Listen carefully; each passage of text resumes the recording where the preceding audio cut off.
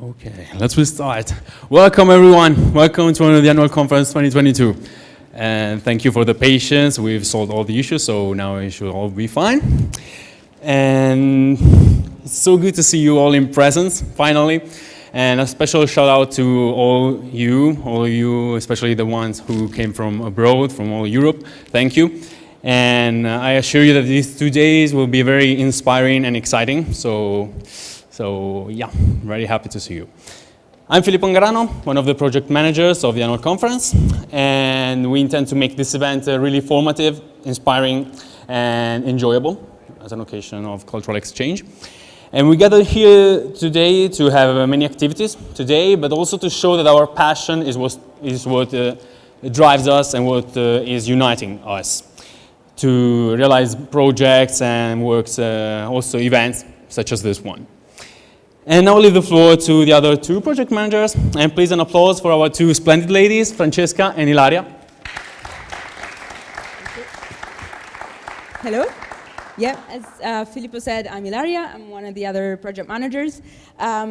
I think today has a special meaning for both of our associations, Yes Europe and Polyenergy.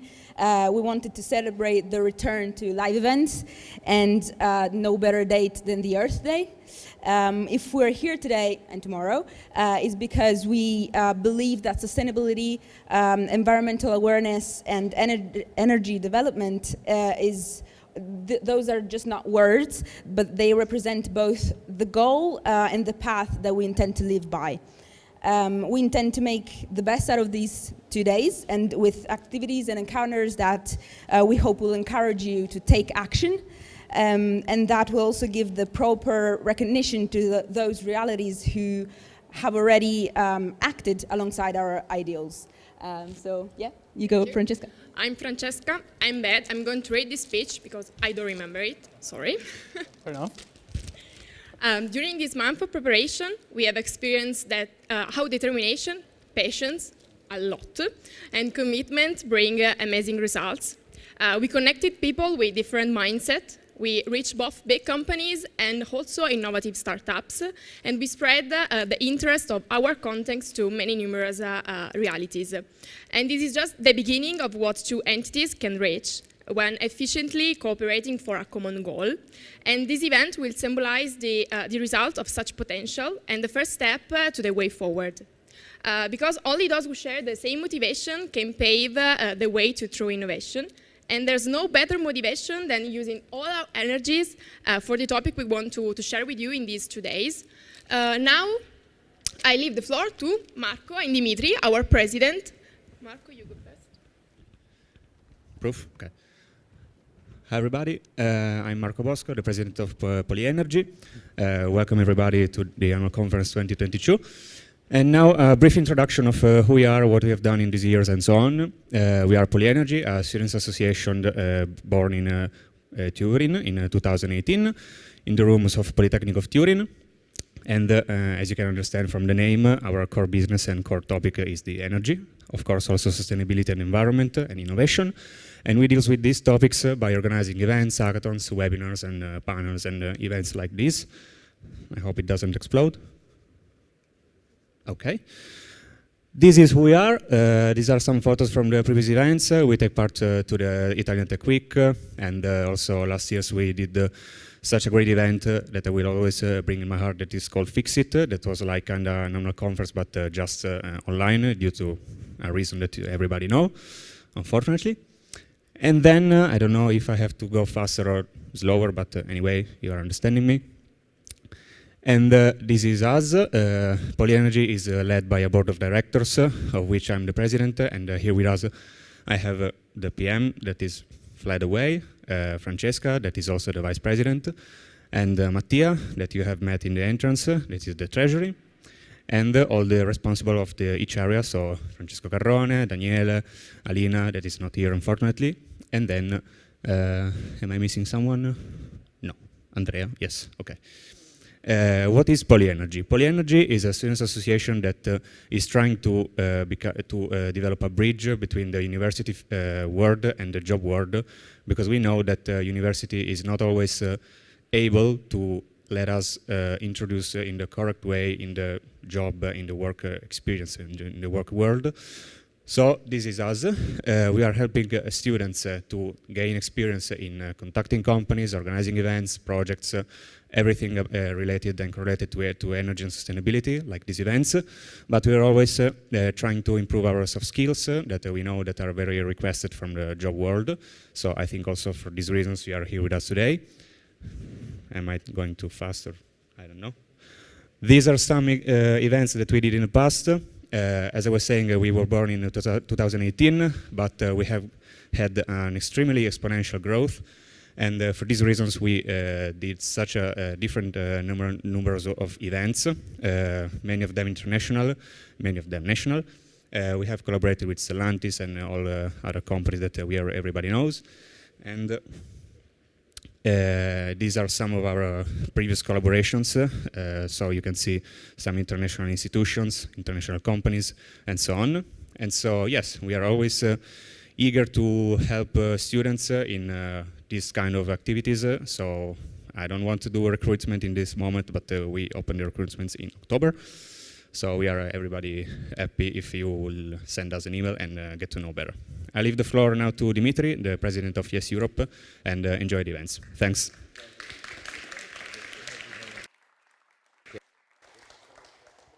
Thank you. Does it work? Yeah. Great. So, Yes Europe. On this one? Ah, on the stage. Okay, sorry. Like this? Yeah?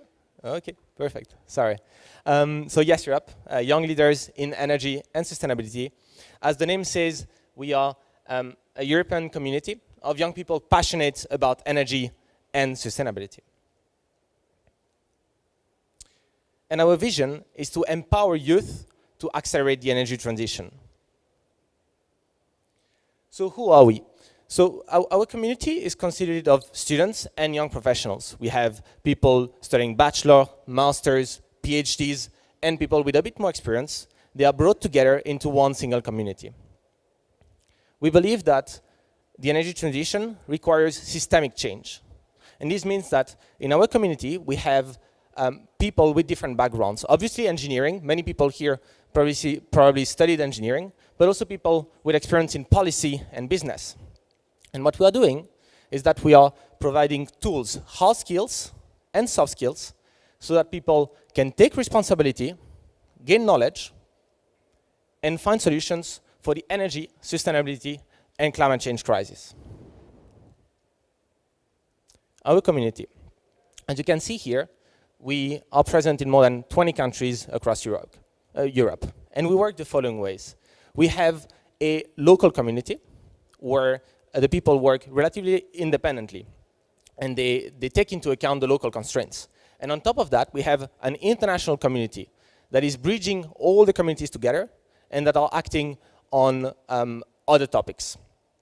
And this makes that we have this local perspective and the international perspective. We have more than 140 members, officially registered and actively participating, 50% women, a third student, the rest with PhDs, all working already. And we have more than 2,000 followers on LinkedIn. Now this is just a small patchwork of the activities that we are doing. You can see on the left one activity that we've done. Last autumn, for example, a meeting in Switzerland, doing a visit of dams, brainstorming, intense brainstorming. We've done the annual conferences, I will talk about it just after. Future of Energy report to give a voice to youth. We are doing that every year. Numerous workshops and webinars, online and offline. Also videos on YouTube on policy topics to demystify complex policy topics.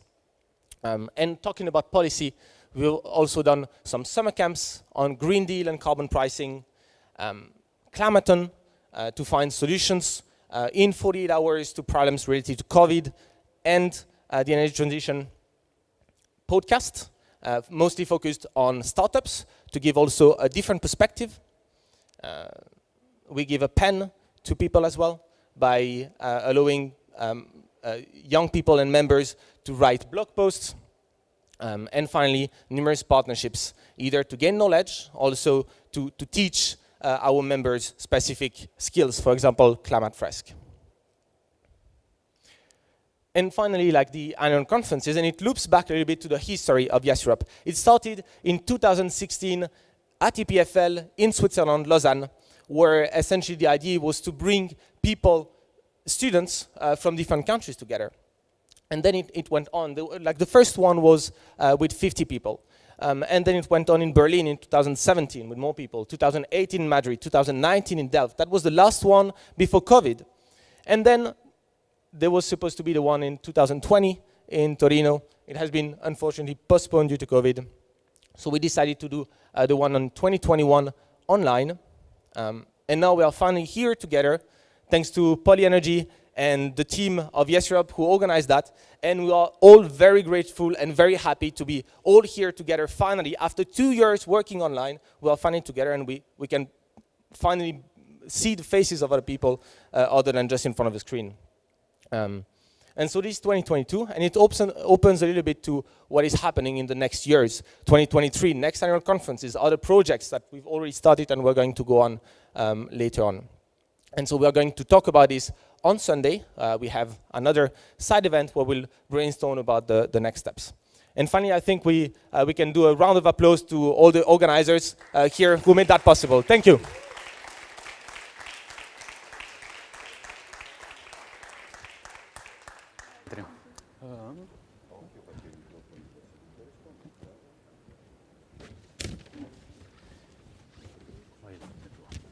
Hello again. Before thanking our marvelous cast, a brief recap of these 2 days' activities. You most likely already know this, but just in case. All the panels, interactive conferences, and keynotes will be held in this room. In the panels, after the moderated debate of the 3 or 4 speakers, the debate will be followed by a Q&A. Where you attendees can directly ask panelists anything that you want to ask them related to both the intervention or the topic itself. The interactive conferences has, again, a moderated discussion between the speakers. But after the intervention, the conference will revolve around your direct questions to the speakers. And so this is to create a more dynamic debate. And the keynote presentation, lastly, is a moment of contact between you attendees and the companies and startups, where they will present you some of their interesting insights on their know-how and on their experience. Filippo, Francesco. The workshop in the central corridor over there are interactive activities where you can actively operate on a specific case study or in a practical situation prepared by our partners. The stands are located on the lateral corridors. Maybe you see it. for asking more details about the partner individually during the visit. If you feel lost, don't worry, because the guys with the white t-shirt like this roaming around the location are our staff, so ready to help you. Don't worry to ask something. Important thing, please follow the activities you have booked on the Google Forms that you have signed in, because this will prevent many problems like the capacitance of this room and at the workshop to ensure that all activities go smoothly. And also, I remind you that we are currently doing a challenge on the app iWorld, because iWorld is organizing, we don't have the slide, but trust me, there is. And we have on the app iWorld, we have a challenge to make the event even more sustainable by saving 30 tons of CO2. And the challenge will last until the 1st of May. So if you haven't already subscribed to the app, install the app and join our group, please do, so that we can, we can have a little competition, because not only we will make the event more sustainable, but we'll also have a prize. In fact, the 10 most performing attendees will receive, both from the event and the members of the award community, will receive 10 trees, one each, based in Guatemala and delivered from the organizers. And all right, it's time to thank all the people who worked at this project and who gave effort and time during this month. So you can also stay on the stage, but you too, okay. So just a sec. In order, we have HR, human resources, then program area, then we have logistics, communication, and external relations. So just one sec, I'm missing the that one? Yeah. Giovanna? Okay, Francesca, yeah, you're more reliable. So please with the HR for Alessandra and for program Eleonora. Hello everyone.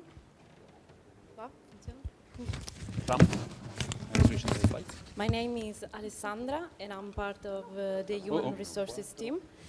As HR, we have followed the work of every other areas, focusing our attention on the condition of the individual's members. We have helped the logistics area in sending out the emails, inviting you to fill in the Google Forms for the registration to the activities of these days. And we have also organized other activities, such as the tour of the Center of Turing, which will take place tomorrow afternoon. And we have contributed to the creation of the Discord server and its management. Personally, I would like to thank the HR team, but mostly Polyenergy and Yes Europe for giving us this chance. Thank you.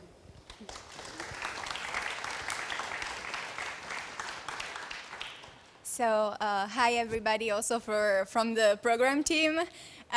So I will be really short, just telling you that our idea and the main objective was gathering people from all over the world together here to talk about sustainability and to talk about renewable energy sources and green energy sources and e-mobility.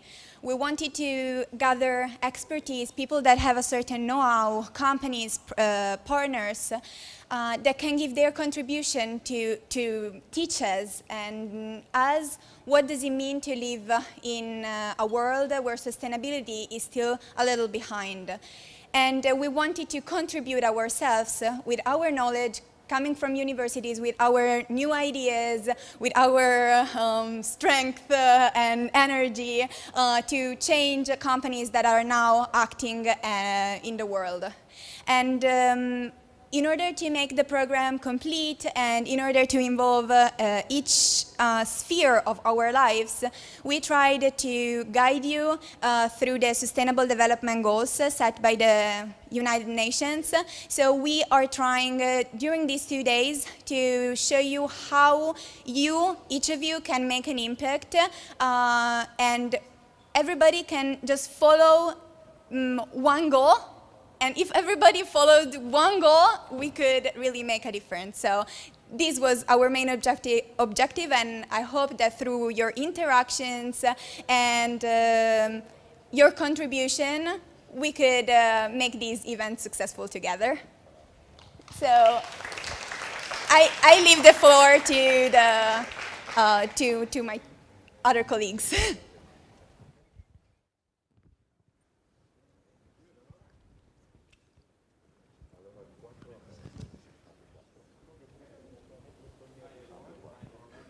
The logistic team, and he's Luca, he's my colleague. I want to thank everyone, every area, HR, communication program, ER, who has done hard work in this month. And it has been hard work. We had to face big challenges, starting from what you can see, like this room. Isn't that beautiful? I take it as a yes. And we also worked hard on the program to fill all the gaps, to organize speakers and workshops. And we sent you the form activities thanks to the HR and some other volunteers. I say they are volunteers, but let you understand. And there are many other things you will discover. I'm not spoiling them now. And I said it's an hard work, but we have done it with a hard motivation, because I'm in energy engineering, most of them are, and this is our passion. So it's been hard work, but It's beautiful to see everything happening these days. So I thank you to be here and to be online and enjoy the event. Thank you. And I leave the room to communication area.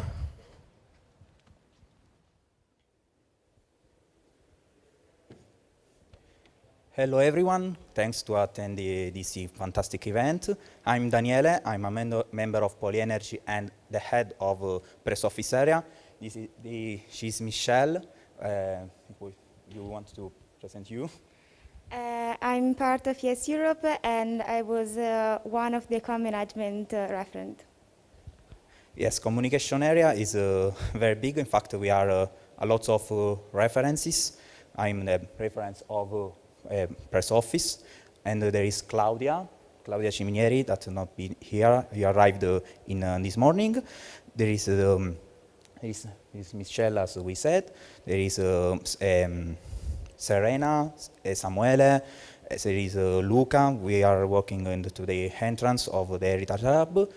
So the communication, it is the social. So this we can find on our social.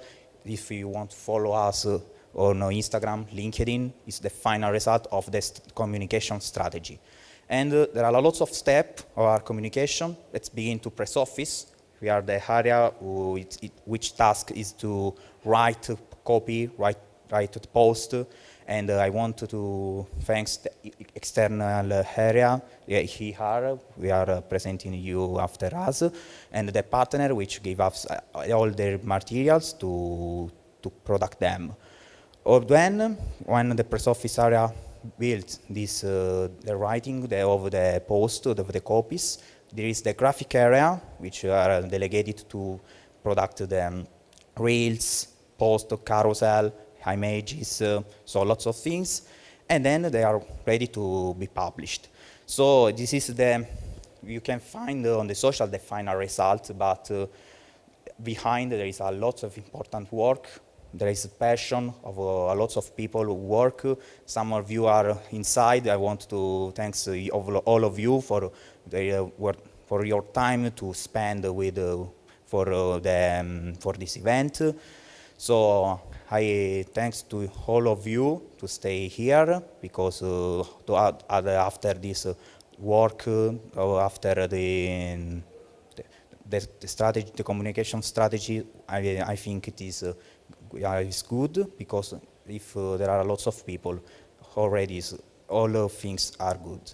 So I want not spend more time, and I let the scene of external area. And thank you for this event, for attending this event, and good activities.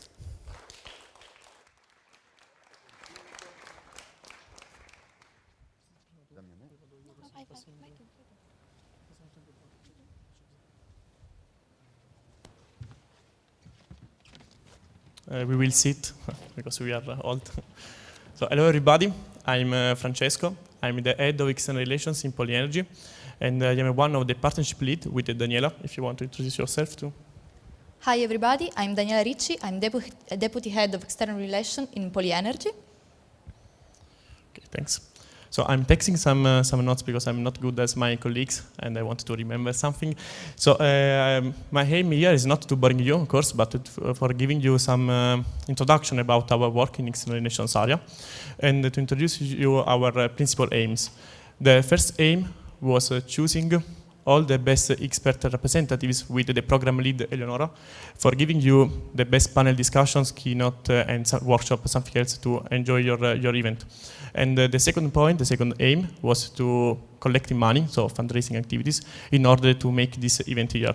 I want to highlight that both Yes Europe and Polyenergy are non-profit organizations, so we had to collect money, and I think that we did a very great job. In fact, we involved 23 companies with 6 different types of partnerships, from main partner, platinum partner, gold partner, silver, bronze, but also technical partners for giving you all the services and facilities for being here in Turin, from cars to food and so on. And I hope that it could be appreciated from your side. And so how we did it? it was possible only because of these people that are here written, and because of their work, daily work. And if people and if contacts were able to be here from Turin, but also from Rome and from all Europe, it's because we are very good to drive in here and to make them sure that their image and their time and their money are safe with us. So it's our work and our job. I hope that all the speakers, all the panelists and companies could be great for you, and I hope you could enjoy your event. So thank you for the invitation, and enjoy the annual conference 2022.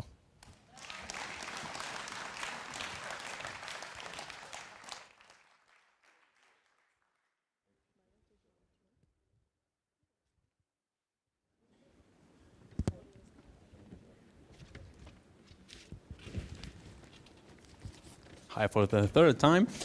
We wanted to deeply thank our main partner, Stellantis, for allowing us to use to use the location for our event. Thank you very much for possibility. And we also wanted to thank deeply our platinum partners, Compile and Iran, whose great help was fundamental to the realization of these 2 days. So thank you. Yeah, and before leaving you to the event, remember please to always wear your mask while inside the location, not only during the activities, but also around the location. Thank you for that. And if you need hand sanitizers, there are many dispensers around the locations, so you can just walk around and find one. Okay, lastly, we remind you to fill your bottled water in the water dispenser. I think it's all. Okay, so it's finally time to start our activities. So let's go and enjoy the event.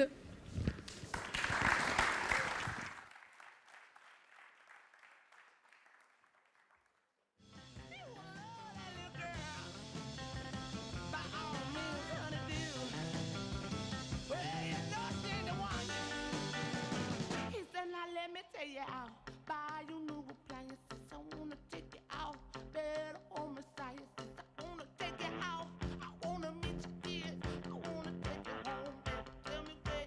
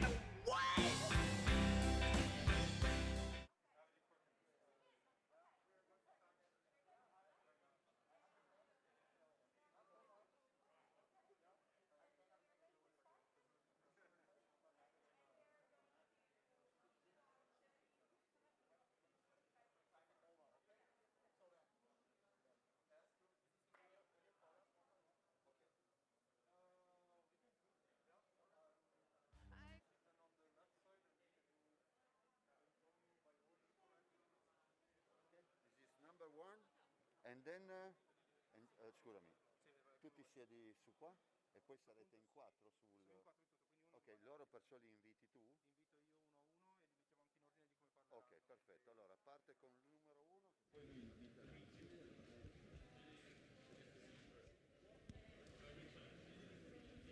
Ok, sei pronto a parlare? Se serve l'avanzatore ce l'avete qua per le slide. Ok, perfetto.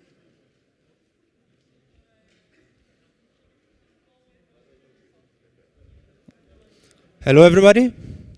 So we are ready to start with the panel, and as you can read, is the panel about renewable energy sources to boost sustainable development.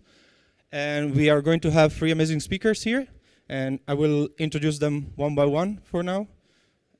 And yeah, I have the names, but sorry, guys.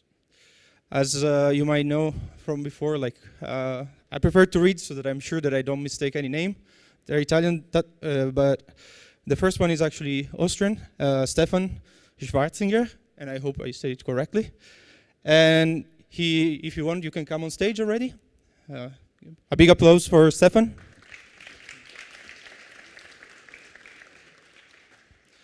So Stefan has studied sociology at the University of Graz, and he has earned his PhD in social and economical sciences in 2020.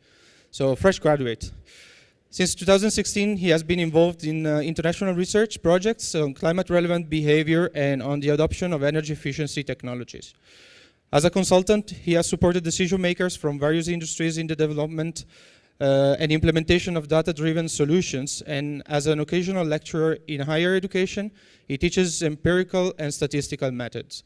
His main profession is working as a scientist at the Institute of Climate and Energy and Society, Life of Johanneum Research in Graz, Austria. Also, he is a pilot for hobby, and he always seeks to fly the most energy efficiency aircrafts that are available, but experiences directly how long it takes for new technologies and new solutions to be massively adopted. So thank you very much, Stefan, for being here today. And thank you. And so for the second speaker, we have Nicolò Stevanato. He achieved his master's degree in energy engineering at Polytechnic of Milan, with a thesis on the implementation of open source model to optimize the sizing of a village scale multi-energy system for a rural community in the north of Chile. He is now a research fellow at UNESCO chair in energy and sustainable development at Polytechnic of Milan, and is working on emerging African innovation leaders as a joint program between Polytechnic of Milan and Polytechnic of Turin on capacity building for Africa's embracement of the next production revolution. And on a Horizon 2020 European project that I will not pre-leap re. I don't know if it has a deeper meaning, but yeah, it's a European project that is focused on renewable energies in the African continent. And meanwhile, he is also carrying on the research in the field of rural energy access. Last but not the least, we have Paolo Cherubini. He is a chemical engineer who recently earned a PhD at the University of Pisa and working on off-grid energy systems. He joins Anne Green's team as energy analyst and R&D specialist, focusing on data analysis, energy needs assessment, training, and capacity building activities.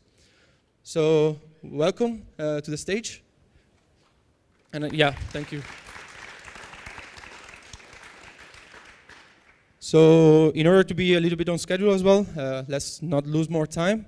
And then we can start then with this panel discussion. And I would like to actually start with Stefan, asking you to talk more about who are the target groups for boosting renewable energies that we are addressing. Yeah, thank you. That's a very good question. And this is also the main focus of many Horizon projects that we have been involved in the past. Also a bit of the ongoing Compile project, but I will now take you on a short trip into the target group questions that we focused at in earlier projects. Basic question from where it's nice to start: how does an individual behavior translate into energy demand? Relatively simply, we have user behavior, how we behave, how we use our equipment, and times system and equipment characteristics. And that translates quite directly into energy demand. Just meaning if you have the most energy efficient car that you can have and you drive in it alone, it's not an efficient usage form. If you have a very old and very inefficient car, but you have 8 people in it, it can be relatively energy efficient. So it's always these two components. And the starting point for boosting renewables, or for boosting renewables focused on target groups that will work, who is the average user? Who of us is average? Is there anyone here who says, yes, I'm average? I doubt most of us are not really that average. As you can see here on the silhouettes already, they are very diverse. They are all pretty much the same size, which might not be correct, but they are not average. So how average are we? We have different areas of life. We have housing, mobility, consumption, diet, other activities like hobbies, information, and we use public goods and services. And in all of these areas of life, we can use equipment, and we can use it in specific ways. That's our behavior. This is more or less what we can call performance. And that performance in energy use has an impact on how much energy we need. Here we use kilowatt hours of primary energy demand per year.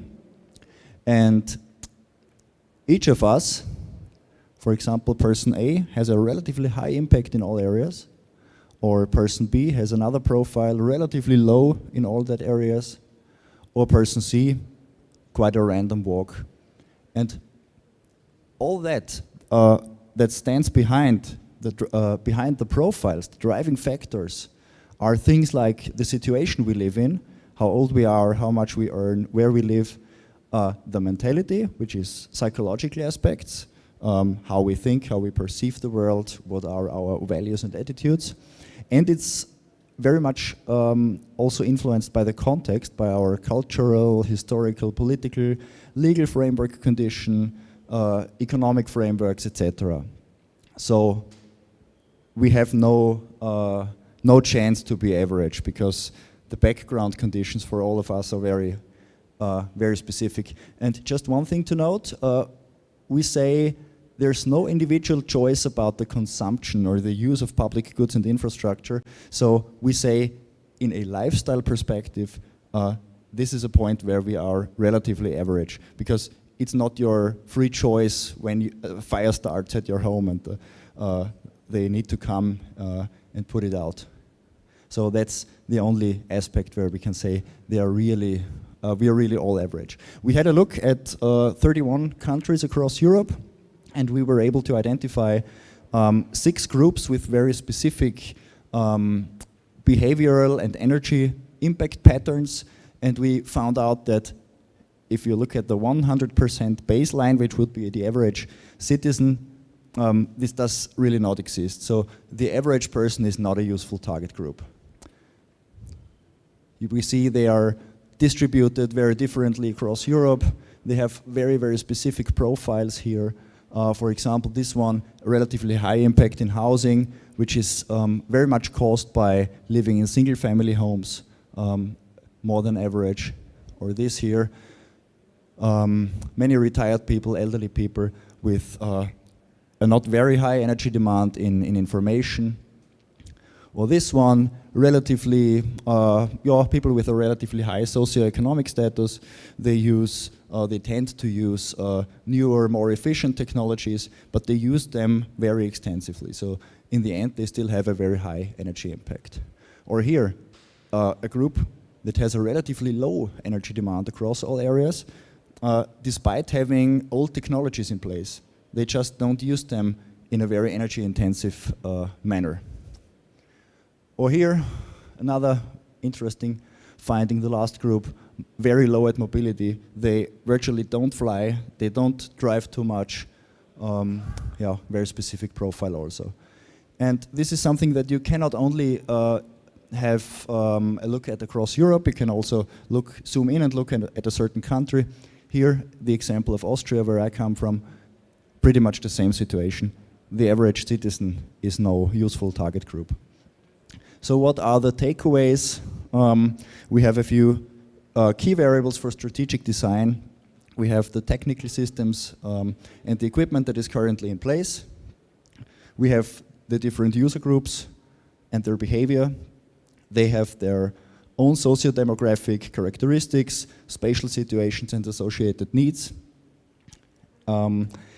They might be psychologically very specific, very different. They have very specific barriers and desires. And of course, we always need to keep in mind that there are a variety of context parameters that push the whole thing in one or the other direction. Yeah, if we keep that in mind, I think we can have a very nice discussion today, and I'm now handing over to the colleagues. Thank you.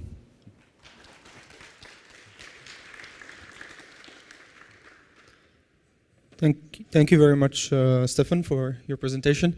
Now we have seen a bit like the overview for the European side. So let's now move to Nicolas and try to understand also how we can plan for off-grid energy planning. And the floor is yours. Yes, thank you.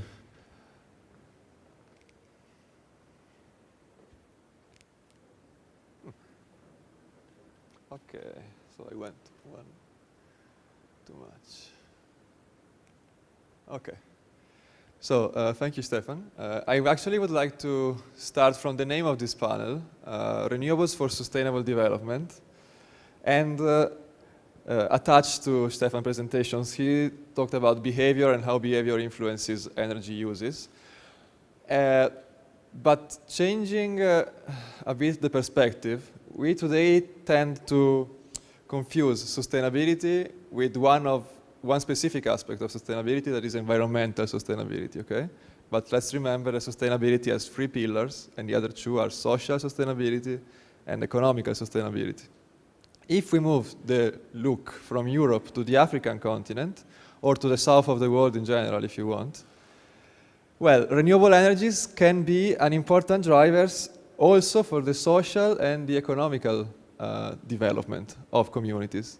I reported here 2 graphs that I like to use a lot because they correlate the primary energy consumption per capita in the country and on the top left, the Human Development Index of the population, and on the bottom right, the GDP. Okay? And we can see how, at least in the initial stage, it means for very low consumption countries, there is a linear correlation between energy consumption and Human Development Index and gross national income. It means energy is a driver for social development, human development, and for getting out of poverty. And we will see how renewables, and off-grid renewables in particular, can be that driver. Because consider that the African country and energy planning in Africa presents very different characteristics from energy planning in Europe. Mainly because the population without access to electricity, and let's remember it's almost 1 billion people in the world that today do not have access to electricity, reside in the rural areas of developing countries. Such rural areas are characterized by very low consumption, given by extremely high levels of poverty, and they are very difficult to reach with the standard infrastructure. That's why mini-grids, off-grid energy systems that mainly rely on renewable sources, usually PV plus a battery pack and a backup diesel generator, can be a very effective system, technological system, to provide access to electricity to those communities.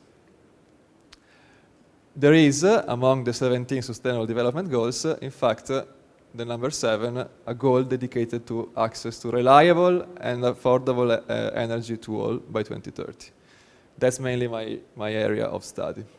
Now, why did I say that I will connect to Stefan's presentation?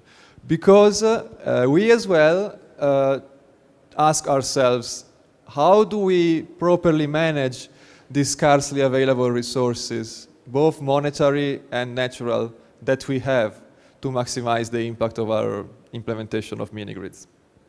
The main issue is we have to properly size these mini-grids in order to guarantee development in the sense that there is enough energy to live on that, but it's not too expensive, so it's oversized, and communities are not able to pay for the electricity we provide. Starting from the idea that energy is not an end in itself, is not a human right itself. I am not happy because in the morning I have 50 kilowatt hours that I can use. Oh wow, my kilowatt hours. No, the idea is that through energy I can unlock some fundamental rights. If I keep this in mind, I can move my attention from energy itself, the energy service, to the capability that energy allows me to reach, okay? We based our idea, our approach on Amartya Sen's dissertation of development as freedom, okay? Freedom to be. So we start from the beings that communities aim at in order to be free to choose and hence be considered developed, let's say. It's quite complex reasoning, but yeah, we aim at providing liberty to choose. That's what we consider as development. Once we understand what are the services, the capabilities, the beings that we aim at providing, we make a step back, identify the doings. What should I do in order to be free in life? And understood the doings, I can then identify the energy service, and in turn, properly size my system. So this is exactly the concept I just showed you in a more graphical way. Identify the problems, the cause of my problem. Through the cause, identify the piece of technology and the size of that piece of technology that will help me alleviate that cause, but only because through that I will reach my basic capability, my beings, okay? This is how in my research group we tend to approach the issue of sizing of grid energy systems. Through that, we enlarge the view to a global framework to guide sustainable off-grid energy system sizing that I know for sure that also Green share as an approach. So the needs and priority identification is the one I just explained you.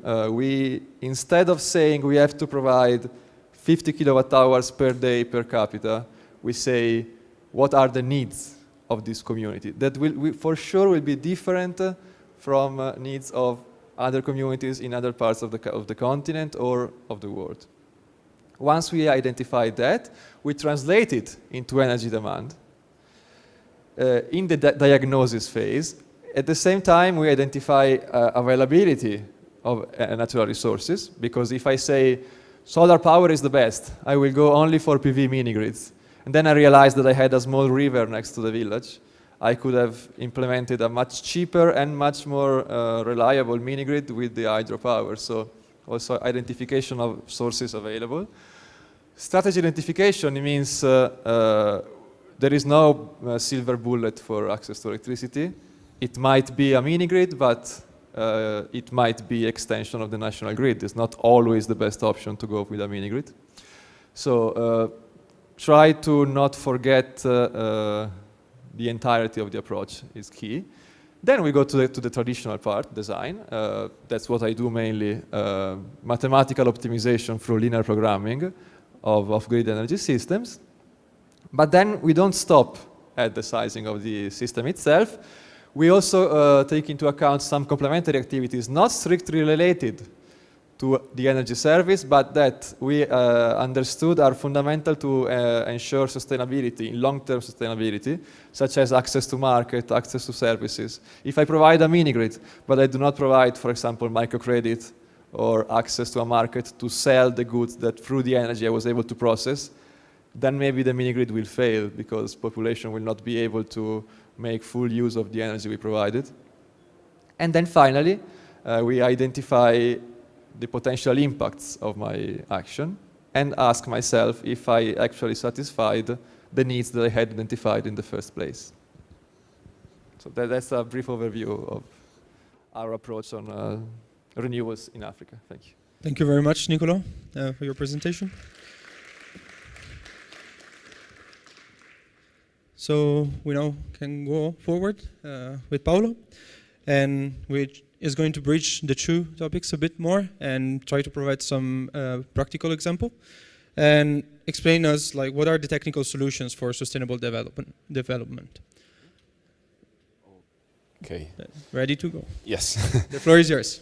Thank you. It's much easier to go into this subject after this these two previous interventions. So briefly about us, I had a short background in academia as a PhD student, but now I represent Green, which is a small startup company, and we do consulting services, and most of the team shares experience in the developing of grid solutions for developing countries, so it's something that unites us. But we are also working in Italy nowadays with renewable energy communities, so I'll try to bridge between the two scenarios, mini grids for rural electrification and renewable energy communities in Italy and in Europe in general. About energy access, I start from where Niccolò left us. I reported here the status of the achievement of the various targets of the SDG 7. So this is you can see up top the number of people that don't have access to electricity, which in itself, it's not something that is easy to define. The World Bank implemented this tier system, which, as you can see, can go from having very basic access to rechargeable solar lighting, so something very basic, up to the grid service as we intended, as having access to electricity. So we focus on mini grids as they generally can allow us to reach high level of quality of service in terms of electricity provision, which is something that we consider generally as a prerequisite to enable that kind of transformative development that Niccolò mentioned, that to use energy to catalyze a transformation and development change at all levels of society in a small village that is interested by a mini-grid project. And also I wanted to have here the other objective of SDG 7, which include also the share of renewables in the final consumption and energy intensity. So it's something that in itself does not involve only developing or to be countries that need electrification, but it's something that affects us all globally as an objective to reach by 2030. As an example of our work in the subject, I reported this map here. As Niccolò mentioned, Sub-Saharan Africa is where most of the electricity access is lacking. So we worked with ABSI Foundation in the Democratic Republic of the Congo as technical experts to make the demand assessment, which is the most challenging phase of a project, because there is no track record of electricity consumption in a greenfield community that never had prior access to electricity. So you have to infer the electricity consumption by other factors. And in the end, a mini-grid was built there and integrated, again, as Niccolò already said, both the solar resource, which is abundant, and the small hydroelectric plant, because there was already a previous plant there paired with electrochemical storage. And also it's nice that the solar plant has been installed in a canopy instead of that on land, so as to save space for the community that can have market activities below instead of occupying their space. So it's something that we've been involved with also with capacity building activities, which are again something that is useful to engage and capacitate the beneficiaries of this kind of projects. So I try to outline briefly some challenges and opportunities related to mini-grid. As we said, the first one is the challenge in estimation of electricity demand, but then there is also the issue of engage and capacitate the community, because they are an integral part of the project. They should be really the protagonists in maintaining and keeping it working. We have to, again, maximize the use of endogenous resources. We have to scope for the presence of productive uses of electricity, like maize milling in the DRC example that I made, that can be powered by renewable energies and provide a source of income also for the sale of electricity. And then, again, providing electricity can boost local development to alleviate not only energy poverty as lack of access to electricity, but also poverty in general. And also there is the opportunity and challenge to how to integrate these off-grid mini-grids into the national grid, which has not universal coverage, but they can interconnect. They can interconnect with it, and the systems should be interoperable. So these are some of the challenges and opportunities, and next I try to outline the challenges and opportunities that are tied with renewable energy communities in Italy or in Europe. And for us, they are quite similar. The demand estimation it's not featured, but as Stefan said, it's not so trivial, even if there is access to historical consumption data. Defining average users is not so straightforward or possible at all. And then there is the need that we are facing to engage local communities. Again, we have to go to small towns, small villages in rural Italy, and maybe explain what renewable energy communities are, and try to set them up.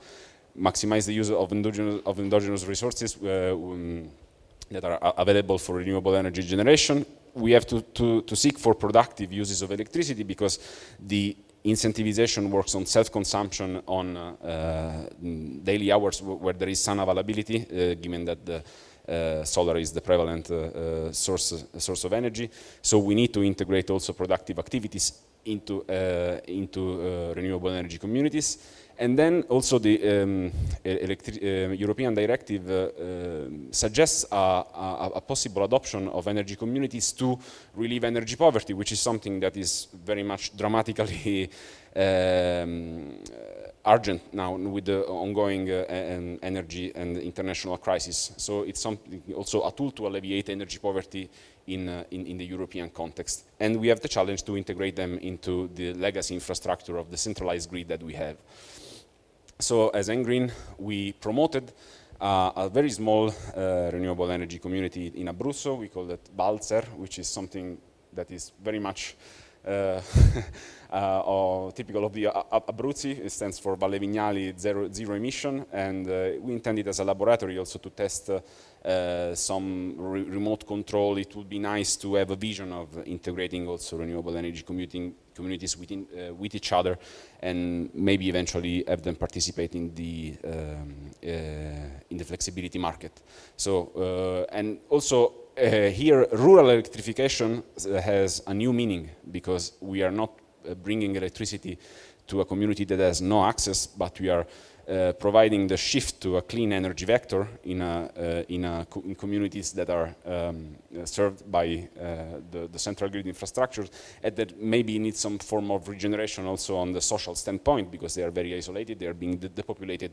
So it's something that serves many also different purposes, and then that is why also we need the ample perspective that Nicolò used. So it is again something that is shared between the two, let's say, worlds.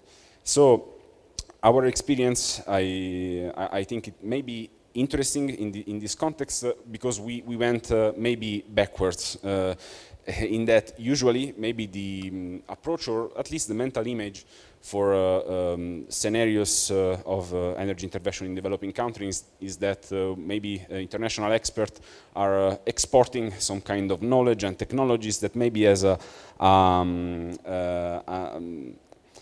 it's not really ambitious or is something cheap, but instead we built our experience in Africa and are now applying it in the Italian context. So we went the other way, and there is an underlying approach that can be mutual between these two kind of realities, notwithstanding all the specifics, competencies and peculiarities of each context, like in the African side that have to be known. There is some, we would like to advocate for a common body of knowledge and sharing of experiences. And maybe also the most virtual example in Africa and in other developing countries are an example of leapfrogging towards an interconnected network of islands, and so that they already walk the walk in applying decentralized renewable energy solutions. So it's something that we can take back, perhaps. So that's about it.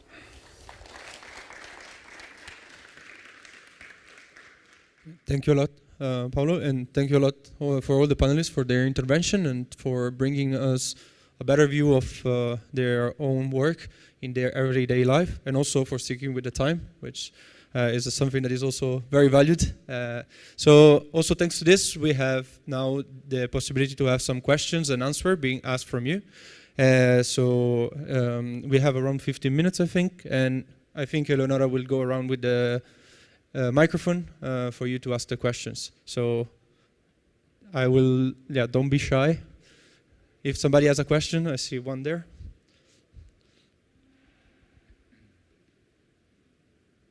Hello, I am Elsa Tranquillo, and I have a question for the panelists about, I am Elsa Tranquillo, and I have a question for the panelists that is focused on Africa and the future of renewable energy.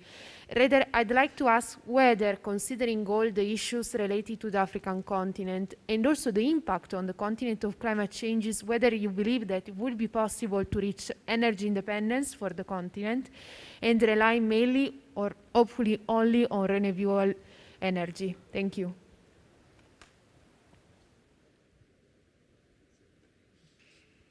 Thank you. Thank you for the question. It's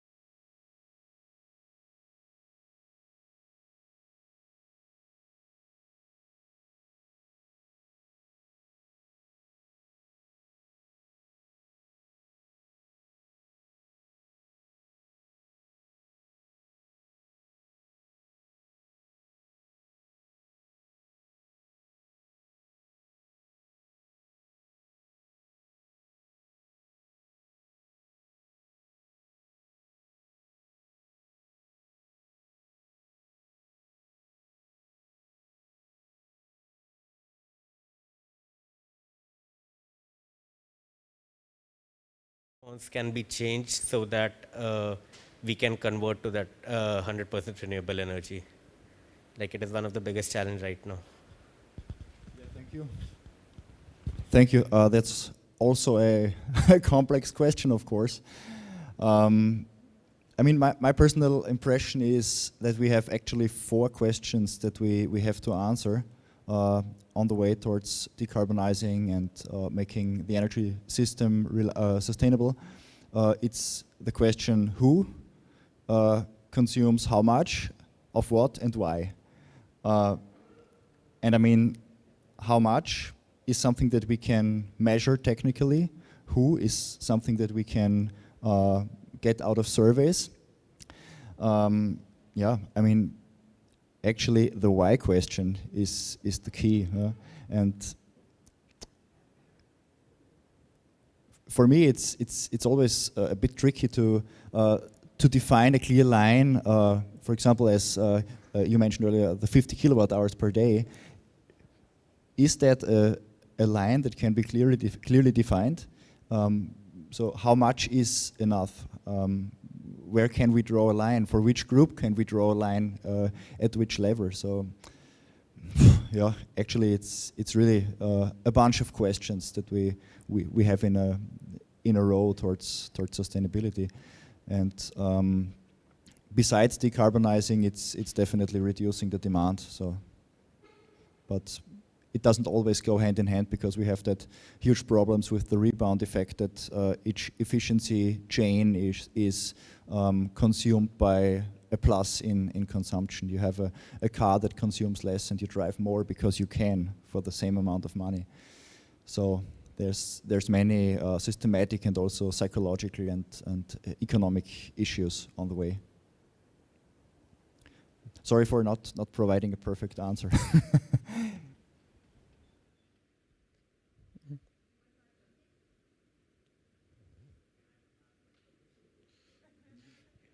Yeah, sorry, just go for it, and then we have already 2 other questions. So I will say we close with the other 2 questions after your question. So you can go ask again, ask something else.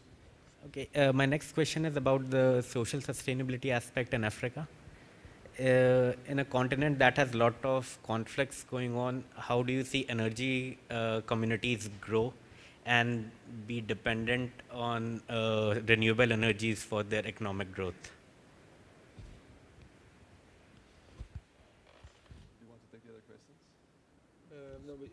Okay. There is no answer to that. I mean, we have seen how energy can be a source of conflict, especially in Ethiopia with Egypt, for example. How to solve the conflicts through energy, I don't know. Maybe Stefan is more suitable than me to answer this question, but I believe conflict is inside human nature. I don't know. I have no answer to that. I'm sorry.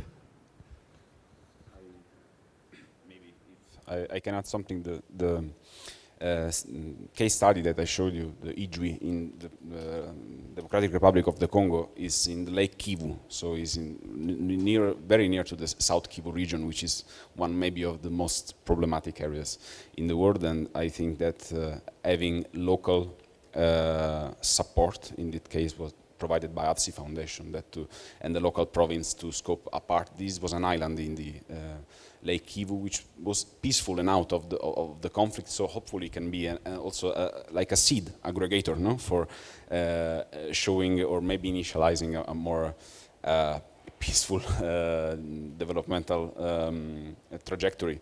But it's definitely possible, because there are many niches and nuances and communities. It's very diverse, so maybe even if it's a generalized feeling of conflicts, there are places that maybe are well fit also and happy to receive this kind of projects. Thank you. Yeah, we move on here in front. They raised their hand at the same time, so yeah, sorry. Yeah. My name is Bora, and I will also ask about Africa, about the off-grid systems. What do you think about the energy storage systems, about off-grid systems? I mean, what is the best solution except batteries?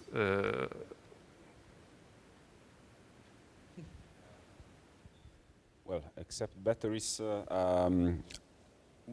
what I can think of is having hydraulic storage of paired with water pumping, have some sort of water pumping as a dump load, and then use the water in conjunction. That is, design a mini grid that whose sole purpose is not only to deliver energy, but to deliver energy and water. And maybe you can use that as a much simpler technology. For the rest, each storage solution has its merits and its many flaws and complications, as Nicola suggested before. So there is no, again, silver bullet. Lead is cheaper, but it's polluting. It has many other issues. So, yeah, some dump load may be the easiest thing that comes to mind. There was another question here. Okay, my name is Gregorio, and I'm a political scientist. So my question will focus more on policies more than on energy. So I really like this idea of communities, but is there a state in Africa which is actually investing and relying on this green transition? And is there like an African Green Deal or something?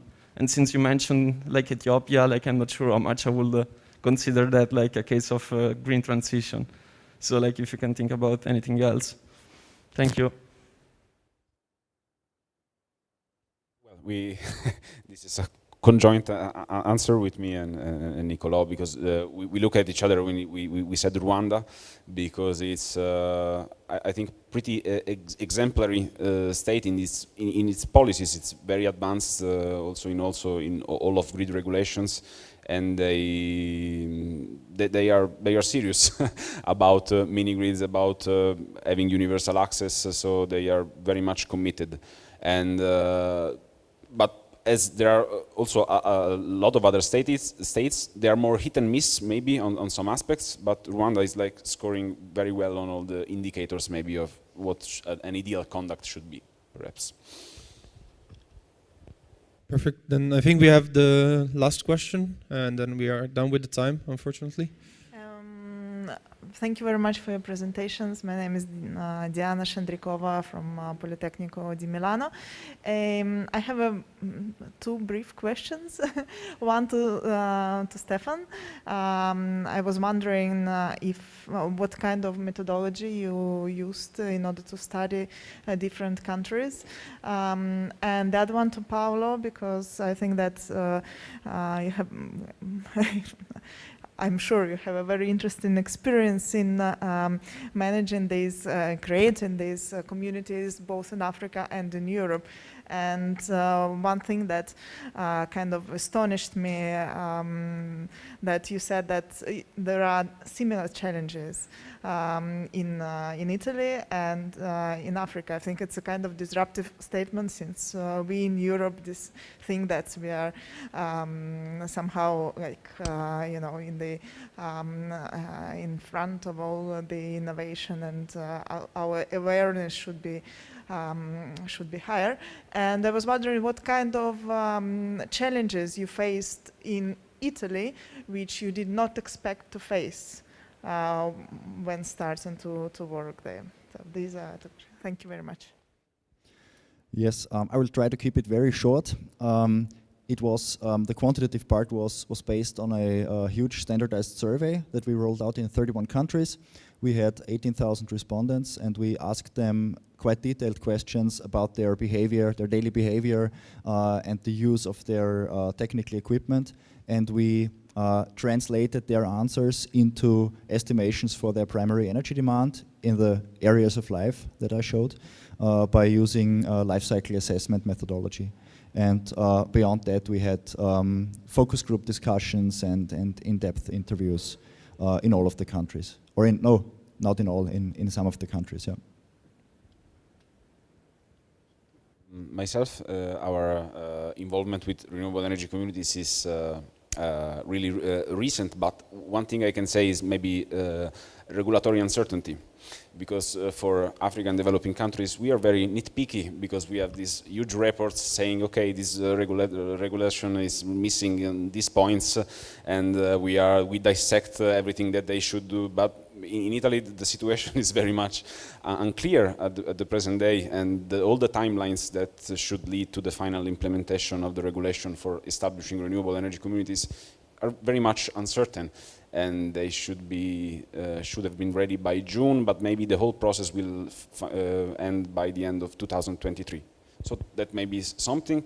Another thing that it's not, it's more like a shift in perspective is the ease of availability of components, because as for now we always taken for granted the availability of having cheap solar panels and cheaper batteries, and this is not really true at all right now, and this will pose an additional challenge that maybe we faced already in Africa, which is having an hard time getting by some renewable energy components that we until now took for granted.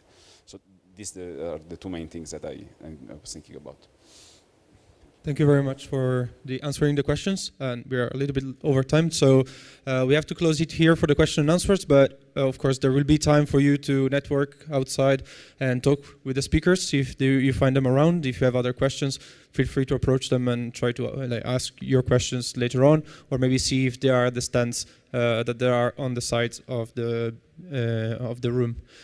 And thank you very much, guys, for listening. Thank you very much to the speakers to be here.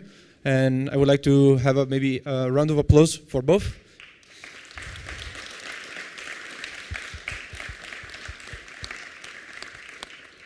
And with this, we conclude the panel, and I will let the word to the organizers to explain a bit more about what is happening next. All right, so the next panel is at 11:15 here. So you can go out and return here for the keynote of Iran. Thank you very much.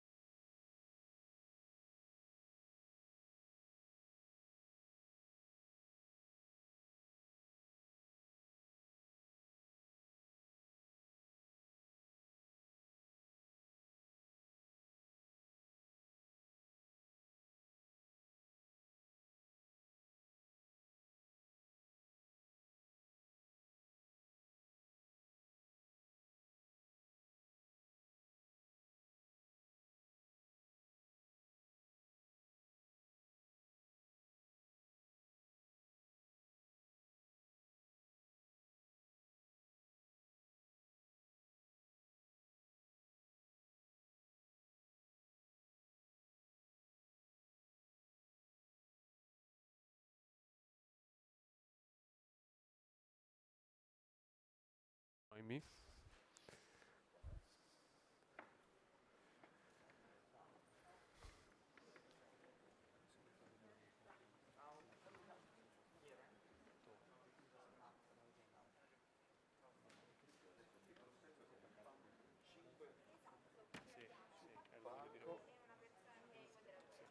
Quelli che stanno seduti male, fatemi...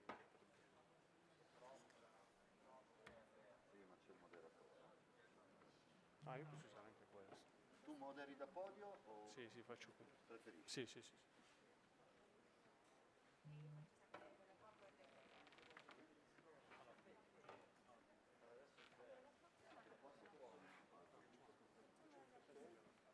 Quando fate avanzamento slide non è immediato, se no impazzisce. Allora, modererà da podio.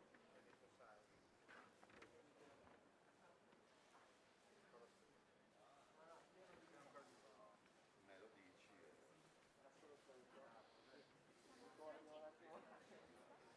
Sì.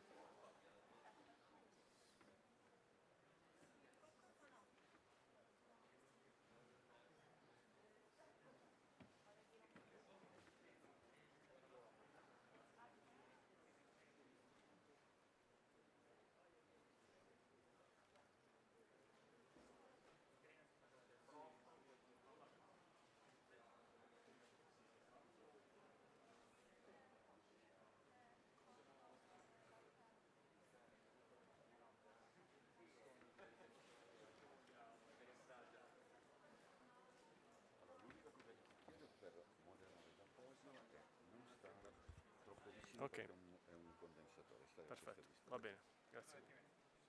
Io resto qui, poi al massimo mi siedo qui, quindi se volete mettervi qui... Allora, se ti siedi qua tu, allora io farei un cambio, faccio uno per chi si siede qua, due per chi si siede qua.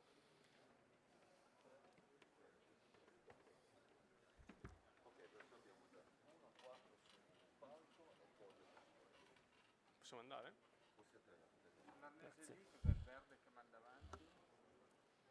Scusami un attimo che ci controllo. Voi avete delle restrizioni? Sì. Ok, questo è per l'avanzamento delle slide, perché io non so chi di voi avrà... Devo solo cercare questo lì. Io adesso allora farò... Iniziamo da...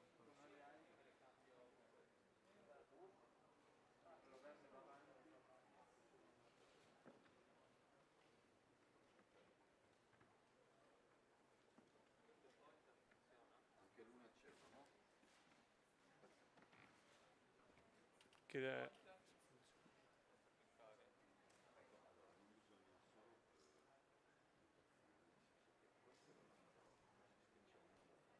Tu hai già la presentazione aperta?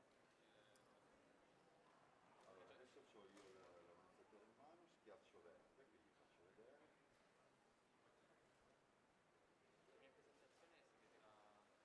Allora, metti la presentazione.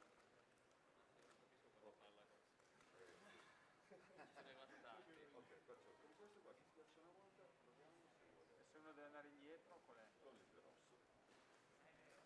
Non bisogna schiacciare gli altri. Ok? Perciò si schiaccia, si aspetta un attimo, non è velocissimo. Ok, va bene? Perfetto. Potete iniziare.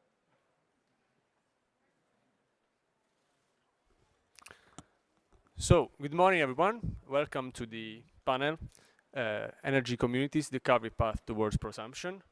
So, a brief introduction about energy communities. Energy communities... Energy communities... È già aperto, è già Okay.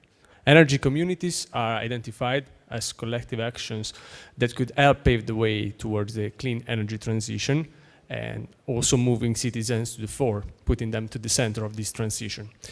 They can both contribute to increase public acceptance and attract private investments in energy, clean energy projects, and at the same time they can provide direct benefits to the citizens and advancing energy efficiency, lowering their energy bills.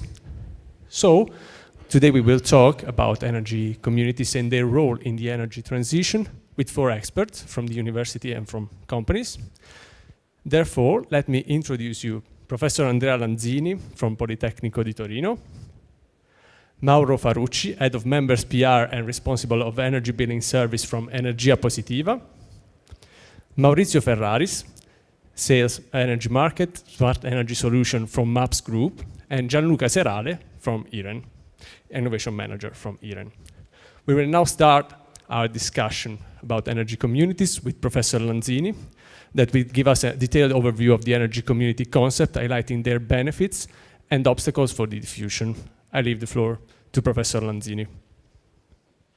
Thank you. I will move a bit away from the others, but I will put the mask off. So I won't give you literally a detailed overview on renewable energy communities, but I will leave at the end some reference documents to learn more about that.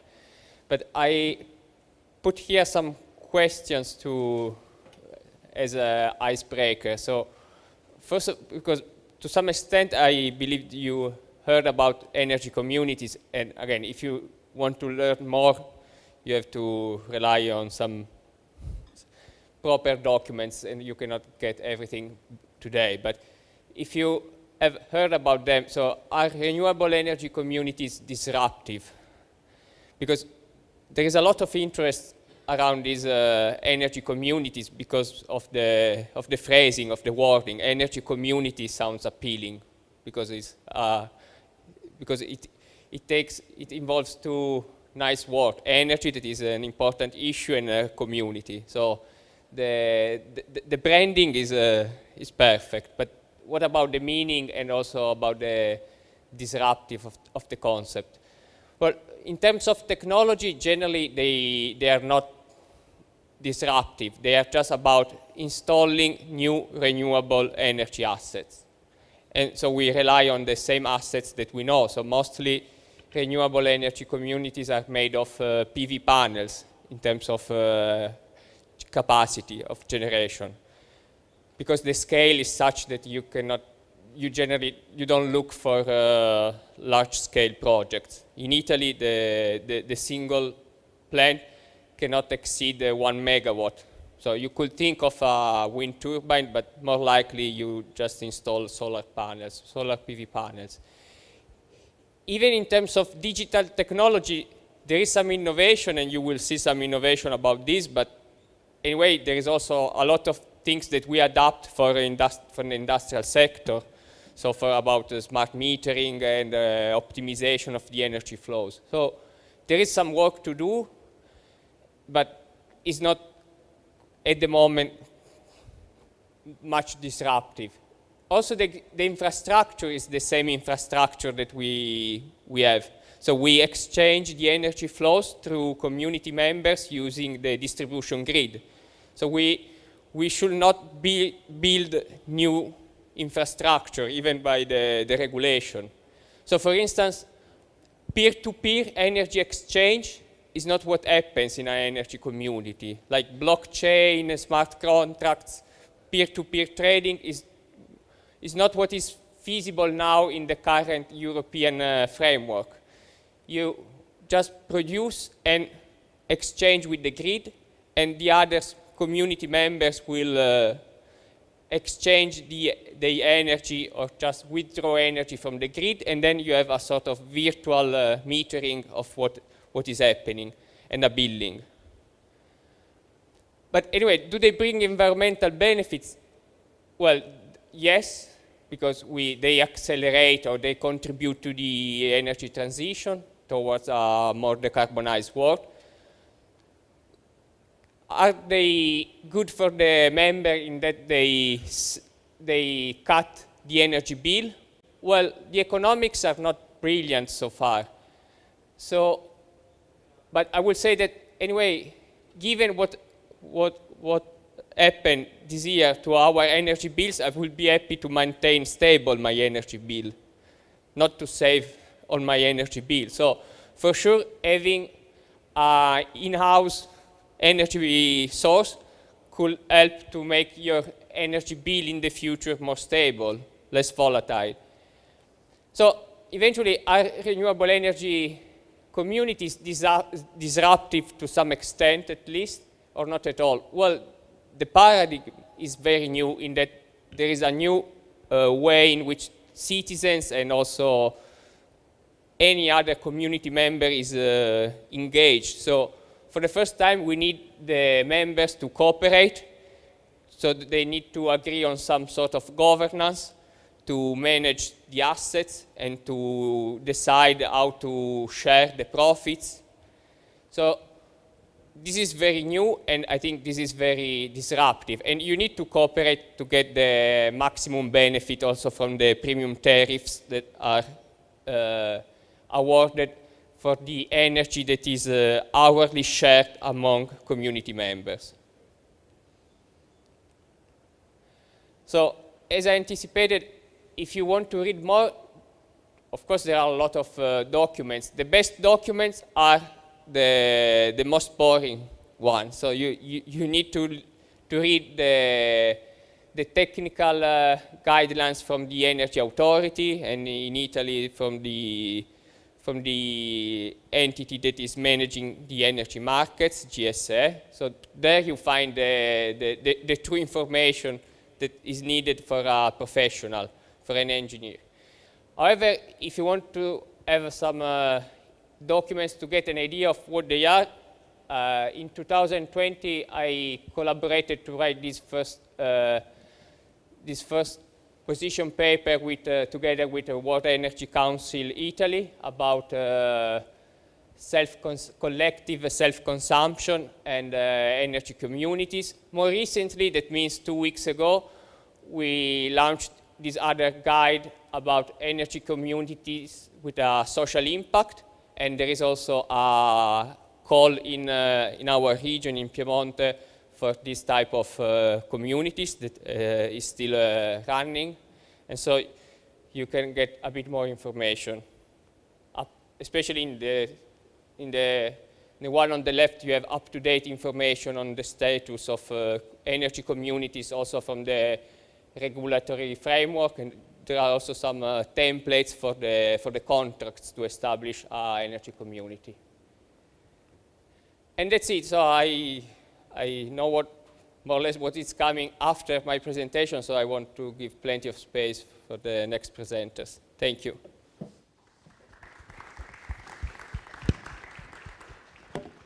So thank you, Professor Lanzini, for the presentation. And now Mauro Farucci will show us the functioning model of the Energia Positiva cooperative and the legal aspects characterizing energy communities. So the stage is yours. Okay. Good morning, everybody. As I just introduced, I'm going to talk about main current regulation of energy communities and our vision as Energia Positiva for their future development. In the current situation, European countries are facing challenging targets set by European Community. These targets are related to 3 topics. The first one is increasing energy production from renewable sources. In Italy, for example, we need to raise the production from 114 terawatt-hour in 2018 to 187 terawatt-hour in 2030. The second one is energy efficiency, which means reducing consumption. And the third one is greenhouse gas reduction of emission. To reach these goals is necessary to involve citizens, and the best way to do this is for sure energy communities. In this timeline you can see how regulation evolved in Italy over the years, starting by 2018 when the European Community released the RED 2, which became law for the first time in Italy in 2020. In the same year, ARERA and Ministero dello Sviluppo Economico published a virtual model and a first regulation for a feed-in fair for concurrent consumption. Last year, in 2021, we finally had an overall implementation of the first release, which set 3 limits. The first one was a territorial limit of, at the primary substation. The second one was a power limit for 1 megawatt per power plant. And the third one was a usage limit of the 30% of the existing plant capacity. Here we come with Energia Positiva. It was founded in 2015 in Turin, here in Turin. We can split its journey in 3 steps. Its first approach was to provide the people with the opportunity to become a co-owner of shared renewable energy power plant in order to reduce their energy cost. In 2021, so last year, we started to sell energy to our members so that they can become prosumers. Just a few months ago, in 2022, we take the third step, and we provided our members with energy rate, a fixed energy rate at 7 euro cents per kilowatt hour, related on our industrial cost and completely independent from the energy price market, which at the moment is 4 times higher. Today, Energia Positiva counts more than 700 members and collected 8.8 million euros to acquire 29 power plants, which produce annually an average of 7.5 gigawatt hour.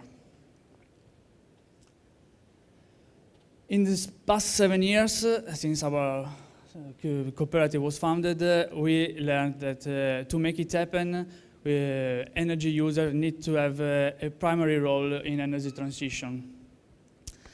In fact, they are willing to invest, to develop and to acquire new power plants. They are able to consume the energy their own power plants produce, and they are interested in knowing and better understanding how energy market works. Last but not least, they can be a real amplifier of the initiative. This is why we think all of these reasons are energy communities means a totally involved citizen. Energia Positiva has a clear vision of the features an energy community needs. We see the cooperative form as the best way to aggregate energy community with the same rules.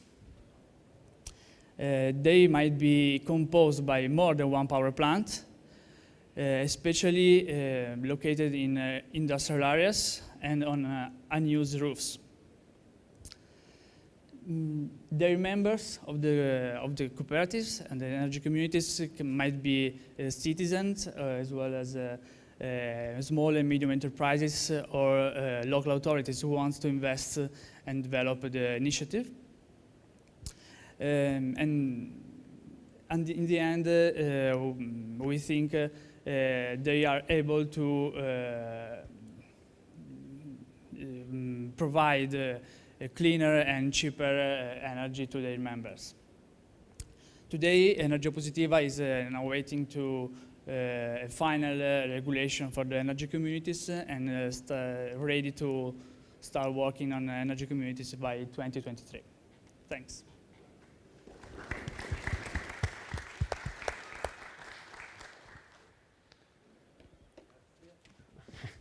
So, thank you for the speech. Now, it's time. Sure. Okay, I have it too. So, I'll stop you if needed. Now, Maurizio Ferraris from MAPS Group will illustrate us the potentialities of the ROSE platform that they developed at MAPS for the development of energy communities and how their model could be virtually extended to any situation. So the stage is yours. Okay. Okay, just let me introduce MAPS. We are a small mid-cap company based in Italy, and we are a software company, so we are working around digitalization of energy community.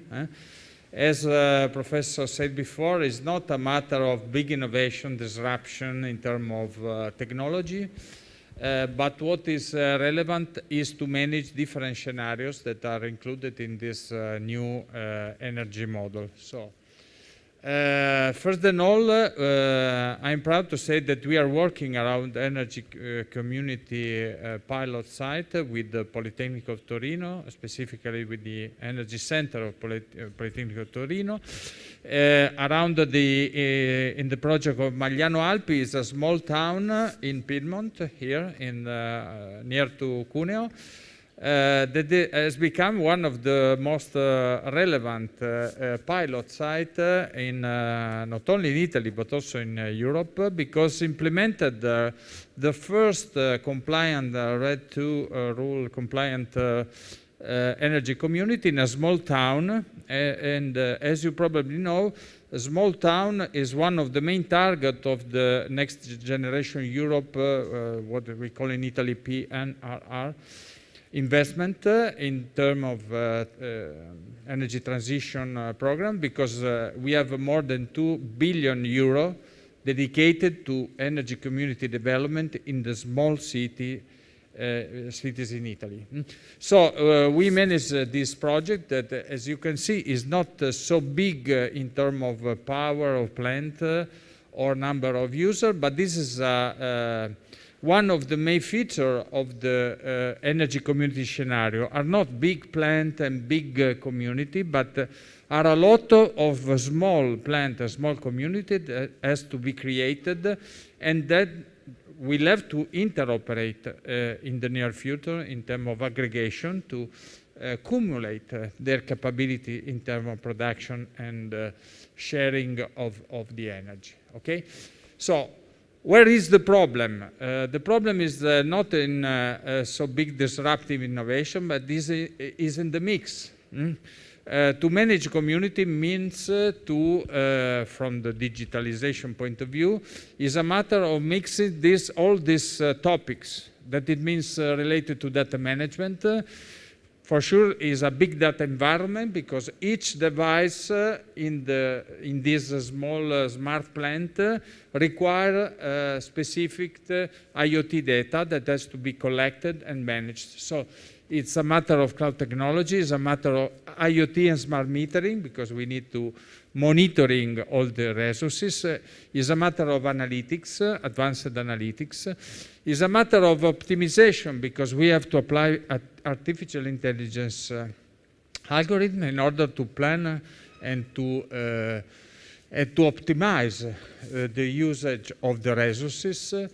We have, for example, to optimize the usage of storage in the context where the photovoltaic is working, when not all the time when the energy is needed by the user. Is also important a matter of engagement of the people. So it's not just an IoT device hardware contest, but energy community. Community, it means to put together people and to work also on the behavior of the people. They have to change, understand what's happening to bring their contribution. So to apply also some activity in terms of digital engagement of the person around this new model. So to summarize, to put in place all these things in just one point of contact, one application, one something in terms of technologies, you have to work on this magic mix, and you have to guarantee the scalability, an agile configuration, because we are speaking about small plants, so has to be set up in few hours, not in a few months. Is a matter of security, because for sure are private data of each user, and interoperability, because it's a very big environment in terms of devices. So we are looking anyway in terms of future to some relevant innovation. 4 minutes left, okay, it's a lot of time. In terms of future, we have to face some new topics that are related to the forecasting of price of the energy. As we are seeing, there could be big changes in the prices, and accordingly to the change of the price, we have to change the way we optimize things in this distributed resources ecosystem. So we have to add more intelligence also in considering real-time flow and changes in the price of the energy. We have to optimize the use of the storage. At this point in time, storage is not one of the main resources due to their costs in the existing energy community, but in terms of perspective will be one of the main resources we have to plan, to optimize. And so also the algorithm related to this kind of technology will be relevant. Local token market, so in the community we have a good opportunity to add more services, more sharing services, more also exchange of value based on local economy and circularity into this community. So this is another model that we have to develop in the future. We have all the opportunity related to ancillary service provisioning to the network, to the grid, in terms of energy, and we have the topic related to electric mobility and V2G in terms of usage of storage capability of the cars.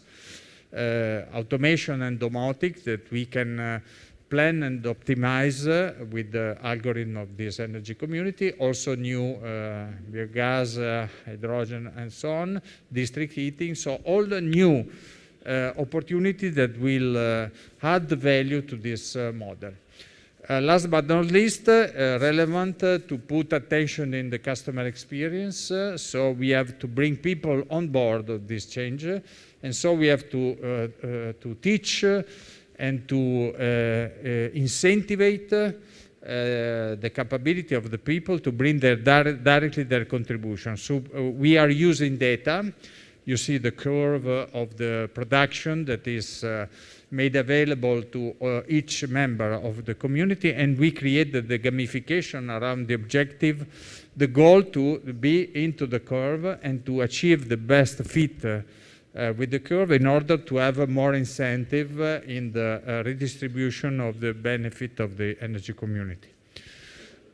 Just to give you some number, you see that now in Italy we have quite 30 projects, pilot site, but we expect to have in the next 2 or 3 years some thousand of new community that we'll have to develop, but the scenario that the energy and strategy of Politecnico of Milano is provided to the market is to have more than 40,000 community before 2030. So what does it mean? That we have to think to have the capability to activate 20 new community each day. No?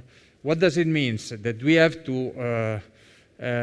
to scale up significantly, and the role that we are trying to, the value we would like to bring to the market is to provide this capability, the scale up capability.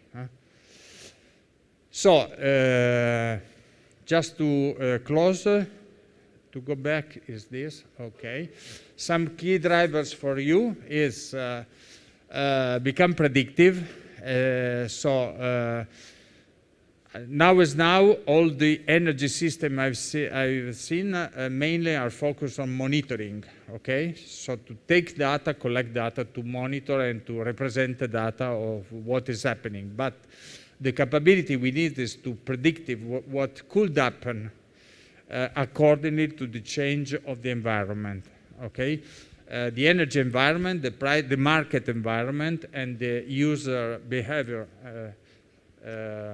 results of their consumption. So we need to bring more capability in terms of predictive and data science in this energy world. Second is we have to simplify the energy data complexity. So I'm not an electrical engineer, but I've seen, thank you very much. Okay. I've seen that it's extremely difficult to bring to the people the complexity of the energy in order to engage and bring them to help them to bring their contribution to the energy transition. So we have to simplify. Third one is scaling up. So we need to being more simple to help the world in adopting this new model. But adopting this new model means to do some thousand or 10 of thousands of energy community just in Italy, maybe more and more in Europe. Thank you very much. You will be the protagonist of these changes. Thank you. So, thanks to Maurizio Ferraris from MAPS. And now, last but not least, we have Gianluca Serale from IREN, Innovation Manager from IREN, that will show us the role of a larger scale utility company like IREN in the diffusion of energy communities. Yes, thank you for inviting me. Okay, just very brief figure about who we are. We are one of the largest multi-utility in Italy. As all the multi-utility, we are active in several sectors, from environment, waste management, water treatment, and energy in the entire value chain. Means from production to distribution and consumption. When Daniele invited me, he asked me why utilities are also involved in energy communities. I reported here some figures about who we are. We are the biggest player in this panel.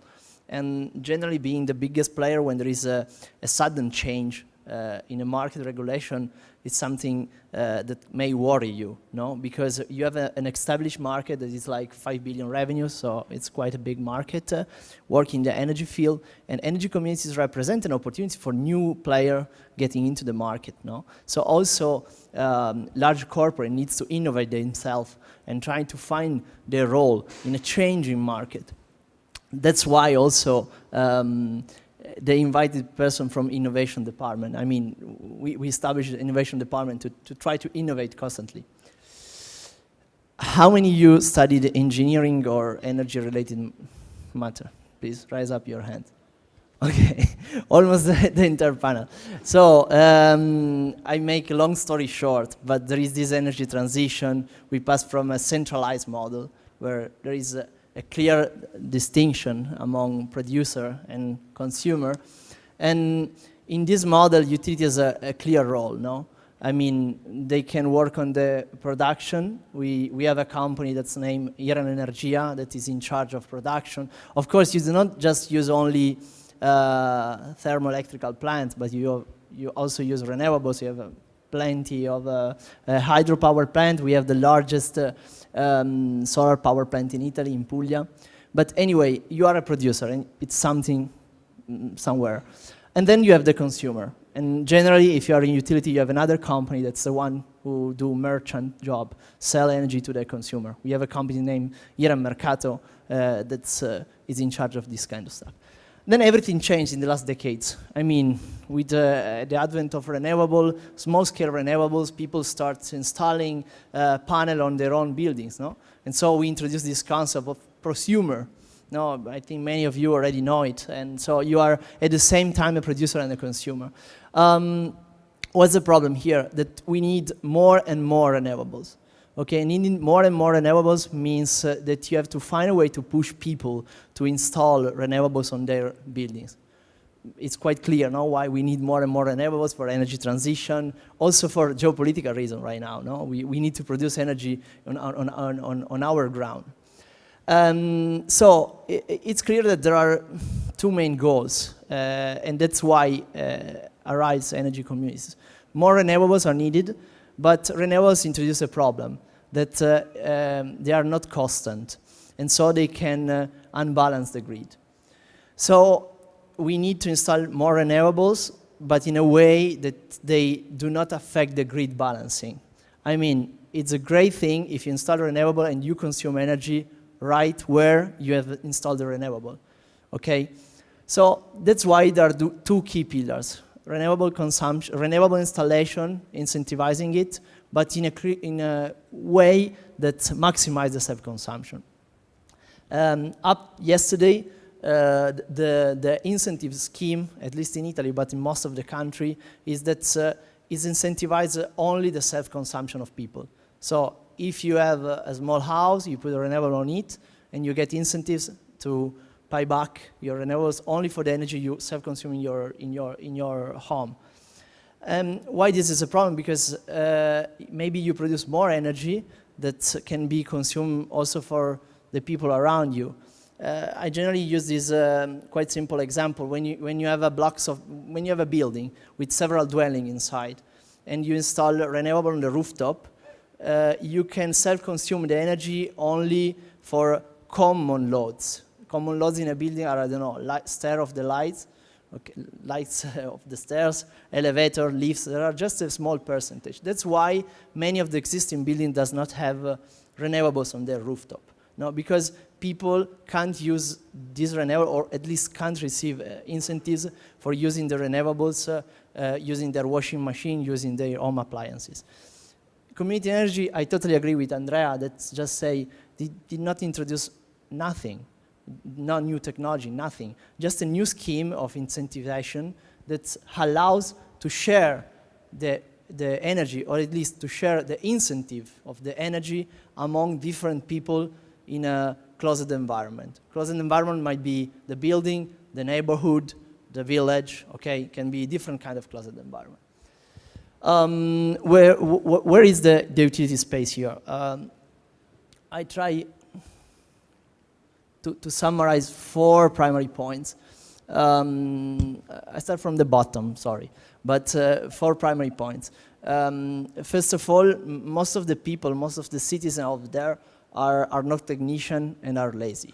So it's quite difficult to understand the entire scheme of from the installation, so the technical part.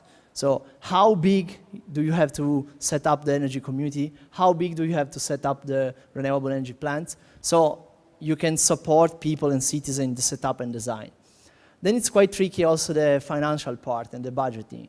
Renewable is not a clear return of investment, or at least they have it, but common people maybe have some doubts about it. No? So you have to do calculation in order to understand which is the best solution to maximize the return of investment, and also supporting them in getting loans and form of receiving credits and incentives.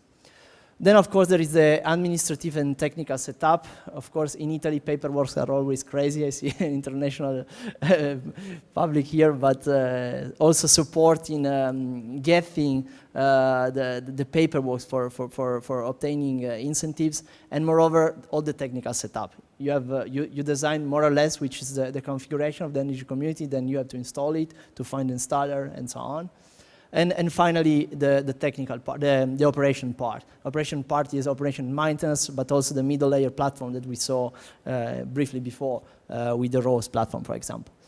There are 2 main approaches then investing in energy communities. The bottom-up approach, like cooperatives that we just saw before, but also citizens, no? That they put together buildings. You can start together with your neighborhood, and this is a bottom-up approach. You make the investment and you own the plant as a community itself. There is also another one that's a top-down approach. I mean, someone else made the investment for you. This someone else can be a public body, a utility. It may happen in some cases when maybe you don't have the money for doing this investment, or maybe you don't want to spend money for investing in energy because you make other business. So there are two possible approaches. I want to conclude with some key figures of which are the next steps. All the people here say a thing that I totally agree on. There's nothing very, very new. There's no disruptive technology coming, but there are old problems that can be applied to a new market and a new industry. Here I gave two examples. Part of it, the former panelists already discussed about. That's the how to exploit the flexibility that you have on site to maximize the opportunity offered by energy communities. As I told you, energy communities gives you incentives when you self-consume the energy, and self-consuming the energy maybe means changing, shifting, which is your current habits, changing your loads. Maybe you can anticipate some loads, I don't know, a dishwasher, in the moment in which there is the production, because you have to close the mismatch that you have in production and consumption. And this is a tricky game, because you have to find all the flexibility sources that you have inside. The most simple to control and use are batteries or storages, but they are quite expensive. So it may become not convenient to install additional storage, additional batteries, just to enhance the self-consumption. And so you have to find other resources, such as dishwashing machines or electric cars. They discuss about vehicle-to-grid or these kind of things. This was an experiment that we did in Parma, like applying or not applying an algorithm that find these kind of resources into a residential building.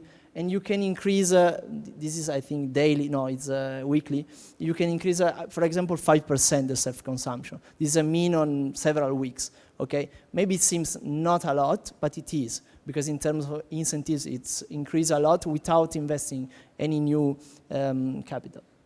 And then on the right part, another tricky part of energy communities, it's, there is a huge game theory there. Because energy communities are competing and collaborating game at the same time.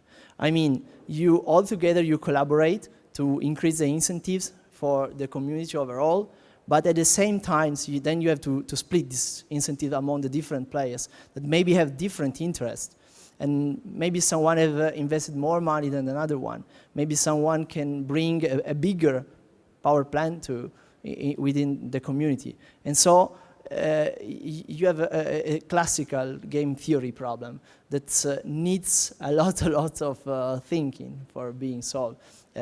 These are just two figures, but many others may derive. And it's something that since most of you are young and students, I tried to give you as a future next step. Thank you.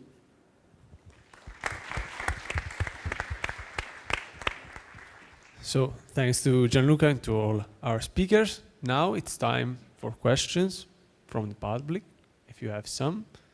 I hope yes, because we discussed a lot of interesting things. Oh, okay, there's a question there.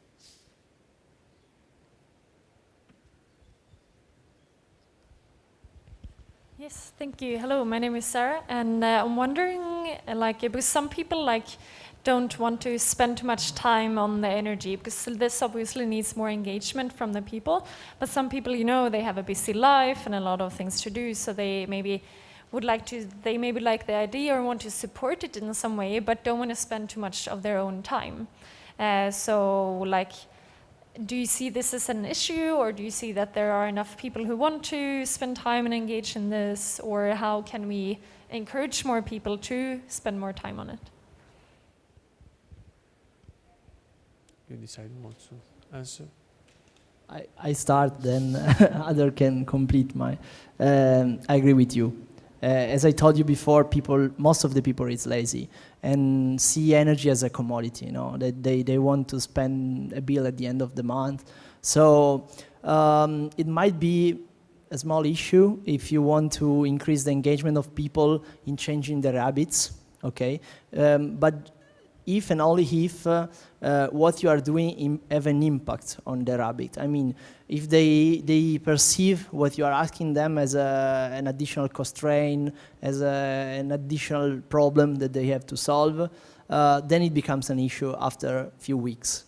I give you an example. We were testing several solutions for settlement of energy community, and all the providers of those solutions make a great effort in explaining us why customer engagement is important, why with their app customer engagement might be bigger.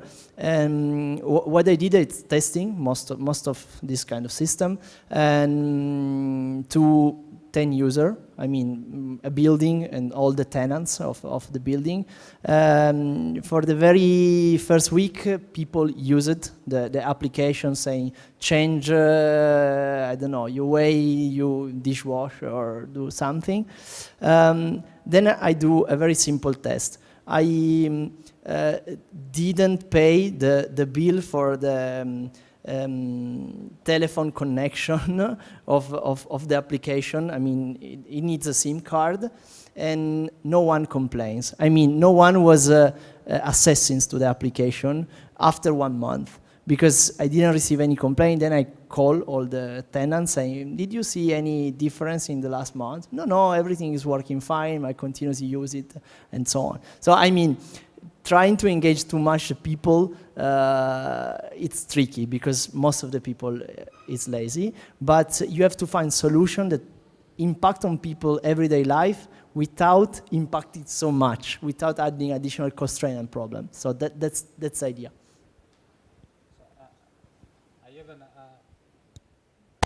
I have also another answer. So we think that we have to face the same problem that, for example, also insurance industry has, because you buy your insurance one time per year and you don't come back to the insurance every day. No? The bank industry is the same. So what we do, we try to take inspiration to solve this problem from other industry, from business to consumer industry, inspiring our approach on promotion, loyalty, and gamification mechanism. So we are thinking not in terms of energy, but in terms of retail, trying to engage the people with the same rules that are working in other industries. That's the key for us. And so that's the reason, because we created a customer experience inspired to retail model and around the energy world. Okay. Are there other answers if you want? Check. I think it's working. I have another answer. We, as Energia Positiva, in some way already tried these issues. I mean, the cooperative take care of utility bills for our members from the start to the beginning to the end. It means we take care of everything. We pay the bills for them during the year, and then at the end we make the count. It means they don't have to worry about their energy bills or their utilities. I think we need to start spreading the voice of energy communities, and then it not will be an issue anymore. I mean, might be probably to start during the way they can go out and go away. Okay. Okay. I don't know if Professor Lanzini wants to add something. Okay. So do we have other questions or another question? Okay. There's a girl and the guy here, so you can.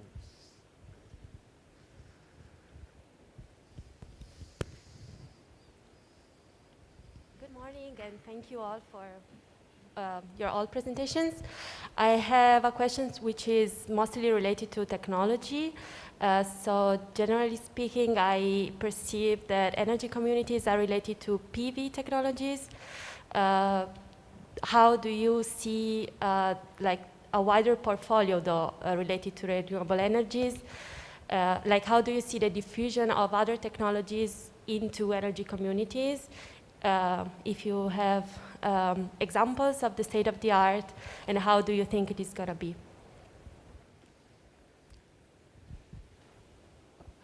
I'll try to answer as a follow-up of what I said before, to enlarge a bit the comment. So I think that PV panels are just simple to be installed compared to other technologies. So if you have a rooftop, you can use it. If you have some ground, well, you have to see if it can be used. Of course, even there are now small-scale wind turbines. In Torino, so there's this company called Enersere. They installed the wind turbine in Torino, in Italy, the shopping mall. Another one in Val d'Aosta, so it's a 4 kilowatt vertical axis wind turbine. But you have to look at the levelized cost of electricity of that technology. So when you go small scale, PV started small scale, so it's a good levelized cost of electricity. If you look for other renewable electricity at small scale, it's hard to find cheap technology. One interesting point might be on the thermal side. So I'm looking at Gianluca because Iren is the largest district heating provider in Italy. So it could be interesting to. So I'm interested in looking at what happens on the thermal side. So we will have heat pumps feeding heat back to the district heating. So that might be an interesting thing. Also because most of our energy bill, or a significant share of our energy bill, domestic energy bill, is for heating. And so we can electrify heat, but we can also use district heating. Also, district heating should become more renewable. So this might be an interesting area. We opened yesterday a table with Politecnico di Torino about investigating those technologies. So, and I agree with him. Maybe some hydro plants in villages on the mountain especially, but it's a kind of a niche market. I mean, most of the plants will be solar panel, I think. Okay, I don't think we have time for other questions, so sorry if you have some. But now... You say that there are 5 minutes more. Yeah, okay, but it's 5 minutes, complete 5 minutes. Okay, if you are sure. Okay, so there was another question here, if you still want to ask that. Okay, all these energy communities will result in the price reduction. So people may tend to use more energy, consume more. Okay, what if it exceeds? Are there any limitations on the consumption side or not? Maybe from Iren or not? No, there is not direct connection between consumption. You do not need to consume more. You need to consume better. I mean, you need to consume when the production is going, okay? So doesn't matter the amount of energy you consume, but it matters that you have to shift this consumption in certain periods. We said most of the production is solar. Solar is just like 10 hours a day, depending on the season. And you have to try to shift your consumption over there, okay? Then, of course, there are several other opportunities in terms of incentives for energy efficiency. We are also an energy efficiency company, so we are also investing in retrofitting buildings and so on. But that's a completely another story. I mean, it's not a part of the energy community scheme. Well, okay. So now I think that the 5 minutes are not yet in place yet still. So I want to thank you for attending this panel. I want to thank our speaker.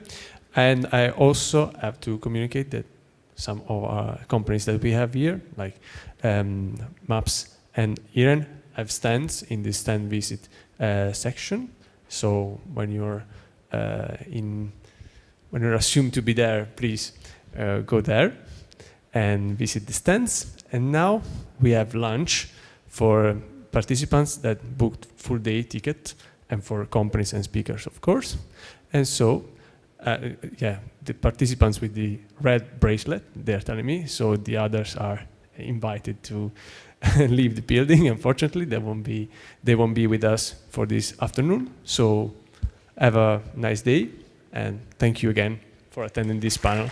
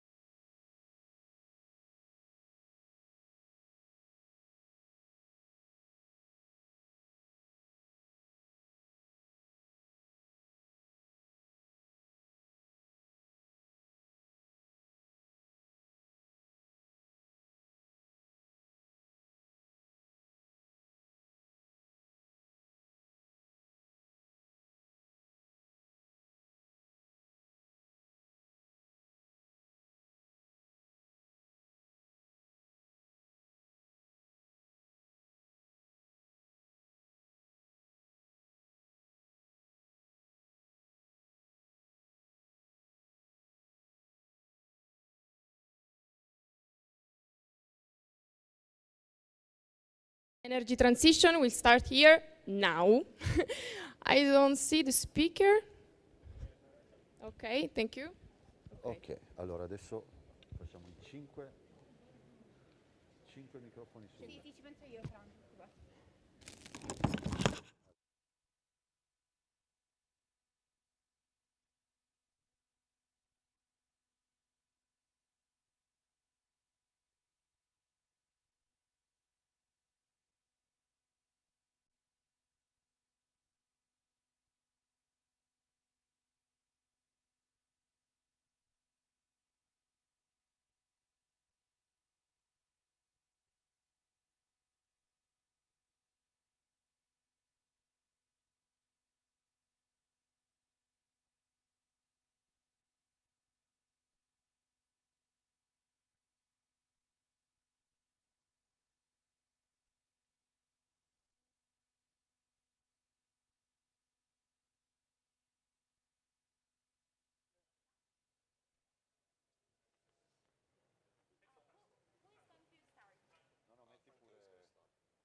Metti pure già il PowerPoint del primo relatore.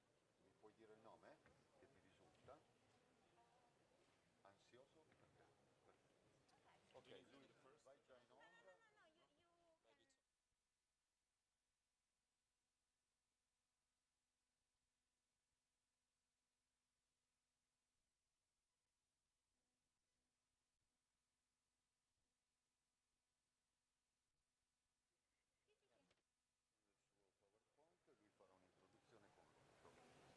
In the end, like they speak, each person is going to speak, and then in the end, we are going to leave the floor for the questions. And I will go around with my microphone in order to allow all the questions. That's perfect. Thank you. Perfect.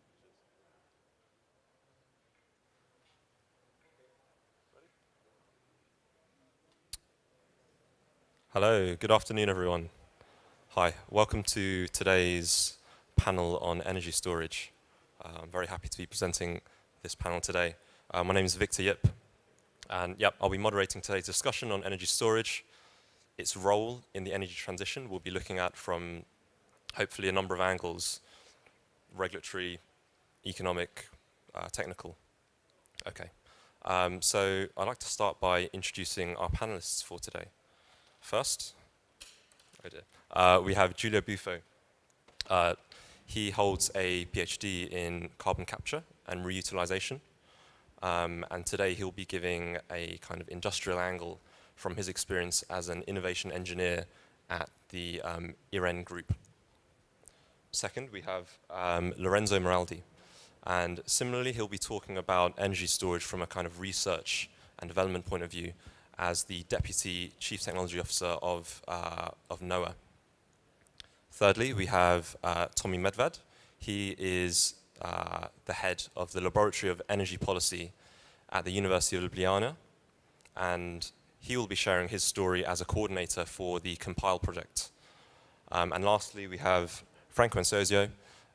He has a lot of experience, over 10 years, in the electric mobility sector, and more time in the electricity sector. So he'll be sharing his experience specifically of a vehicle-to-grid project that he is working on.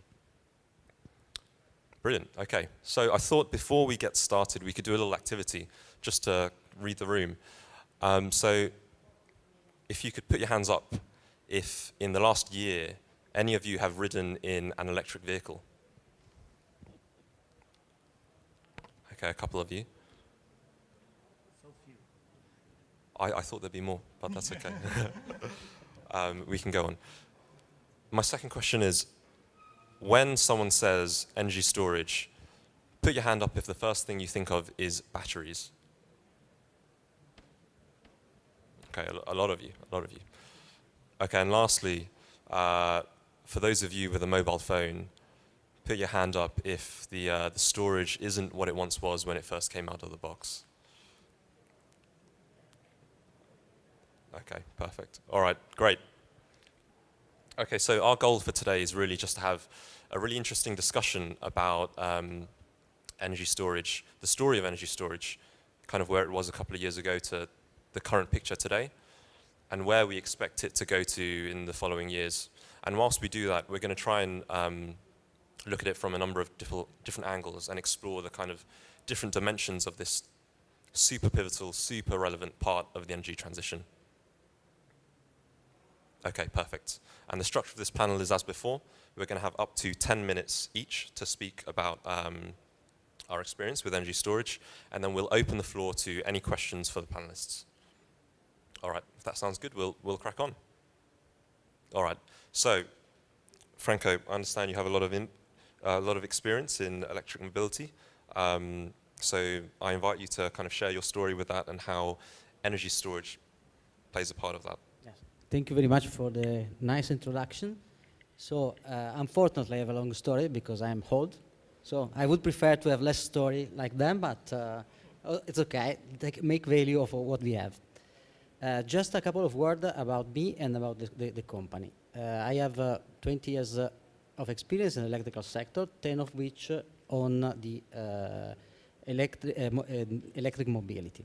I worked for 10 years at Fiat Research Center, and after that, in 2014, I started my job in Stellantis as responsible for the electrification of the vehicle of the region.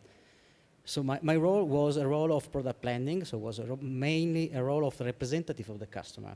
So I was the point of union between the engineering world and the commercial world. So I think that is a very nice point of view for an engineer, so I like it at least. How many of you are engineers here? All?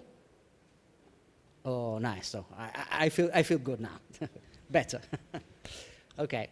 But if someone is not an engineer, I appreciate the same. So who is not an engineer? So welcome on board. So we have also Marco that is our responsible for communication. So for sure, I have to appreciate people that are not engineers. Thank you. You liar.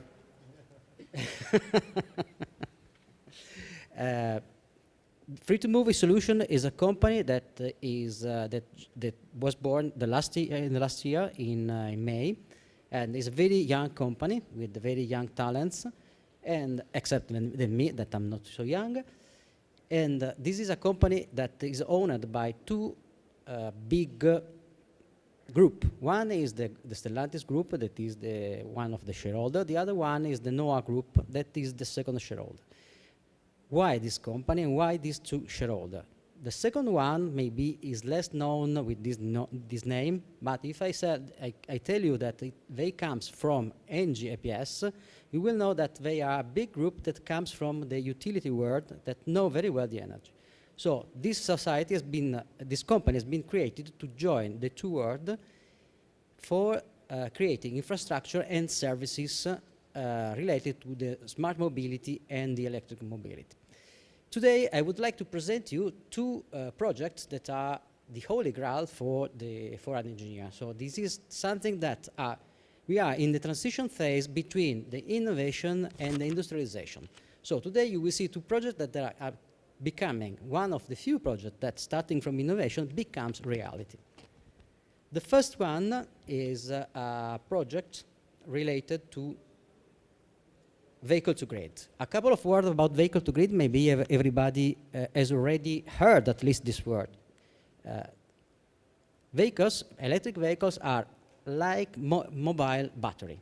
So for the most part of the time, they will stay parked in an area with a big battery that is not used.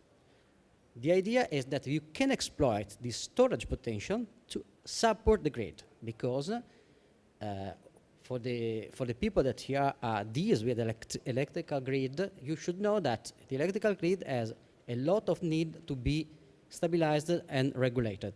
This regulation is something that is physiological for an electrical network, but it comes, the need it is becoming more and more important because the introduction of renewables and other energy sources that are not completely predictable introduce some instability to the grid. So the battery of the vehicle could be used as a flywheel for the grid.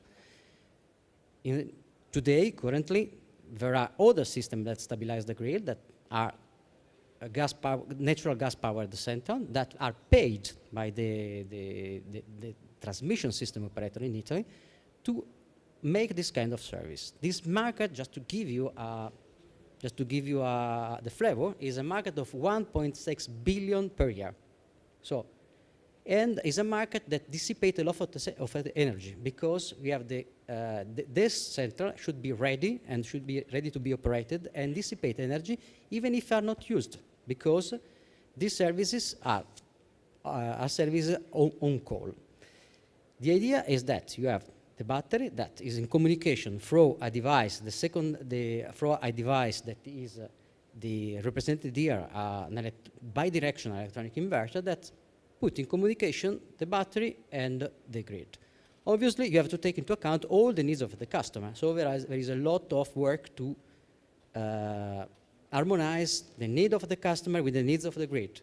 I will not go in details today because there is is something that we can talk for hours if you like, but I think that you will fall asleep also because we are after the lunch. And this system could be complemented with batteries.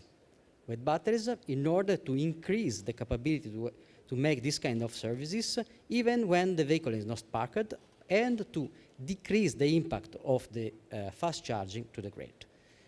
In particular, here in Turin, we have one of the biggest plants in the world. I think that is the first one in the world of this size that will be developed in 2 stages. Here you see in this chart the first stage that is already in place, and that from the next year this plant will start to make revenues because it is already in operation, and as they give the capability to the company to exploit the vehicles that are in the stockyard before to be commercialized.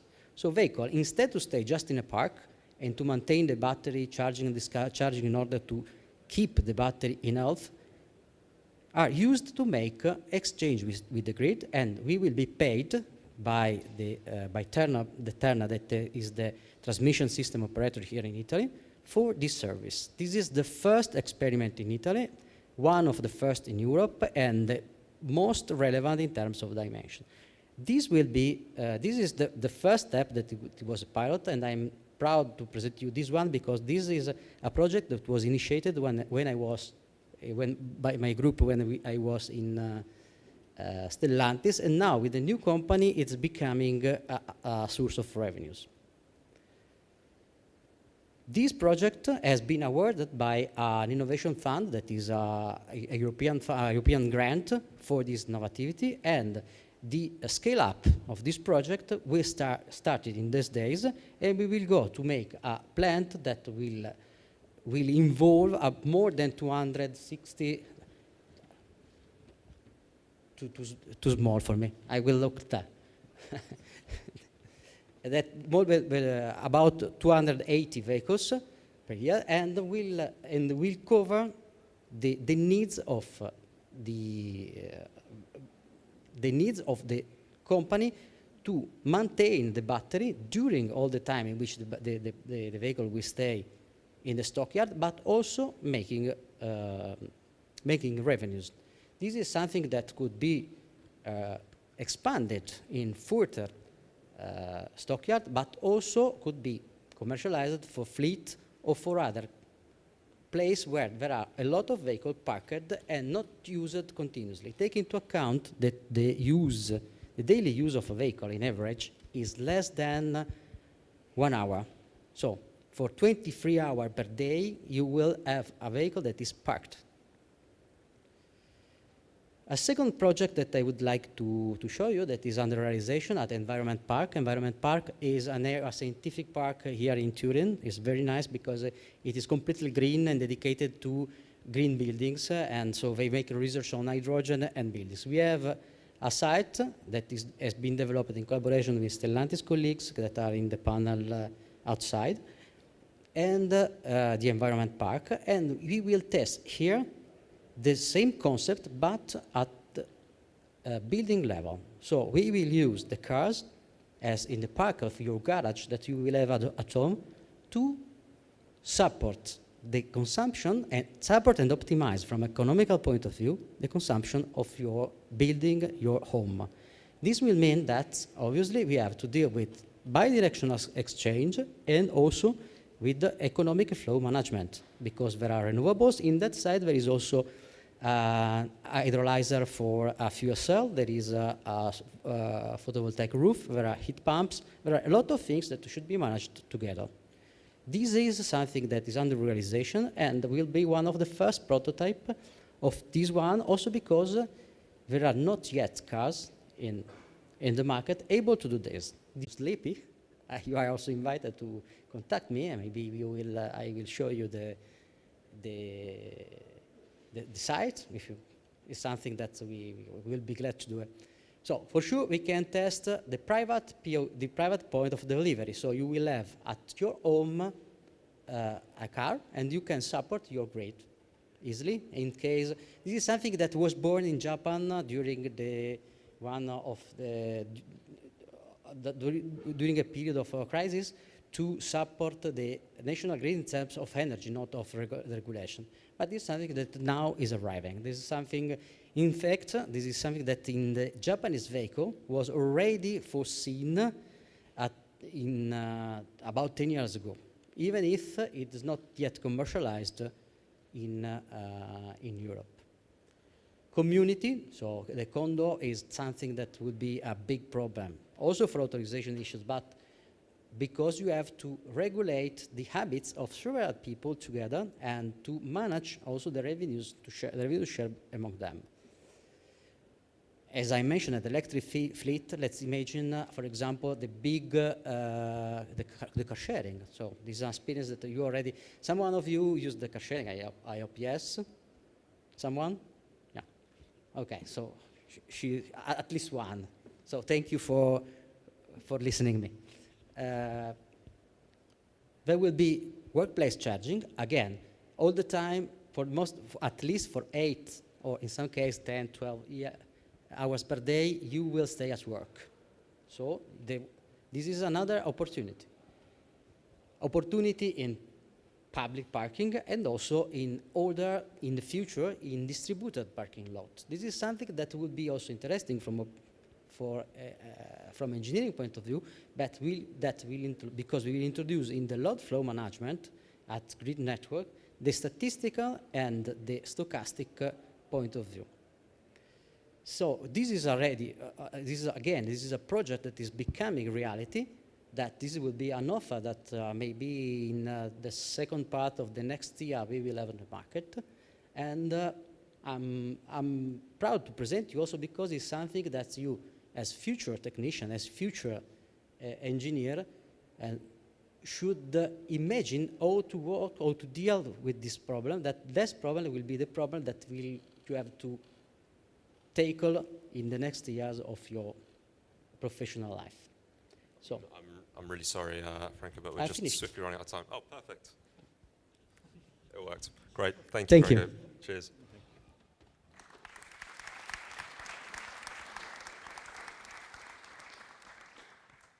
Okay, great. So I think now it would be really great to have another story in a similar vein. So we're going to have Tommy speak to us again about the story of this transition from innovation to implementation with the experience of the Compile project. Yeah, thank you for the word. And first of all, I would like to say that I'm glad and honored to be here among young people that are looking into the future, trying to solve the issues that the world is bringing us. And it's good to be on a live event after a long, long time. And we are always supportive of this kind of organizations, and I hope to see as many events in the future as possible. So, like said, I'm Tommy Merritt. I come from University of Ljubljana. I'm the head of the Laboratory of Energy Policy, where we deal on several different European projects, research projects, and one of them is Compile. And first of all, raise your hands, those who don't know where Slovenia is. Everybody knows? Okay, cool. I mean, a lot of times this happens that I'm in Italy and I'm talking to Italians and they're like, Slovenia, yeah, well, we don't actually know. who are you talking with? Unfortunately, yeah, that's another story. But we leave this out. But anyway, yeah, we are close by, and I'll present, let's say, example from our neighborhood, yeah? The real life example. So, there's an alpine village in Slovenia that basically has a problem with a weak network, and a problem of, because of the weak network, it has a problem also with the connection of renewables and multiple, dropping outages of the electricity, because as you can see there it's let's say a little bit alpine village with a lot of overhead lines and snow and winds and the trees falls on the lines.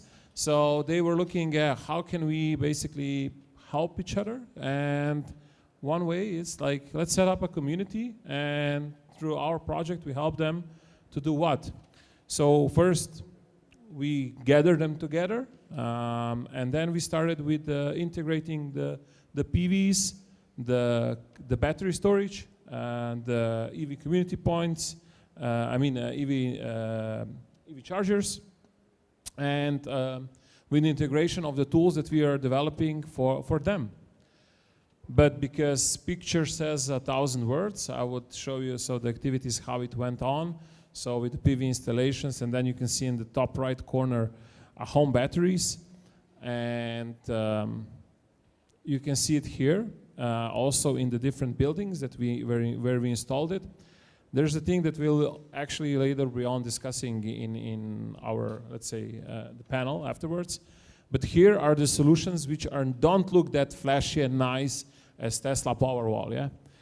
Because this is a research project, and you try to, look what's on the market, try to find the cheapest solution, and try to connect it. So this is how it looks afterwards, and when you install some additional controllers. And would you buy it? Most probably not. The second part is one of the first kind energy storage for communities, in Europe in general, but also, in Slovenia for sure. The second one. We also did the first one in Story project, but that was a little bit different technology and a little bit different application. But as you can see here, there's one important thing that you need to know when you start doing it. When you first imagine, we started the project, we said, oh, we're gonna install the energy community. It's gonna be like these big blocks, yeah. The container you can see on the crane on the truck. And first of all, to find a suitable, manufacturer, this is a process. I'm not kidding. It was really hard to find a company that would guarantee you it will work, that they will make it in a container, etc., etc. In the previous projects, a lot of our battery sites just failed because they could not get it done. They could not compile it. They didn't have it. So we took a company from Germany, yeah, because Germans are known to, they'll do it, yeah. But later on, I will discuss this in the panel. How at the end it's working out. And just to give you a quick glimpse, so you see that on the, also in the bottom left, yeah, there's a concrete, you needed to, because you think, yeah, I'll just buy a battery, I'll install the container there. No, there was a 59 steps list, 59, I'm not kidding, for installing this battery. From all the permits, from the construction side, call this guy, get this price for this, get this price for that, try to get the land permit, and then it was unfortunately or fortunately owned by the church a little bit, and then the priest was waiting for all the holidays to be over, etc. So a lot of these kind of things happened, and then because we're in Alpine village, we said, okay, we cannot put this metal box, yeah. So we, as you can see, we put a wooden frame around it, in that sense, so that it fits more into the environment. But when we were doing this, our project, we said, okay, we're just gonna install it next to the transformer station, yeah. But then what happens is that basically also the transformer station needs an upgrade, and this upgrade costs around 140,000 euros in total. So you know, it's not just about the battery cost, it's also about the grid connection cost. But anyway, we managed, yeah? We managed, and okay, this is, then we did also the community charger and there, and with additional project, we funded also the home chargers at every house in the community. And we connected it all together, etc. But that's another presentation that could be done, but be sure to be on a keynote afterwards also here. And yeah, we managed, and the results are like this. So basically you can see the blue line, how we lowered the, let's say the peak flow, power flow through the transformer. That's like a good thing, yeah, for the electricity grid. And the second thing, which is the most important, I would say, is that what we wanted to show is how can we improve the PV integration and how much value can we bring with these additional storages. And as you can see, the dotted line below is the production without the project of Compile, and the graph above is the actual PV production that we are currently having. And we're still doing a little bit optimization, but slightly improving these things. So yeah, that's basically, I wanted to be short.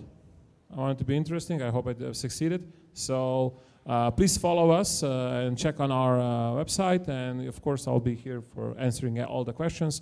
And be sure to be here for the keynote afterwards. Cool. Thank you.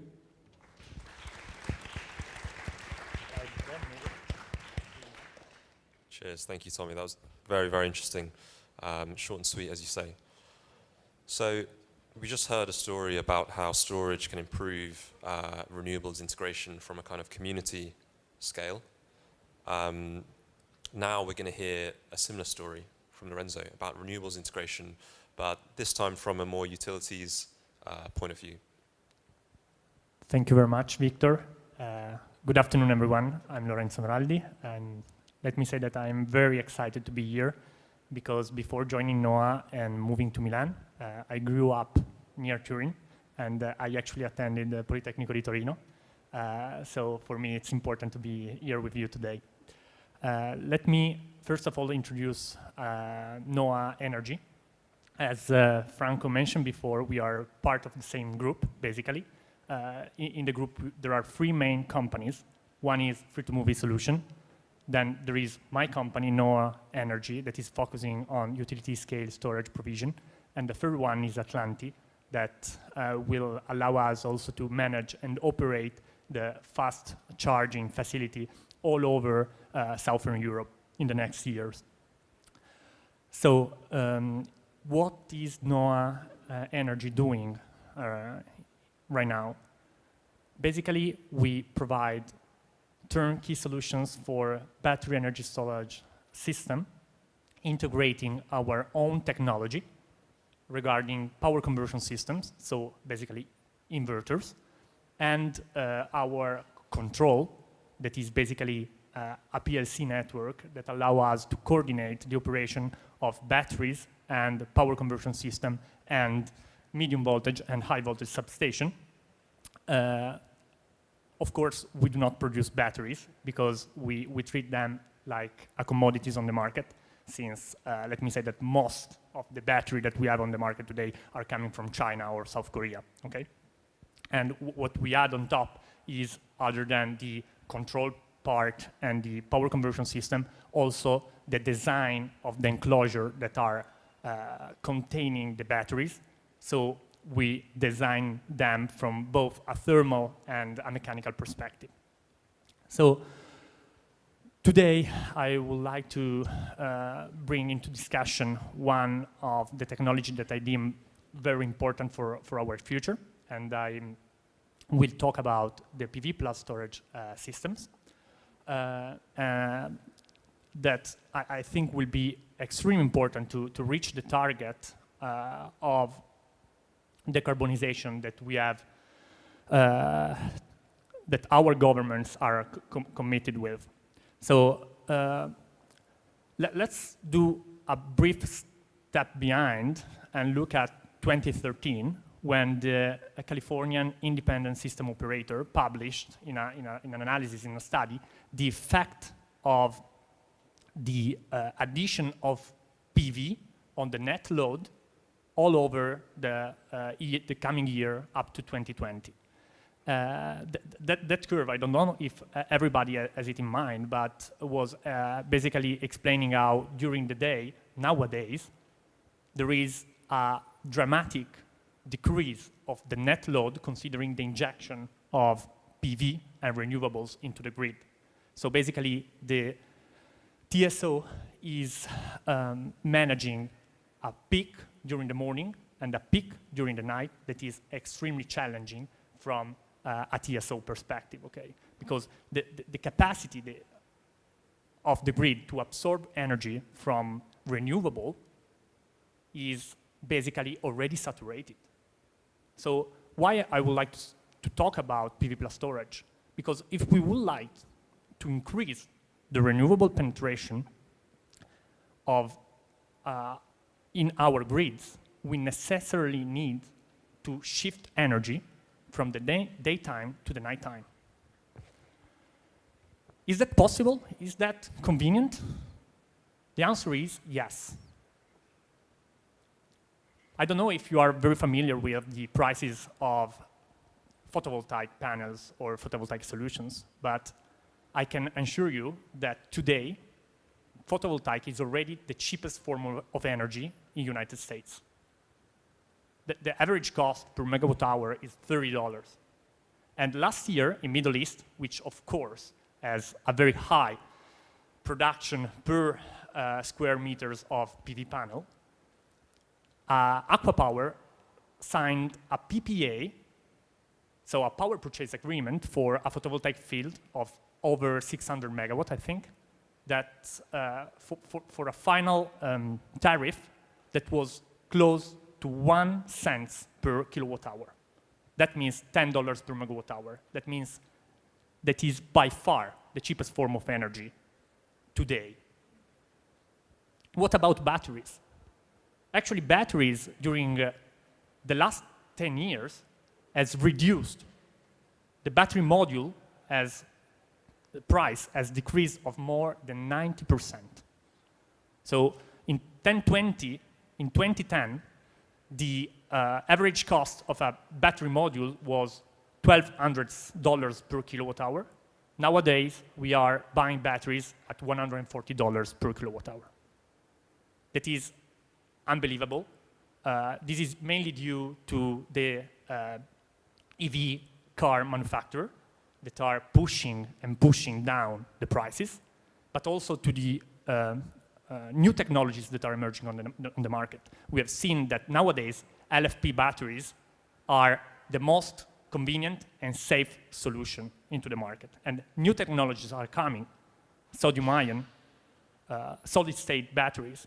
So there is still a lot of improvement that we can do from that perspective. So with these costs in mind, we basically are able to produce a full dispatchable PV plus storage system using 4 to 6 hour battery system with a properly designed PV that can sell energy at $50 per megawatt hour. That basically means extremely comparable with other standard or conventional power plant like coal or gas-fired power plants, okay? And what about the market? Actually, we are seeing it coming out.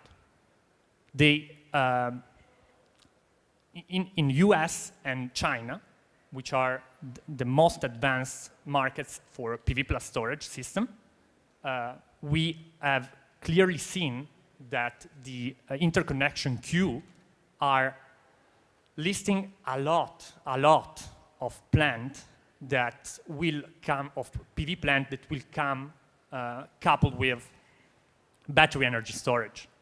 And it is not just a matter of China and US, where the government is directly incentivized these type of projects, but also in Europe, that as of today, is still, let me say, a little bit behind from a PV plus storage perspective.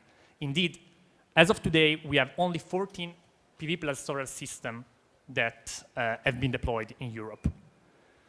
Nevertheless, if we look at the interconnection queue in UK, and UK is not really famous for being a very sunny country, right? We can see that 50% of the application that came up during last year were declaring a PV plus storage system for the PV application. Maybe they are, this data is not extremely significant because many developers are, in any case, using or applying for a battery energy storage system for their plant in order to, let me say, since they may foresee that they will use a battery in their system, even if maybe it won't be the case, but this 50% is a lot. And we expect to have this type of system deployed also in Australia as well. Australia will install 40 gigawatts of PV during the next years. So really, this is a real important thing, okay? This is real, it's already today.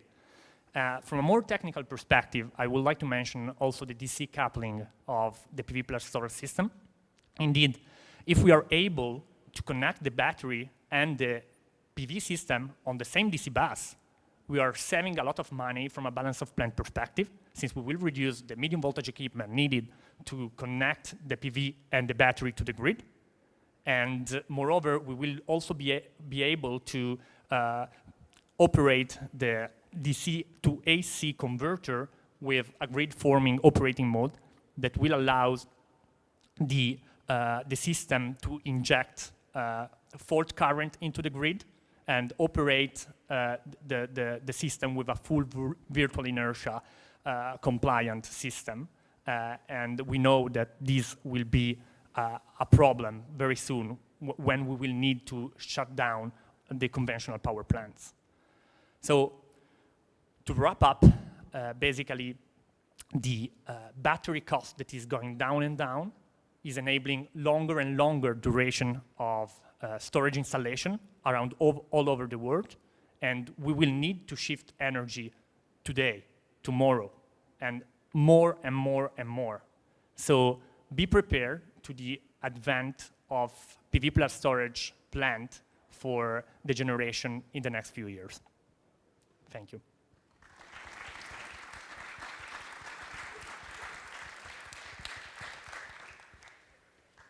Cheers, thank you so much for that. That's very interesting, especially for some of us young people that are thinking about where to direct our careers. It's interesting to hear the progress that was made in the past, not only because it's interesting, but it kind of raises the question of, you know, we're not going to be the ones to reduce solar by another order of magnitude.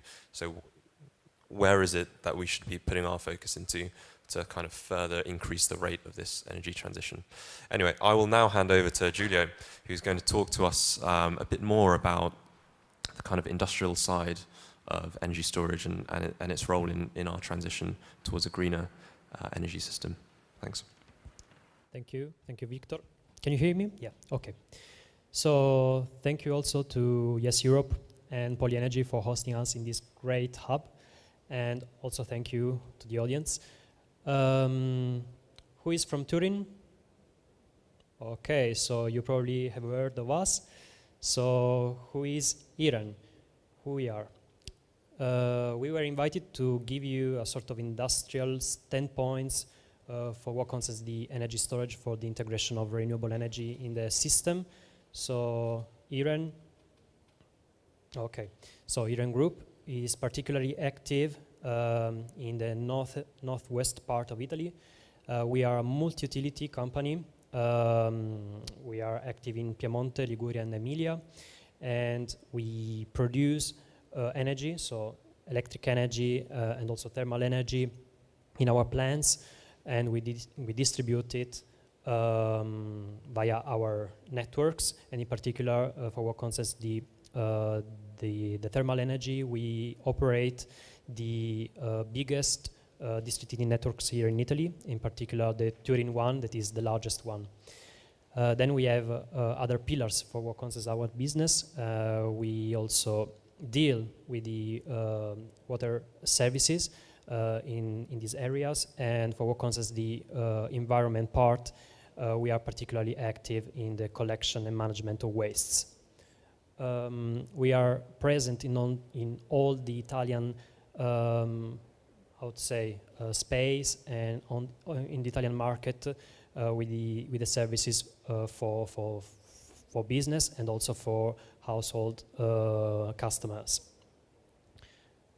Some figures about us. So we are the 25th company here in Italy for revenues, and as I said, we are the first company for district heating sector, and we are also the third national company for the water sector and the waste management sector. And we are a very big company. We are more or less 9,000 employees. So why are we here? So renewable energy is coming, or better, is penetrating more and more the energy systems. And as Franco asked you, many of you think of the energy storage as batteries, but probably most of you know that there is not unique solutions to the problem of the renewable energy penetration. In particular, renewable energy, as I said, is part of our industrial plan. We are going to introduce some 2 gigawatt of renewable energy capacity in the next 10 years. We are currently operating more or less 150 megawatt of renewable plant, and in particular we operate the largest PV plant in Apulia, that is in the south part of Italy. And let me say, there is a great push from the national directives and also from the recovery plan, from the Italian recovery plan, to introduce more and more renewable energy in the system.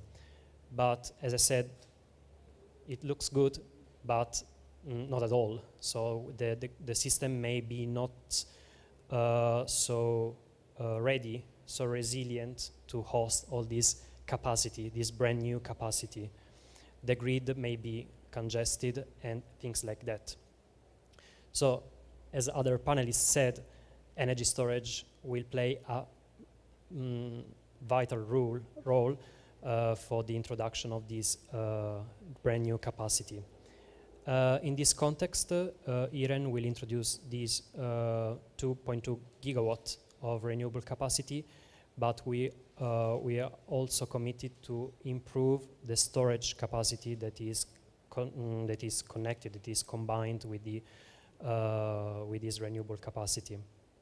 And this opens up different routes, different ways to new services for the grid.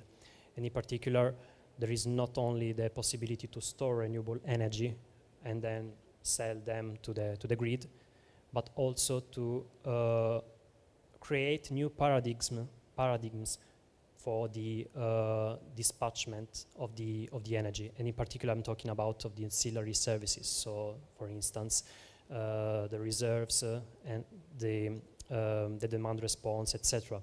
So they will play an important role. Let me say, as I said, this is the trend of the renewable that we are facing in the next years. As you can appreciate, there will be a steep increase in the next decades. We are going to reach the carbon neutrality in 2050, and as you can see, 90% of the portfolio of energy production will be based on renewable energy. Anyway, there are not only batteries, there are other things, other devices and technologies that can yeah, that can be put in place to reach this carbon neutrality. And the problem is that there is not the unique solution, because we have different scales, time, geographical scales, and different local or global criticalities on the energy systems. We mentioned batteries, for instance. Batteries are nice solutions for not so long-term or long-scale time shifting, for instance. They are very good for daily or multi-daily time shift of energy. For instance, when there is an overproduction of PV plants during the sunlight hours, then we can shift this energy to the night time. But what about, for instance, the seasonal variation, the seasonal variations of energy production? One solution can be given by, for instance, the power-to-X systems. So who knows what are power-to-X systems? Okay, great. So this is a sort of techniques, or better, a families of energy and conversion systems that converts energy, electric energy, so power, to another vector that can be, for instance, the chemical potential of a species, of a chemical species, or can be heat, for instance. I would say that an important role would be played by the chemical species, because they are useful for the long-term storage. And I'm talking about hydrogen in particular, that can be used either as it is, so stored in the chemical form and then converted back to power, or used as it is in mobility, for instance, or it can be the pivot to open up new route for the energy chain. I'm saying combined with other molecules, it could be a good platform for the synthesis of, for instance, methane and other chemicals. Just 1 minute. Okay, so I just give you a flavor about the projects, the Power-to-X projects that we are carrying out, or we carried out in the past. So the first one is the Store and Go project, that is about power to gas. So it converts the PV energy, the PV energy to hydrogen, in an electrolyzer, and then it combines CO2 captured from air, so with direct air capture, into synthetic methane that can be injected in the transmission grid, so in a SNAM grid in Italy, since it complies with all the rules and the limits for the gas injection. And then, since time is running out, what about Chester? Chester is another European project that will finish next year.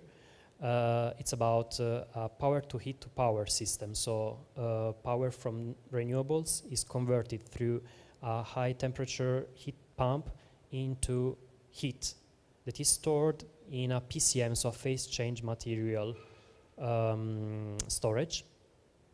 So the advantage of this material is that it has a higher energy density than water, so it occupies less volume. And then, when it's needed, this thermal energy can be converted back to power through an organic Rankine cycle that is used to feed the electric grid or the electric appliances connected to it, or via the condenser of the organic Rankine cycle. Also, it can be used to feed a low temperature thermal storage that can be connected to the low temperature user, for instance, district heating networks. So, okay, thank you for your attention, and feel free to contact me if you want more information about our projects and our activities. Thank you.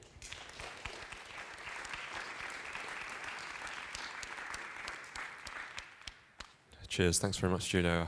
I hope that through the four of our speakers that we've really explored this idea of energy storage from lots of different viewpoints. So now I'm going to open up to some questions from the floor for any of our panelists.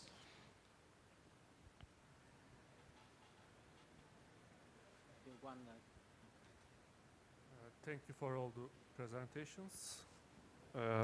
Okay, thank you. And my question is, are you working on or have plans about the decommissioning phase of storage systems?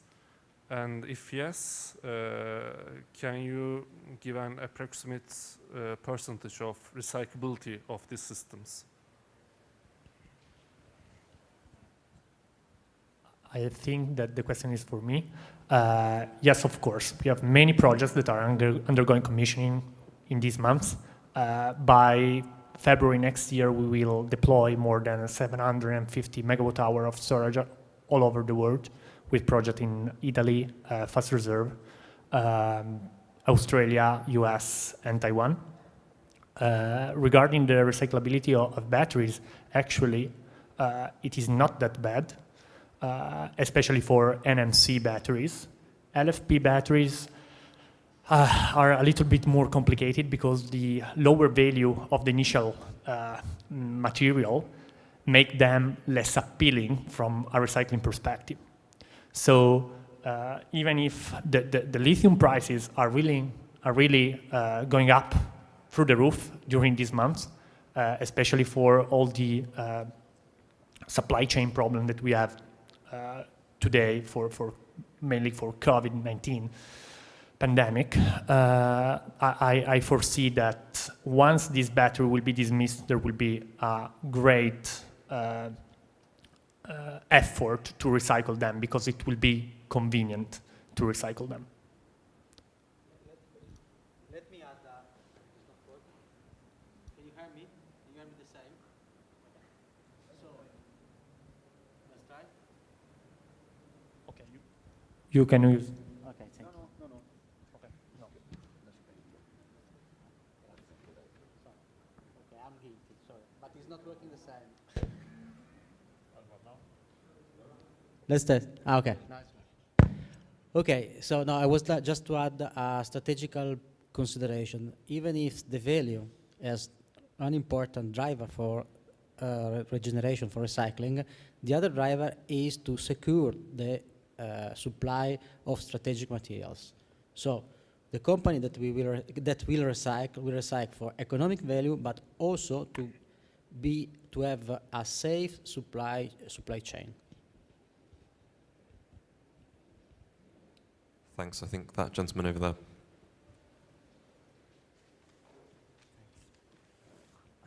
Hi. I'm not really familiar with the characteristics of the electric vehicle batteries, but by discharging the battery we can support the grid. But this discharging, charging, deep cycling, won't it have a negative effect on the performance of the batteries, the operation time, I mean? Yes, in principle, yes. The point is that when you do this kind of services, you have to manage the battery residual life. So you have a difference between the expected battery life and the real battery life.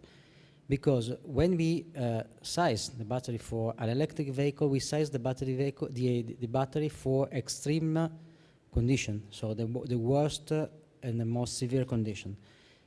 Not all the drivers will drive the vehicles in the same way. Take into account that the average of the mileage in Europe is less than 50 kilometers per day. So the average. Whereas in the urban area, the 80% of the travel is under 10 kilometers.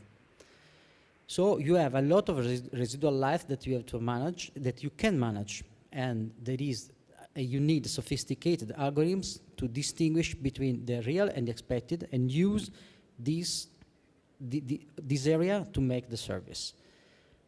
And another point that is another thing that I would like to point out, that in the stockyard, the 500 BV in today's application stay for less than 2 weeks, and for the most part of the time they are we manage the charge and discharge to save the life of the battery, but the service are the TSO pay for the availability of the power. The most part of the time you will not use it. It's just to be ready in case. And you will not, especially for the fast reserve, you have not to provide energy. That is what will age the battery. So the aging of the battery is due to the throughput of energy from the battery, but for power. So you need big spike of power for short time. And in addition, if I may add, just like there have been some tests and results where it's shown that it's basically not good to have the battery at 100% or something like that. So basically, it's even, you can, with this charging and discharging, you can actually improve the battery life, because due to the, I don't know, I would say business as usual, yeah, you just plug it in and leave it until it's full. You can make more damage than, I mean, this is something that, you know, people don't even, it's not seen in how to say, in these comments on the round tables a lot, but actually the best thing for the battery is to be around 80%, and then, you know, it's not at 99, but at 80, and if you look like that, it would be even better to have it at 80, and then before you leave, maybe charge it at 99, and that's it. Yeah, depending from battery manufacturer, this percentage may be even lower. Take into account that Tesla has a special function for daily use in which they limit the maximum power, the maximum energy amount, and only for long travel you will request to have the battery full. Also, they did it like a perfect example of this is it was a Hurricane Irma or something like that in Miami, around Florida, somewhere around there. And what all the Tesla drivers, what happened, they got even, you know, the long range, so they got over-the-air update for a few days just to escape the hurricane area. So that's one thing, yeah. Okay, any other questions? Gentlemen here. I think I'm afraid we've only got time for one more, I think, so this will be the last question. So this is a question to whoever uses PVs, and it's regarding the cells inside of them. And there are two connected questions. The first one is, do you produce the cells inside the panels? And the other is, do you use experimental cells, maybe with higher efficiencies than the other ones? I suppose that the question is for me. No, we don't manufacture cells, and most of the car makers are not manufacturing directly the cells or the chemistry. Only Ford announced that they will work, even if most of the battery manufacturers are making creating specific company to deal with. We have we have a specific joint venture for battery for cells making and also for cells recycling, and also the BMW and Volkswagen. So as car maker, we don't have the competencies, but we are interested in. The PV panels. With PV panels, I was just discussing this because we are just making a new proposal for a new project regarding the agrivoltaics, which is a very interesting topic. So we have a laboratory at our faculty, which is, I guess, it's one of the best in Europe, definitely by all the scientific breakthroughs. And I was just discussing with the professor, and I asked him, like, how much can the efficiency go? And he said, look, the efficiency is 26% max, and we are already at 24, let's say, in the lab, something, and on the market 21, let's say, that's the best. He said, it's not the point in efficiency. He said, what we are doing now is we're doubling the age, so the usage. So going from 25, 30 years to 50, 60. And this is where we make the economics and not the efficiency. So that's something that you could basically, you need to look both sides. Yeah, it's not just, for example, you know, the power that you get at that time, but how long will it last? That's something that where the PV, let's say, the world is going to. It's not going towards the efficiency that much. It's going more to how to make it longer and recyclability, and of course then the whole connection. It's over? Okay, sorry. Sorry, run out of time, everyone, but I encourage you, please, to attend Tommy's keynote, and also find any of our panelists later to ask them any questions that you have left. And finally, just to join me in thanking our panelists for today's conversation on energy storage. Thank you.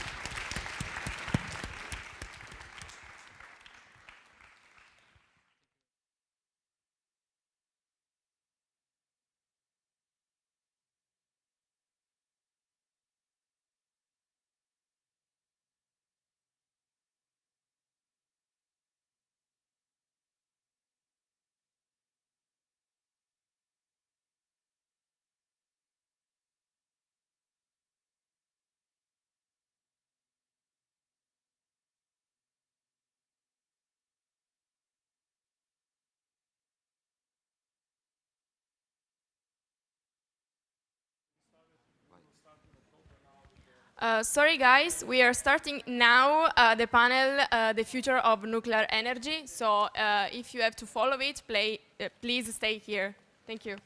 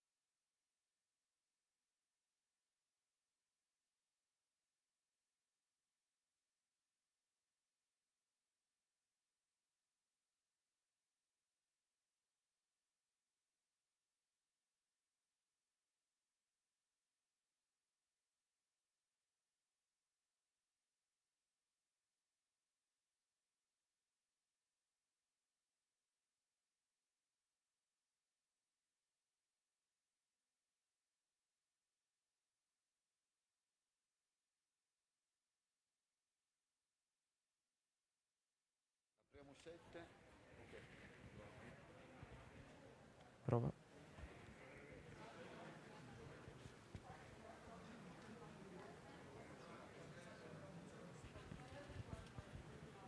Okay. We can start, I think. Okay. Okay, good afternoon, everyone. I'm really pleased to have you here and in this stage, in this building, wonderful building. And on behalf of Polyenergy and Yes Europe, I want to extend a warm welcome to all of you. Posso? Sì, okay. This panel is called the future of nuclear energy. And in order to start, I just want to introduce myself. I'm Marco Alciati. I'm an energy engineering student at Politecnico here in Turin. And I'm a Polyenergy member. But I'm not the protagonist of today's panel, so I just want to introduce the four protagonists, four panelists, four engineers, and four talents. And I will introduce them in the order in which they will talk. So let's start with Andrea Barbarino. He obtained his master's degree in energy and nuclear engineering and his PhD from Politecnico di Torino. He spent almost 10 years in France working in the nuclear industry as a safety engineer and project manager, dealing with different designs, including several EPRs and the 900 series plants. Now he's safety licensing supervisor at Nucleo. So many thanks to be here with us. Then we will have the pleasure to hear engineer Giuseppe Francesco Nallo. He was born in 1993 in Fondi, and he graduated in energy and nuclear engineering at Politecnico di Torino in 2016. Then after a short period at CEA-Saclay, he pursued a PhD thesis on the modeling of liquid metals for nuclear fusion and generation 4 fission reactors, again at Polito, where he's currently a postdoctoral research fellow. He's also active in scientific dissemination and recently became coordinator of the Turin section of Comitato Nucleare e Ragione. So we are really glad to have you here. Next, we will have the opportunity to listen to two of the most talented and brilliant professors of Politecnico di Torino. The first to take the floor will be Professor Laura Savoldi. She is a nuclear engineer, graduated cum laude at Politecnico di Torino in 1997. In 2001, she completed her PhD in energetics, and since 2017, she's full professor in nuclear power plants, the first and only female professor in that field in Italy. Throughout her career, she specialized on advanced heat transfer problems, like refrigeration of superconducting cables and magnets for fusion, and in energy system modeling. She is a member of ASME and IEEE, and since 2019, she's coordinated the MATEP group at Politecnico di Torino. She is author or co-author of more than 200 scientific publications. So an applause and a warm welcome from all of us.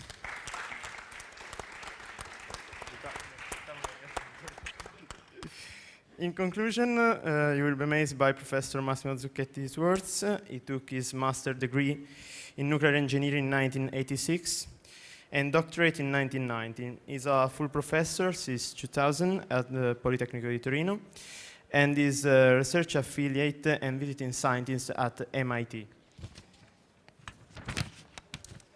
Then he has been also in 2012 and 2013 visiting professor at the UCLA, the University of California at Los Angeles. He has been advisor of the Italian Parliament for the depleted uranium question, and now is coordinator of the IEA, a cooperative program on the environmental, safety, and economic aspects of fusion power radioactive waste study. He's associate editor of 5 international journals and author of over 200 papers in peer-reviewed journals and several books. He's vice president of MESEP, the Mediterranean Scientific Association of Environmental Protection. Last but not least, he has been candidate for the 2015 Nobel Prize in Physics for his research in the field of advanced fuel fusion reactors. So, a great applause, and it's really a great honor to have you here.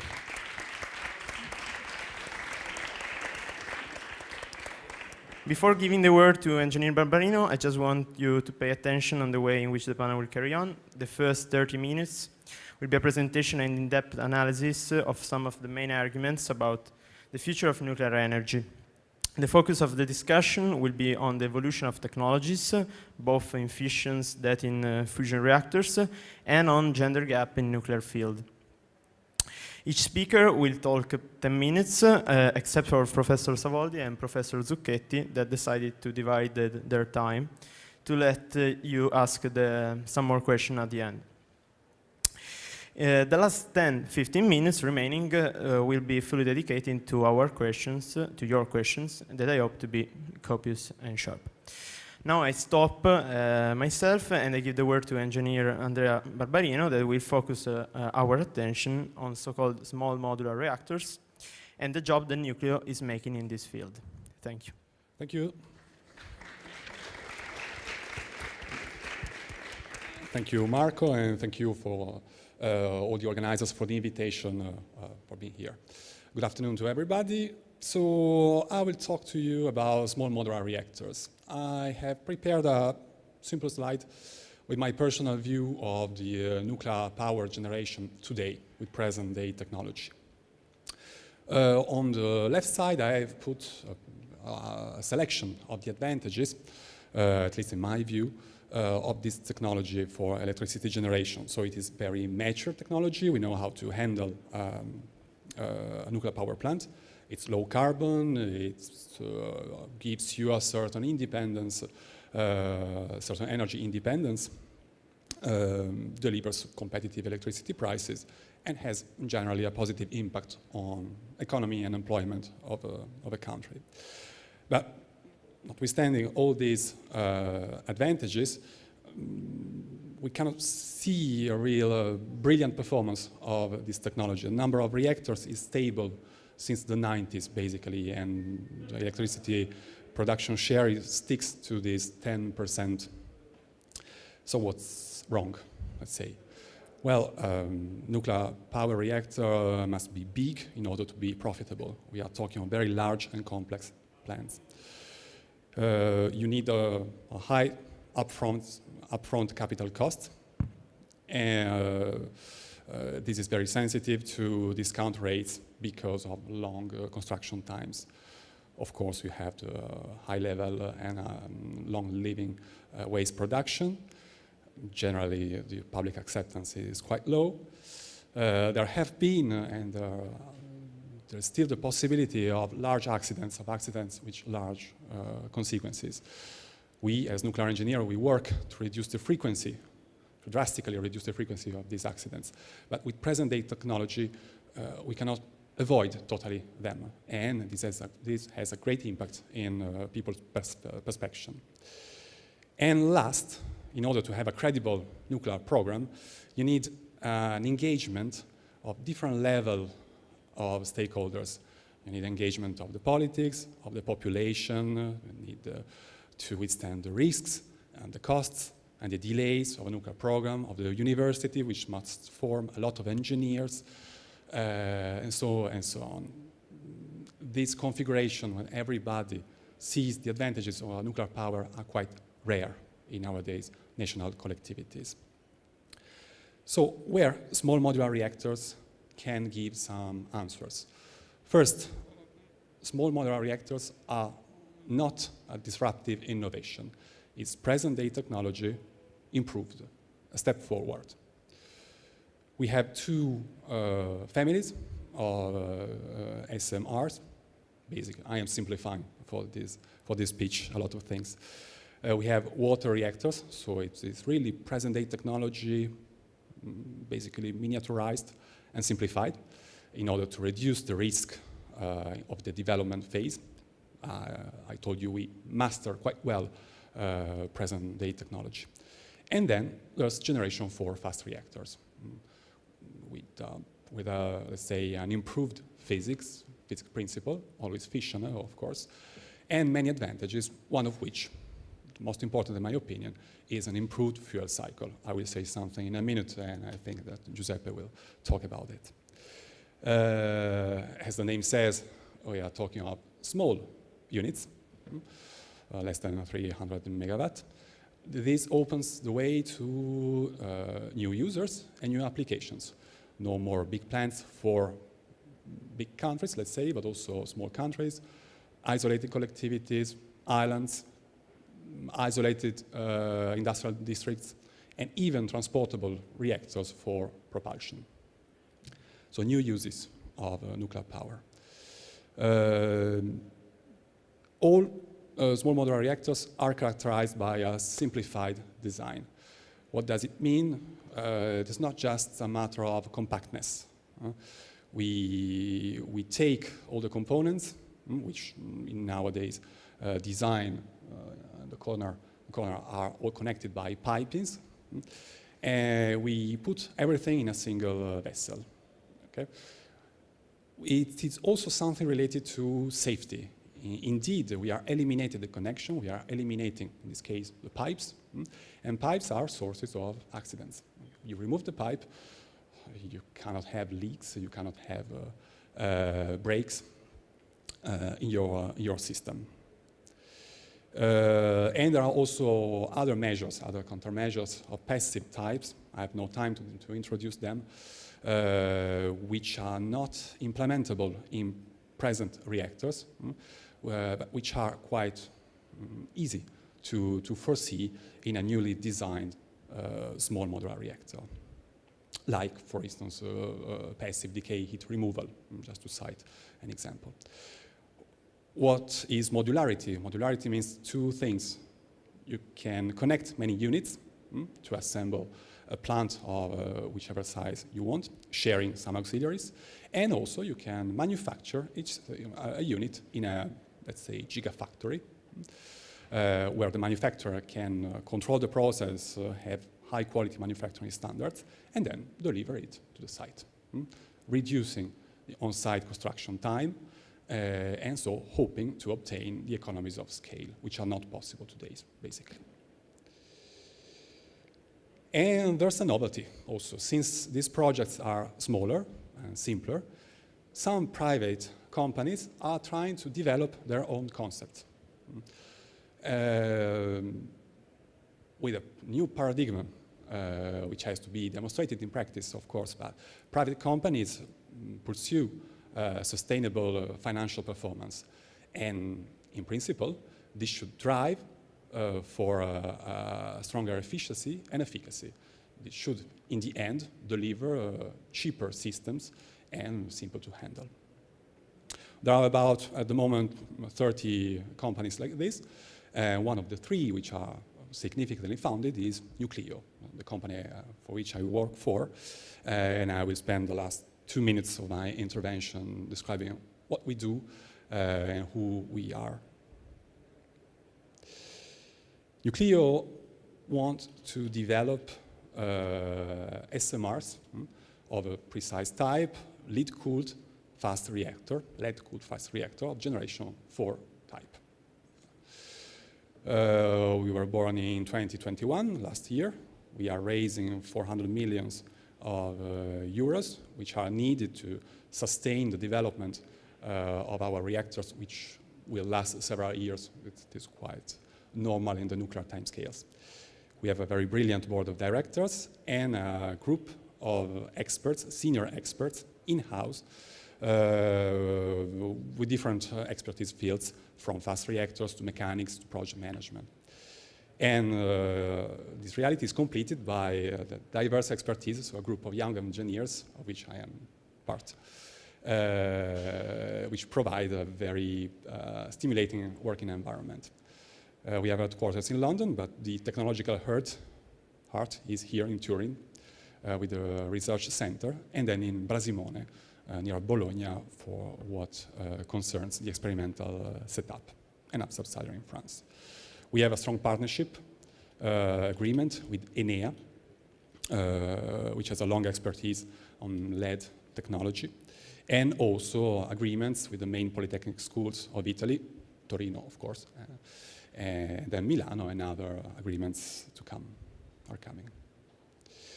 Our project, as I told you, is a small modular reactor. We use liquid lead as a coolant. It has got very good neutronic and thermal hydraulic characteristics, and a very high boiling point, again, to enhance safety.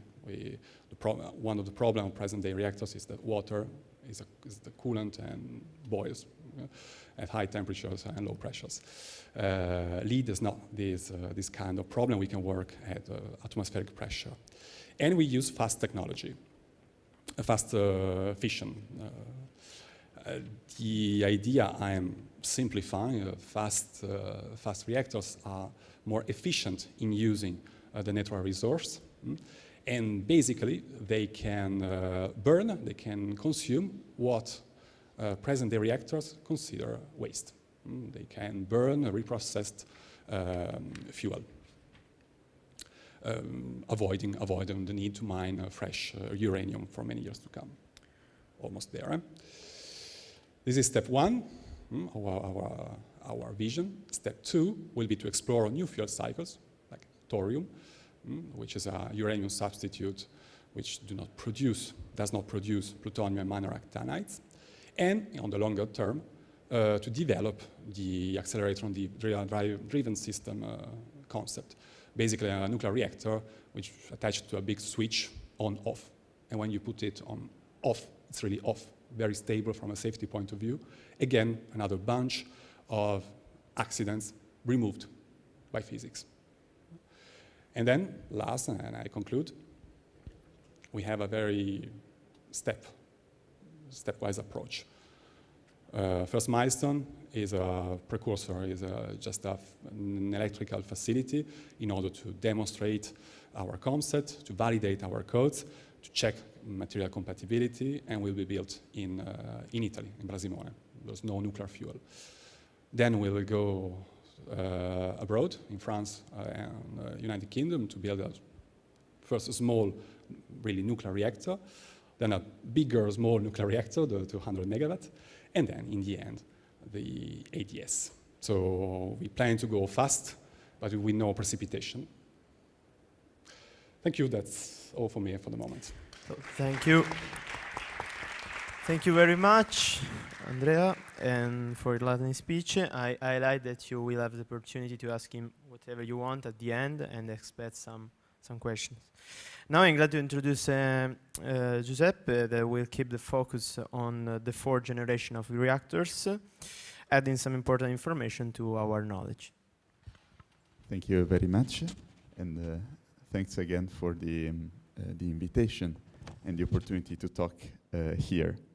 So I want to give a short talk about Generation 4 fission reactors. As I was presented as a postdoctoral researcher at Politecnico, I am also within the so-called Comitato Nucleare Ragione, which is an association to spread correct information concerning energy in general and nuclear energy in particular. So just to,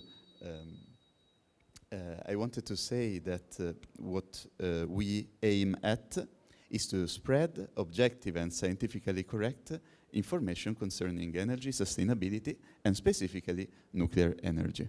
There are about 150 members in Italy, and what we do, there is a website. I invite you to check it out. We are also active on social media, and we also organize events in person when possible, like today.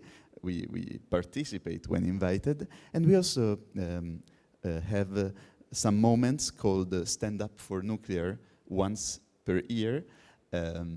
We go, let's say, towards the public, trying to discuss and to understand which are the perceived problems about nuclear energy from the public itself.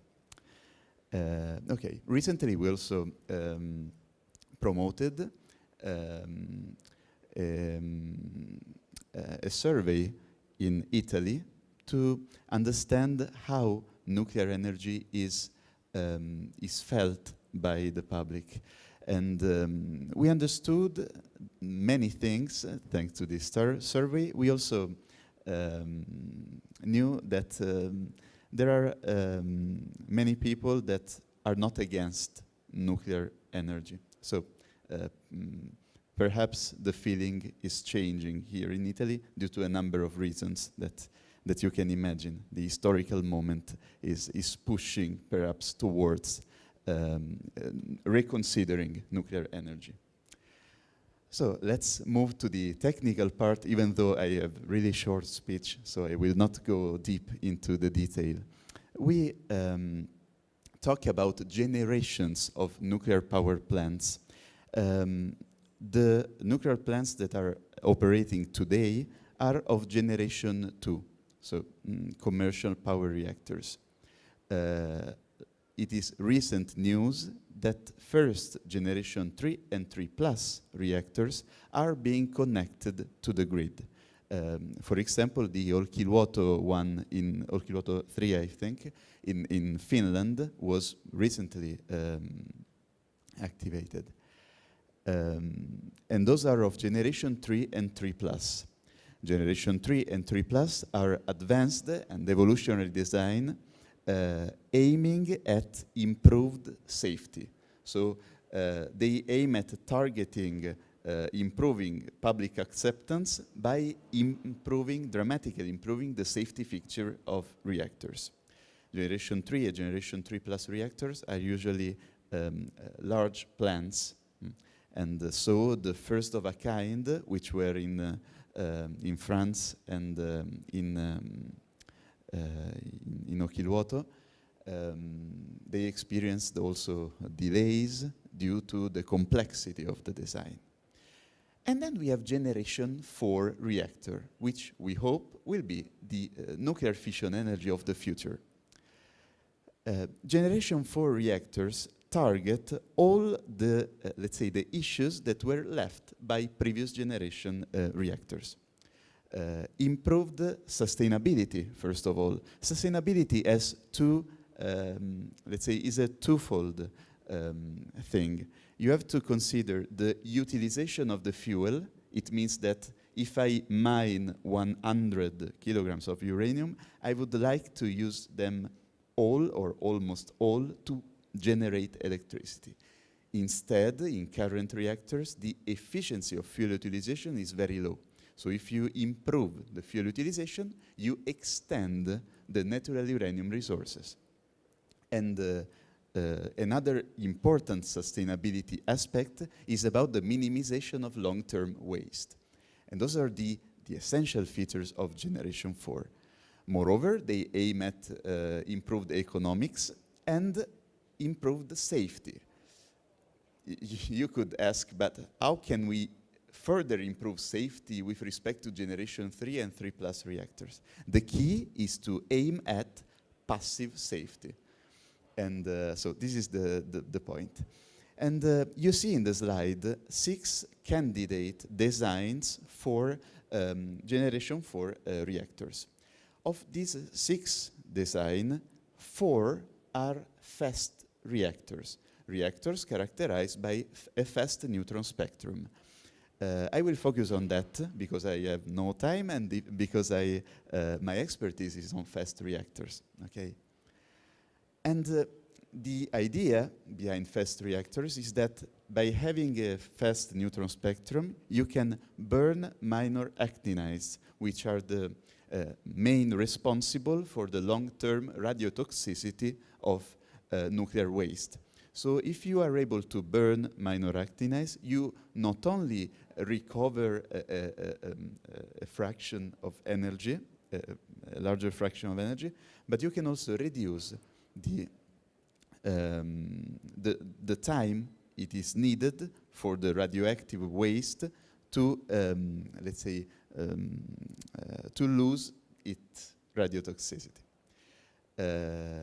Then we have the FS spectrum also allows to breed fuel so that you can improve the fuel utilization efficiency. The negative aspects are that to have a fast spectrum, you have to reduce or as much as possible avoid moderation. And if you avoid moderation, you need a large fissile inventory. And then, of course, fast neutrons are harmful for the structures. I just want to say a couple of things on two possible, two of the 6 candidate reactors, which are liquid metal cooled reactors.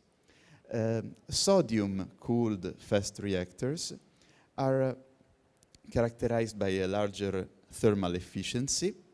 As Andrea said, you do not need to operate under pressure, and this is in a further safety aspect.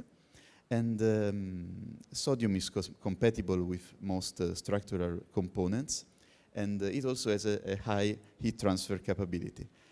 The negative aspects of sodium, the reason why we do not have sodium fast reactors everywhere, is because of its high reactivity with air and water, so you need a leak-tight system, a leak-tight reactor, which is not an easy thing to achieve, as the French experience in the Super Phoenix reactor taught us. Okay, and then you have an opaque coolant, so the inspection of the internal structure is more difficult. You can solve the problem of the compatibility with air and water using heavy liquid metals such as lead, which are inert. The problem is that, for example, lead is corrosive for the structures. So the main topics being addressed in R&D are really linked now to the coolant structure interactions and to the corrosion of the internal structure by lead. Okay, lead is very, very heavy. It tends to bring together with its flow the internal structures of the reactor. In conclusion, I just wanted to tell you that fast reactors are not a present-day technology. They must be developed for the next years. But there is no zero experience. Indeed, in the past, there were fast reactors operated. There was the EBR-2 experience in the US, and also the Phoenix and Super Phoenix reactors in France, cooled by liquid sodium. Currently, there are 2 operating fast reactors in Russia, in Beloyarsk, and there are 3 planned reactors. One is very short-term, again is in Russia, the Brest project, and then there are projects in India and China. In conclusion, many projects are planned, and maybe a surprising thing can be that Italy is involved in some of those projects, not only in private companies such as Nucleo, but also through ENEA, which is the National Research Institution. Indeed, ENEA is involved in the ALFRED project, which is the European lead-cooled fast reactor demonstrator. Okay, so with this I conclude. I thank you for your attention. And thanks, Engineer Nallo. And now I give the word to Professor Savoldi that will explain to us the difference between mitigation and adaptation and show the still existing gender gap in nuclear engineering. After her speech, Professor Zucchetti will conclude the first part of our panel, talking about fusion, especially deuterium plus helium-3 reaction. So thanks a lot. I will try to shift a little bit the focus aside the technical issues. So why are we talking about the future of nuclear energy? To me, it is because that technology or ensemble of technologies could be beneficial in fighting climate change and be adopted in mitigation strategies worldwide. Okay? But if you try and search for public available research papers in that field and skipping technical papers, but just looking at energy papers, searching, for instance, keywords like energy system, energy supply, energy transition, together with nuclear power, nuclear plants, nuclear energy, you will find that the role of nuclear power in the mitigation strategies and in policy integration strategies is controversial, at least. Why is that?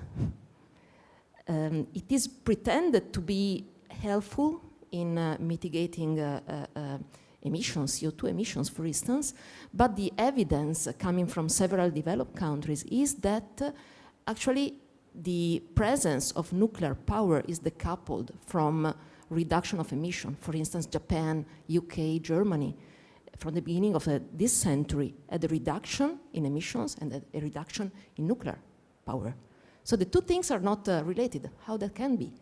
That is maybe easy to understand because in energy systems you have a supply side and a demand side and the two match it, okay? So you can have a decarbonization of the energy system, either decarbonizing the supply side or decarbonizing the demand side, okay? And that is according to the different national strategies.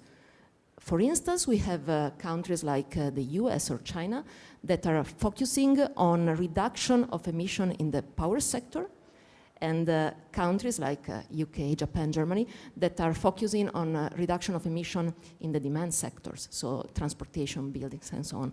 And that is proven by fact to be much more effective than trying to reduce or shift in the power sector towards less CO2 emittent energy mix, including the boosting of nuclear power.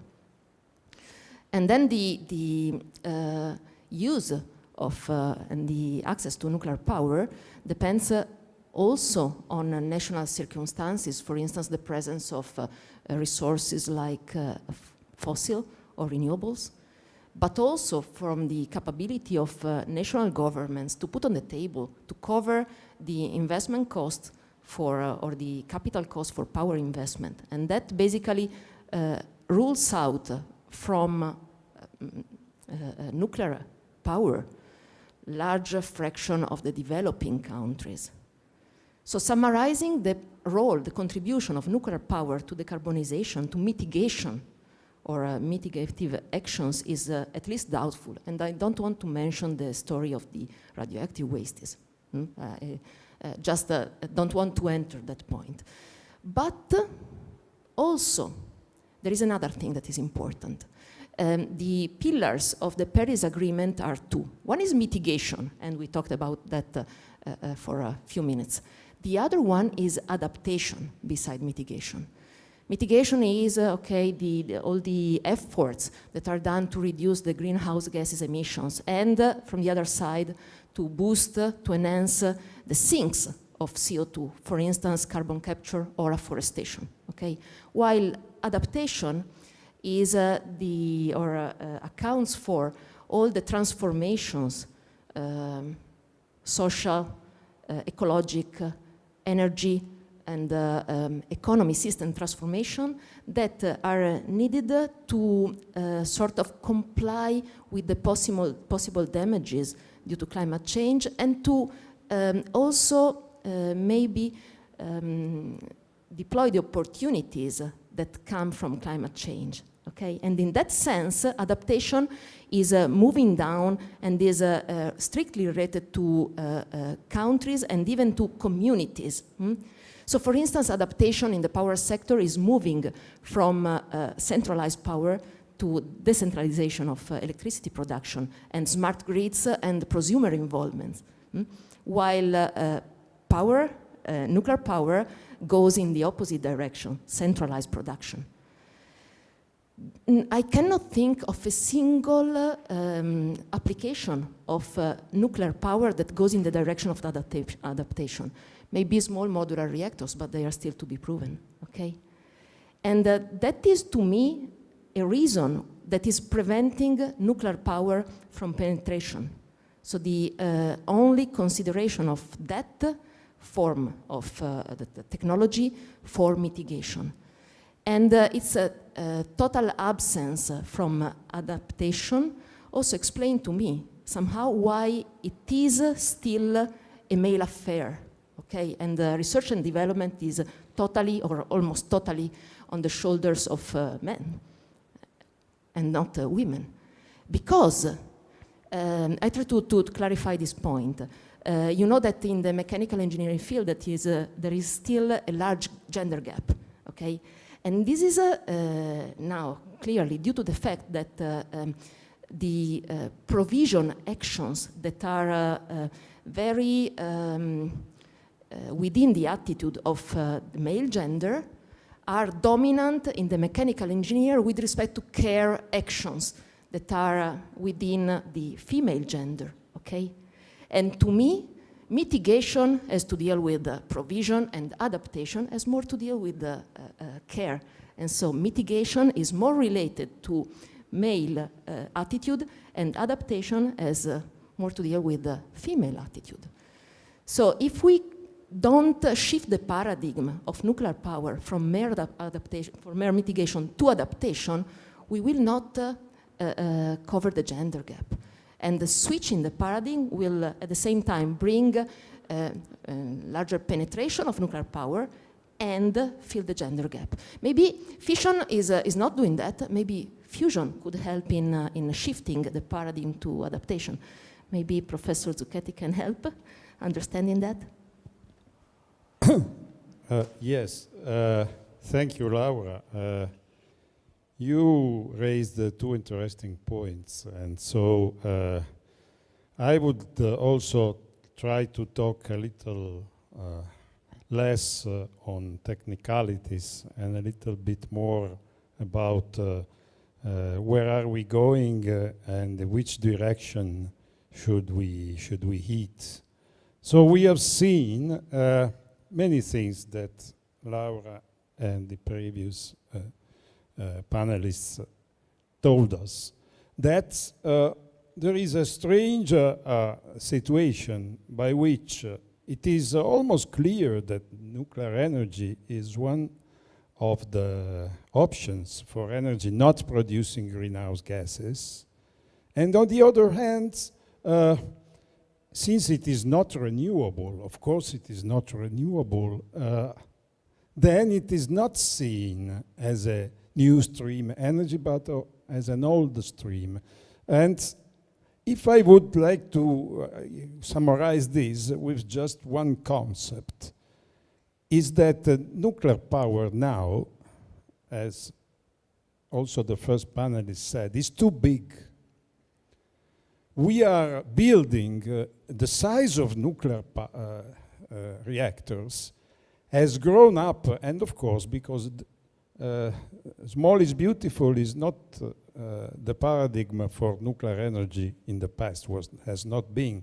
In fact, we found out that from the mere economical viewpoint, we have been building those great big generation 2 reactors of 1.6 gigawatts each, electrical gigawatts. So it is almost double the size of our biggest ever nuclear reactor, that was the Caorso reactor in Italy. So they are those great big reactors. Also, for example, in Ukraine, you have seen that they have been battling a lot around 1 month ago for a group of nuclear reactors, and we were afraid that they were bombing those reactors or giving fire to those reactors, and there was a lot of alarm.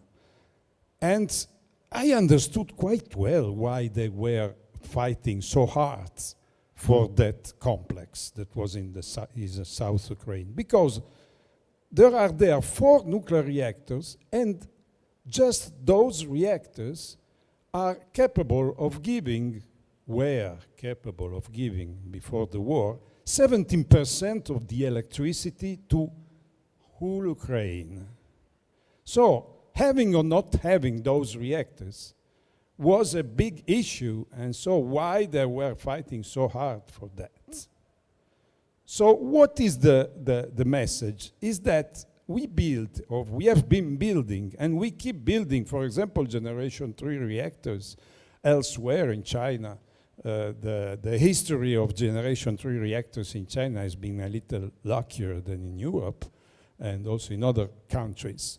But they are big reactors that are related to big companies, and so they are felt like something not pertaining with new kind of energies. So what my friend from Nucleo told us that small is beautiful for fission reactors could make us think that is not a good idea because the cost maybe would not go after the size anymore, and we would like to make smaller reactors just because they are more tolerable to be sited.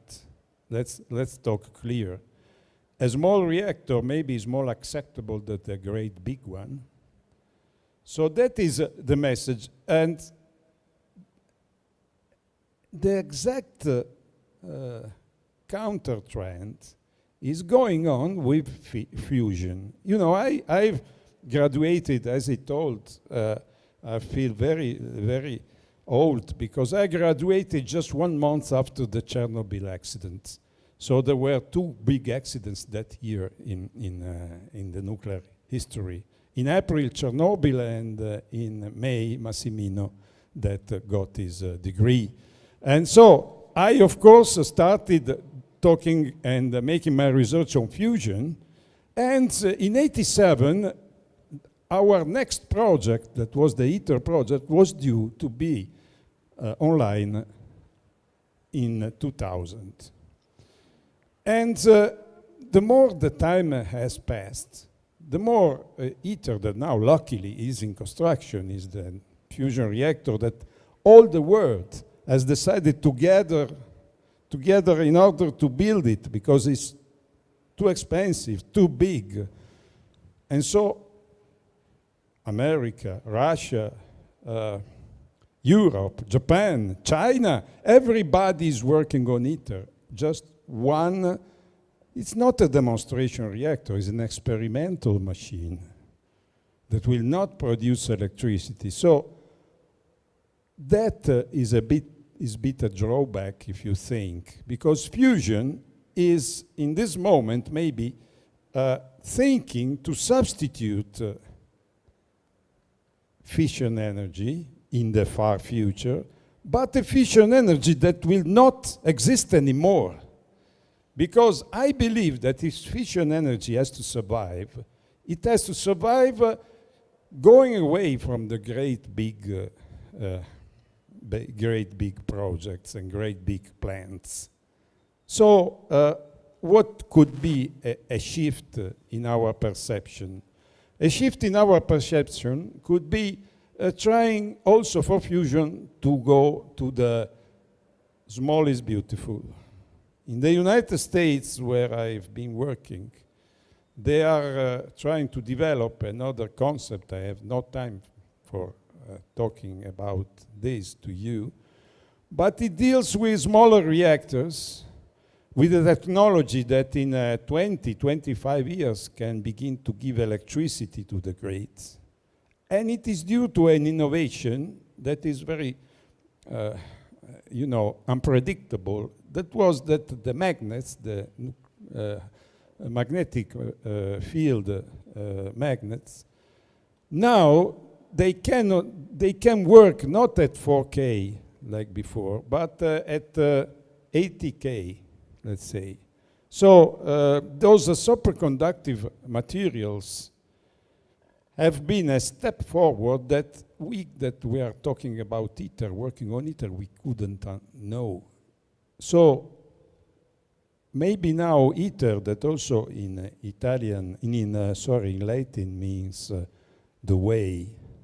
Maybe we are following a way that is not anymore up to date. And there are other projects that could bring a fusion on the same level that, and on the same behavior and mental habit that new fission projects are working on. Small reactors and physics first. Let's leave this to some other questions from the audience. Thank you.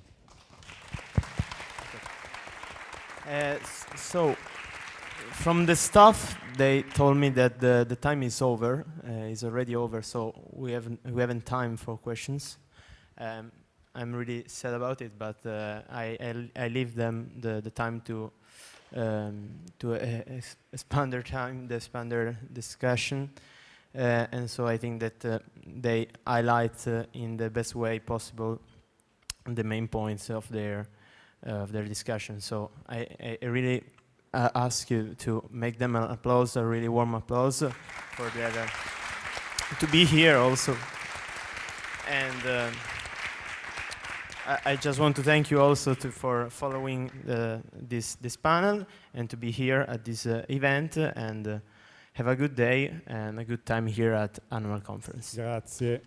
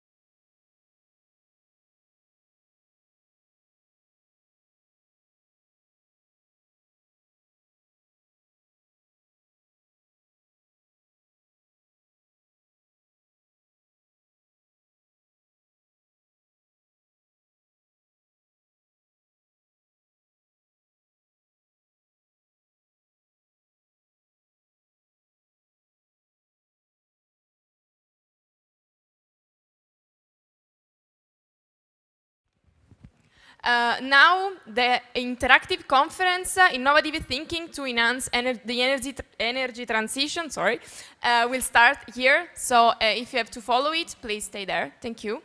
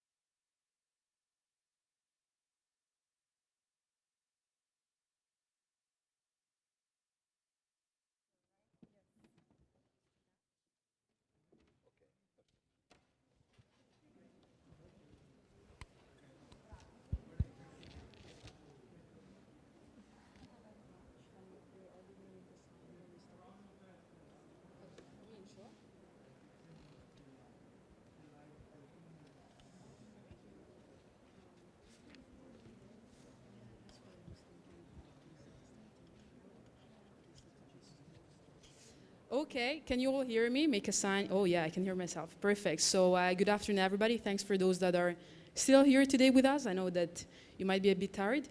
So this panel is about innovative thinking to enhance the energy transition. I think it's quite nice also to see a panel composed of entirely women. So I think it's super nice to promote women visibility as well in these events. And my name is Livia Kalosaka. I'm the Vice President of Yes Europe, so as you know, one of the organizers of the conference. And today we have a nice panel made of 3 different speakers. So we have Anne, who is the co-founder of Steam Shift, and as well she writes for a magazine called Waste is a Failure of Design. Then we have Pierre, that she has a very diverse background, so you will hear more about her story. But basically she's a chemical engineer, as well she's done an MBA, and she's currently the innovation manager at CDI Labs, which you may have seen on the stands outside. And then lastly but not least, we have Diana, and she has a PhD in history and international relations and political science from the University in Rome La Sapienza. Now she's currently working at the Politecnico di Milano in the Department of Energy. So yeah, please welcome our speakers.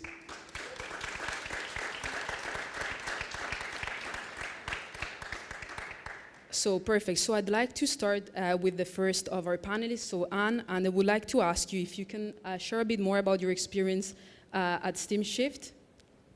Yes. Hello, everyone. Everyone is still alive? Yay! So what I'm going to share with you guys, I'm Anne, based in France. I co-founded this business unit inside of Steam Group. It's called Steam Shift, and what we have been doing in the past few years is that we work with innovation and R&D department of big industry and companies in Europe in order to reduce the environmental impact. And what we have observed during the years is that normally when it comes to tackling the environmental shift, there would be 3 phases that companies would have to go through. So the first one is integration.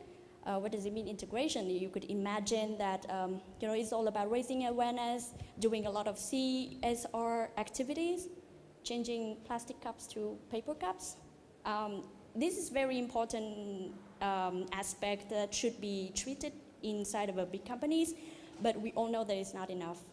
And in the next phases, we have optimization and reinvention. What does it mean? Optimization means that we're trying to reduce the environmental impact of the existing system. So nothing will change, the product stays the same, the service stays the same, the manufacturing process stays the same, but we're trying to reduce the impact of each of these variables. And the last phase is the reinvention, which means that we will try to reimagine, rethink a completely new product, service, and manufacturing service that would allow us to reach a significant result. I would have an example. Here's a real case of Safran helicopter engine. This is the case that we worked back in 2014. As you can see here, there's this curve, this red curve, which is their optimization effort during the years. And as you can see, they reach this plateau in which all of the optimization effort will just leave them with, like very little result, 5 to 6%.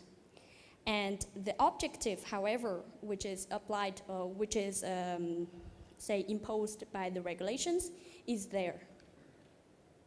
The objective is way below than and so what means here is that you cannot just keep on going to do the optimization effort based on existing product, service, manufacturing, business model, whatever it is, in order to reach the new height of performance required by the law. And what we suggested to them was that we have to change that. We have to, the helicopter cannot be exactly the same anymore. There are parts of a helicopter that should be omitted. It still fly safely. But, I mean, yeah.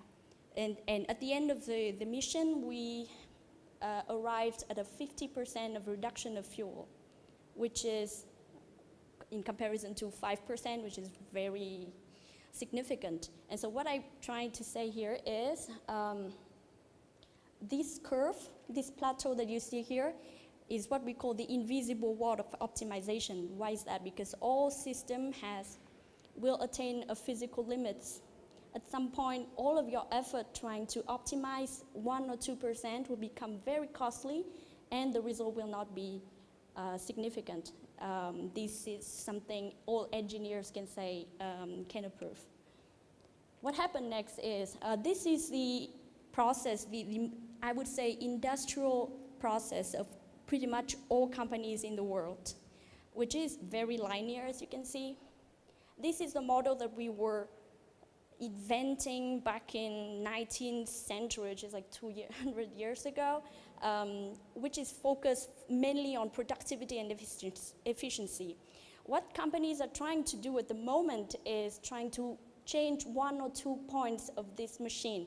This is also a system, and any system, again, has its limitation.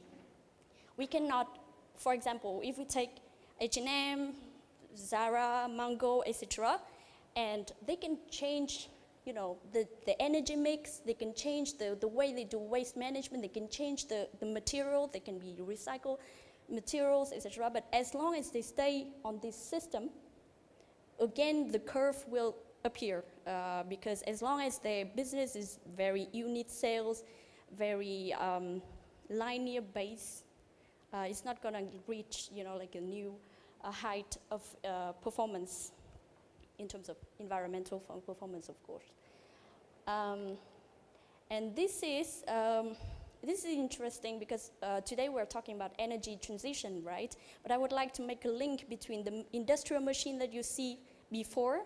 As long as that linear industrial machine is still the dominant design of our world today and tomorrow, this is the projected energy mix of 2014, which is, as you can see, we do not phase out fossil fuels at all.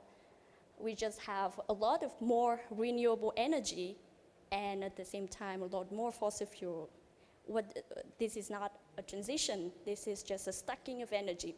So there's something that is more profound than just, you know, talking about energy or talking about, we have to take a look at the whole industrial machine that is its place. So I would like to close the talk with something that we are like, this is what Steamship lives by, to be honest, and it's from an architect. We can never change things by fighting the existing reality. To change something, build a new model that makes the existing model obsolete. Thank you.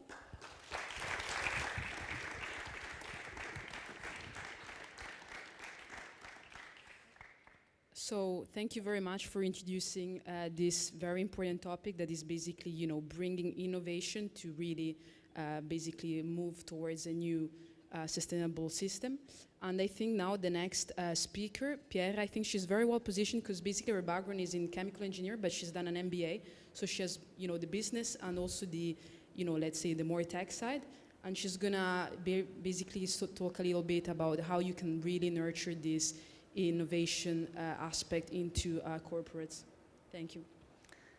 Okay, nice to meet you all. Actually, first of all, I would like to give you a bit of context about myself. As Diana was saying, it's a bit difficult to understand how sometimes management and technical parts should live together. I come from a business school, actually, called Collège des Ingénieurs, and I did my MBA there, and now I'm working for a business unit of this business school that is called CDA Labs. It's an innovation advisory boutique in the sense that we work as consultants for corporates that want to approach innovation in their process and in their operative life of every day. What we noticed during these last years is that at the beginning, innovation was much more related to research and development, so just for new technologies to scout.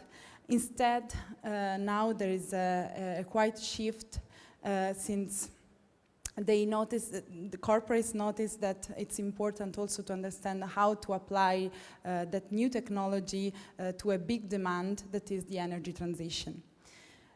So of course all of you knows what is energy transition, and it's not that easy to understand why innovation should be one of the solutions for the energy transition.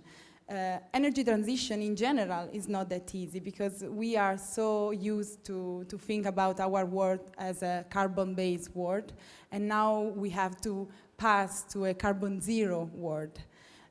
So innovation can be an answer to this problem, since energy transition is a systemic problem, needs a systemic solution. And moreover, it's a multidimensional problem. Actually, innovation somehow can provide different dimension and can tackle different dimension. First of all, the technology dimension that we all know and we normally relate to innovation. So how to push for new techs that can answer to the request of energy transition. Then, moreover, there are other dimensions that are more related to the business part. So new business model to respond to this big challenge. New policies, so a new framework of regulation that can help and also simplify the framework we are living in. And for sure also financial instrument that we need also to lower the risk for private company to boost new technology that they do not know how they will develop in the future. And at last, enable new infrastructure. For example, sector coupling or capacity market are all new dimensions that can somehow answer to this big problem. So how corporates should embrace innovation and use innovation for answering to the energy transition? If we think at the innovation life cycle, they can enter from different sides. Of course, innovation life cycle is not just a linear process, but it's an interactive process. So sometimes they start from the technology part to do all the path until the market. And sometimes they just have a question of market, so a demand from the market, and they need to understand, okay, and now how we can create the technology at the base of this market request. What I would like to share with you is 2 examples that I noticed in my experience in CDA Labs. One of these is much more related to the technology side, so a corporate that had a push based from the technology side, and another one that is on the opposite side, so from the market. The one related to the tech push is an Italian company, a gas utility that owned the major part of the gas infrastructure in Italy. And instead, the other one related to the market pool example is a multinational chemical company. So what they did, the first one noticed that, okay, we have to face the energy transition somehow, and we have to help our ecosystem to change things as they are now. We are working and we know really well natural gas, so maybe we can adapt our technologies to another kind of gas that is hydrogen. So what they did is, okay, maybe the answer is to create an accelerator and connect our knowledge, our expert about the natural gas with startups that are already working in the hydrogen technology. And after that, we can build with them something that can be helpful and can help and push hydrogen infrastructure also in Italy and Europe. The other one instead that started from the market is still in the hydrogen topic, and this company is producing fertilizer, so ammonia, and they thought, okay, ammonia, it has 3 atoms of hydrogen, so maybe we can use that hydrogen somehow in the market. But the big question was, but it exists a market for hydrogen now in Europe. We help them to understand if that market actually exists. So, In this slide, you can see some of the information about the first example I made, so regarding the gas utility company. In that case, the things that I would like to highlight, besides everything, is that it's not that easy for corporate work with startup. They have a completely different mindset, and they also have a completely different speed. So even if there is knowledge in one side and technology in the other side, it's not that easy to combine. The purpose of this accelerator in hydrogen is to work together, not as a corporate and a supplier, but work together as two identities that want to share knowledge and expertise to create something really concrete.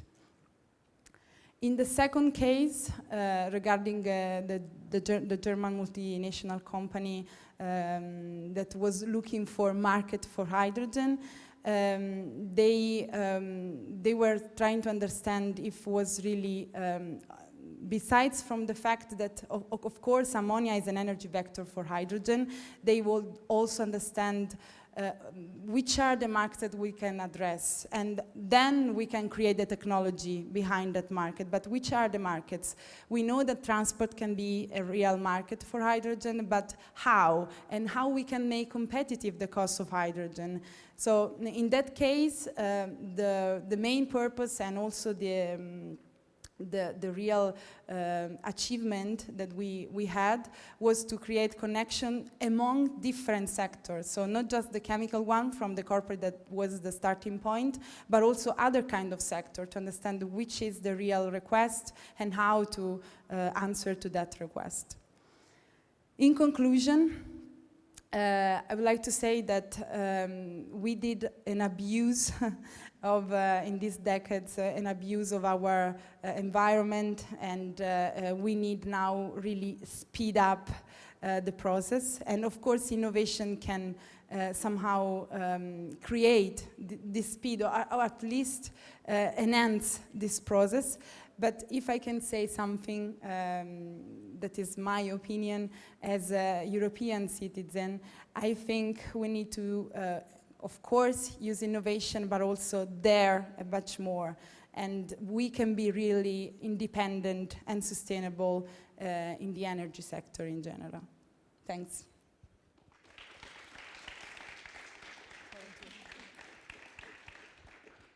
Thank you very much, Pierre. And yeah, building on this, so we were seeing basically that innovation is key for Europe. Yes, you're right. I mean, we're seeing, especially with the geopolitics, that we need to be more independent.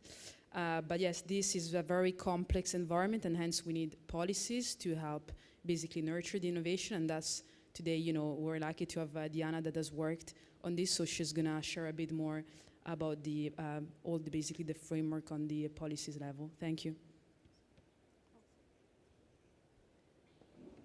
Funziona? Ok, ottimo. Buonasera a tutti. I'm sorry. Okay.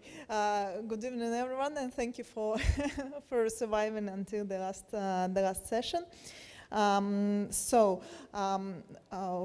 Trying to create a linkage with what my colleagues were talking about before, and we thought that talking about technological push, market pull, it is important to have the third ingredient in order to make the energy transition realized. The third ingredient would be policy. Policy is fundamental in order to introduce innovation into the policy decision-making process. So, in order to introduce the innovation, the science, since I am representative in this very moment of academic world, in order to introduce the science to the decision-making process, we need to have a kind of field where the policymakers and scientists, innovators meet. We need some kind of arena. And this kind of field is in science diplomacy. So the science diplomacy is the use of scientific collaborations among nations to address the common problems facing 21st century humanity and to build constructive international partnerships. So scientific diplomacy can have three types on the international level. First is the science in diplomacy, which is translated in informing foreign policy objective with scientific advice. And one of the most, let's say, popular and well-known examples of science in diplomacy is Intergovernmental Panel on Climate Change, IPCC. You can find a lot of their reports online. The second type is diplomacy for science, facilitating international science cooperation. The main example of such organization of diplomacy for science is European Organization for Nuclear Research, CERN. It's a research center based in Switzerland, which actually which has been working for many decades, and even during the Cold War, the scientists from both sides, socialist camp and capitalist camp, were working together in name of science. And the third one is science for diplomacy. So that means using scientific diplomacy to improve international relations between countries and international organizations. And one of such examples is the SESAME, which is CISAMI, which is a research center based in Jordan, where, for example, such scientists, the scientists from Israel, Iran, Palestine, work together in the name of science. And that, of course, does contribute to the improvement of international relations.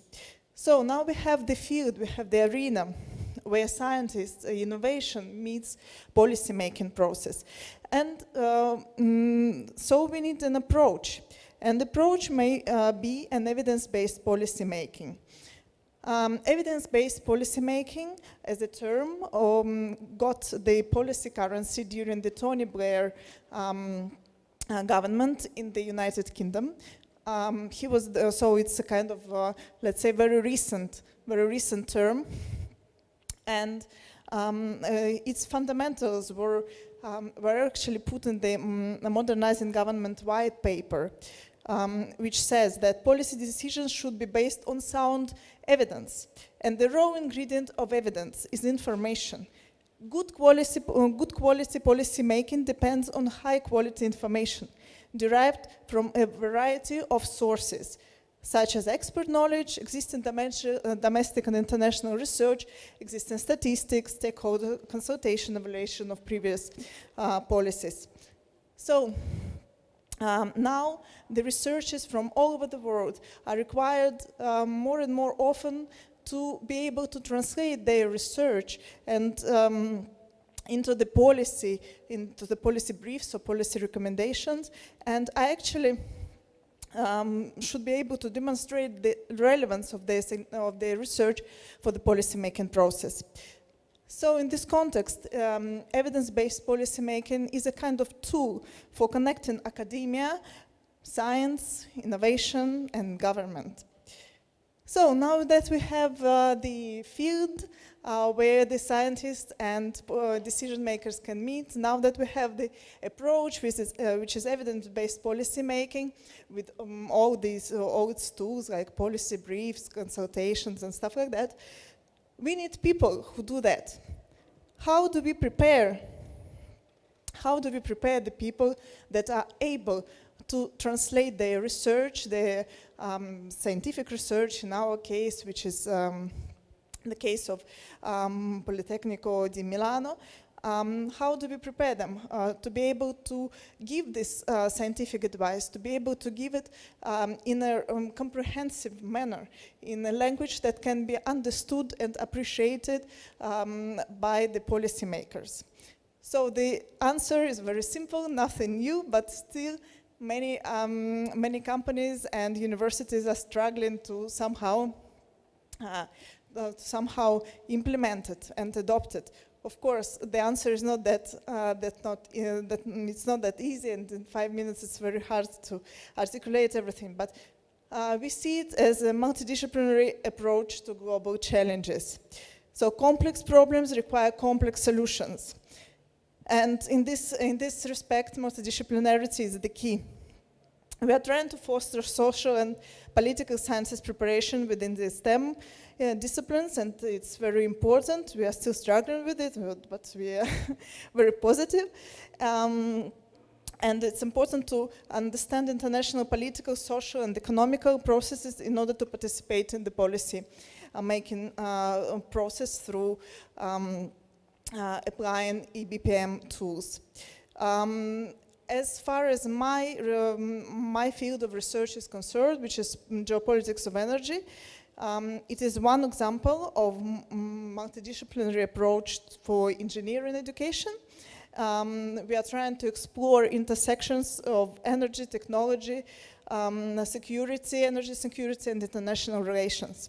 So I don't think I have much time left, but I was asked to give an example of a project where we are trying to actually apply these approaches. Now we have prepared and submitted the project. It's an Erasmus Plus project, and we are waiting for evaluation. So fingers crossed. It's called Ambition Project. Ambition stands for Ambassadors for Sustainable Innovation. It's a project launched,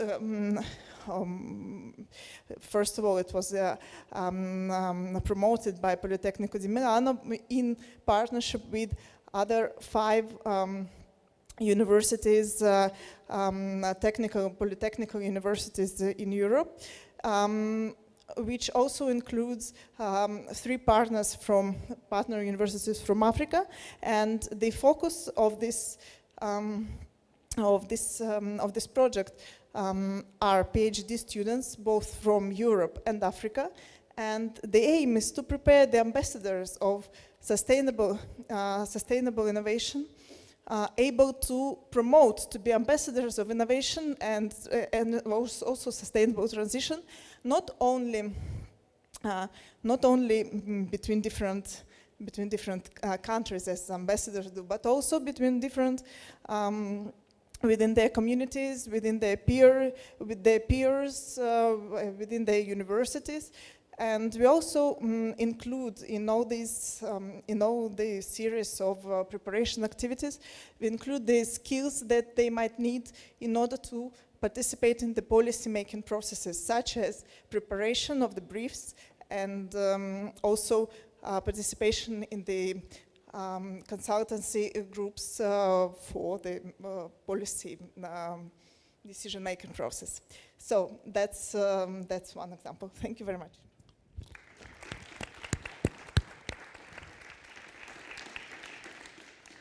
So thank you for all the panelists, and now it's time for the public. If you have any questions, please just raise your hand and we will come and get your question. I think it's a very good opportunity because we have basically people that have experience with companies, startups, but also academia, so you can really, ask any questions about, any of these 3, basically ecosystems. Yeah. So thank you for your speeches. And my question is, how much weight does the policies of a country, how much are they important if the market is really hungry for innovation, if the market is really hungry for, can I give you an example, like renewable energies? The market is really ready to embrace them, but sometimes our governments don't let the projects start because the regulations and so on. Do we see these kind of problems in all of the markets, or energy is a particular one? You're energy experts, so I don't know. But in energy, is the regulations of countries so tough of a problem, or is this something we can work around? I think you want to answer? Yeah, go for it. I can try. even if I'm not the policy expert or regulation expert.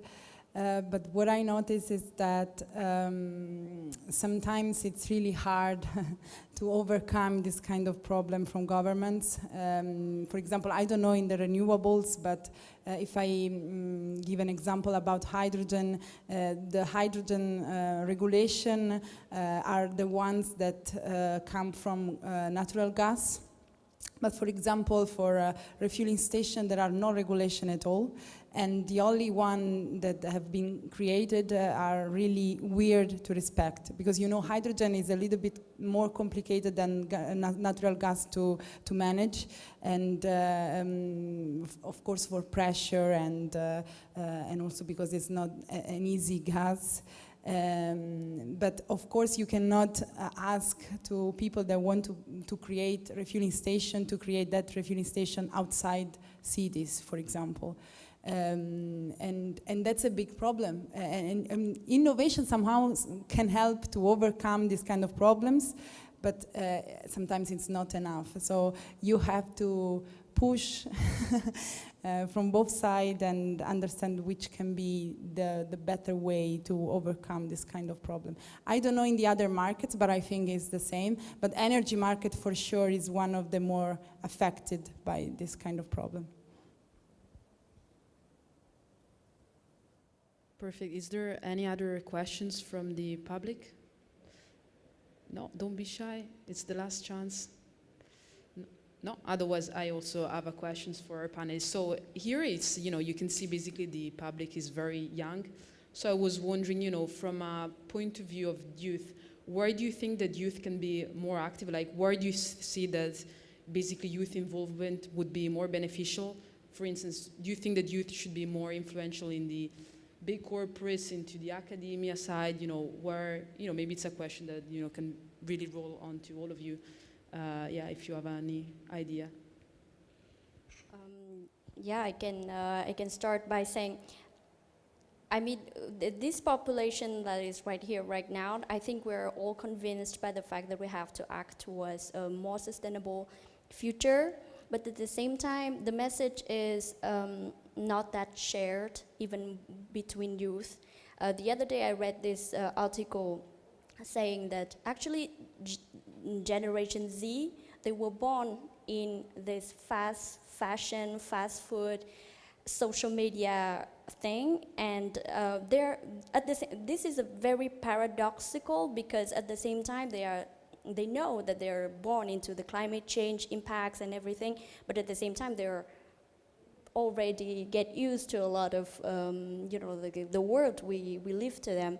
And I think if there is one thing that could possibly be useful for them is, you know, like at universities or at schools, we taught them not, you know, like the facts, but the way to check facts, like the way to see things, because, you know, system thinking is not something any human is born with. It's something you have to acquire. It's not and it's not yet very present at school. So we don't need to give them, you know, this is right, this is not right, but at the same time, give them the ability to judge themselves, and then let them decide if they would like to. Yeah. Absolutely. Does any of you want to add something to this? Well, very briefly, I think that youth is fundamental in any sphere of life, also because, you know, time flies, and today you are youth, tomorrow not anymore. So I think that the participation is very important. There is also such, let's say, such phenomena that also in the when we were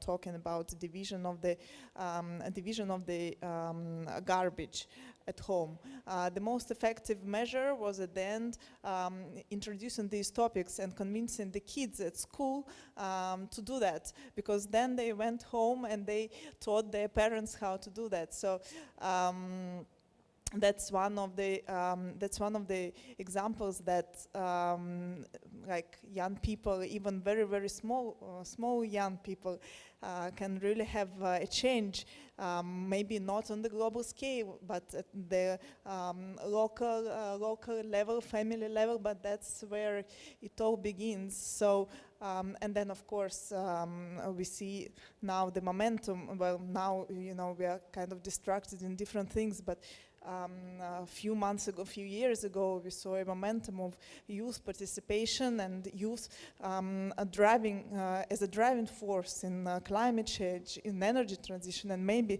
we would not have spoken today about the energy transition in these terms. We would not feel it as an urgency, existential need, if the youth were not that worried about it, were not that into that question, you know, in different ways. Okay, yeah, thank you very much. So basically, if we can say something about this, is basically never too early to be engaged. And then, yes, as Anne was saying, it's a very, I mean, not that just all of you basically acknowledge this is a very complex field, so we really require this multidisciplinary approach. And I think that, yeah, critical thinking should come, and I think that's also why it's important to, you know, even with, as Yes Europe, we really want to increase our diversity in terms of background, so why not, you know, next year to try and have, you know, more people from the arts and, you know, humanities also domains coming into such type of conference. With this, I'd like to thank all the panelists here, and as well all of you for listening to this session today. And yeah, I wish you all a nice evening, and hopefully see you tomorrow if any of you is joining again. Thank you so much.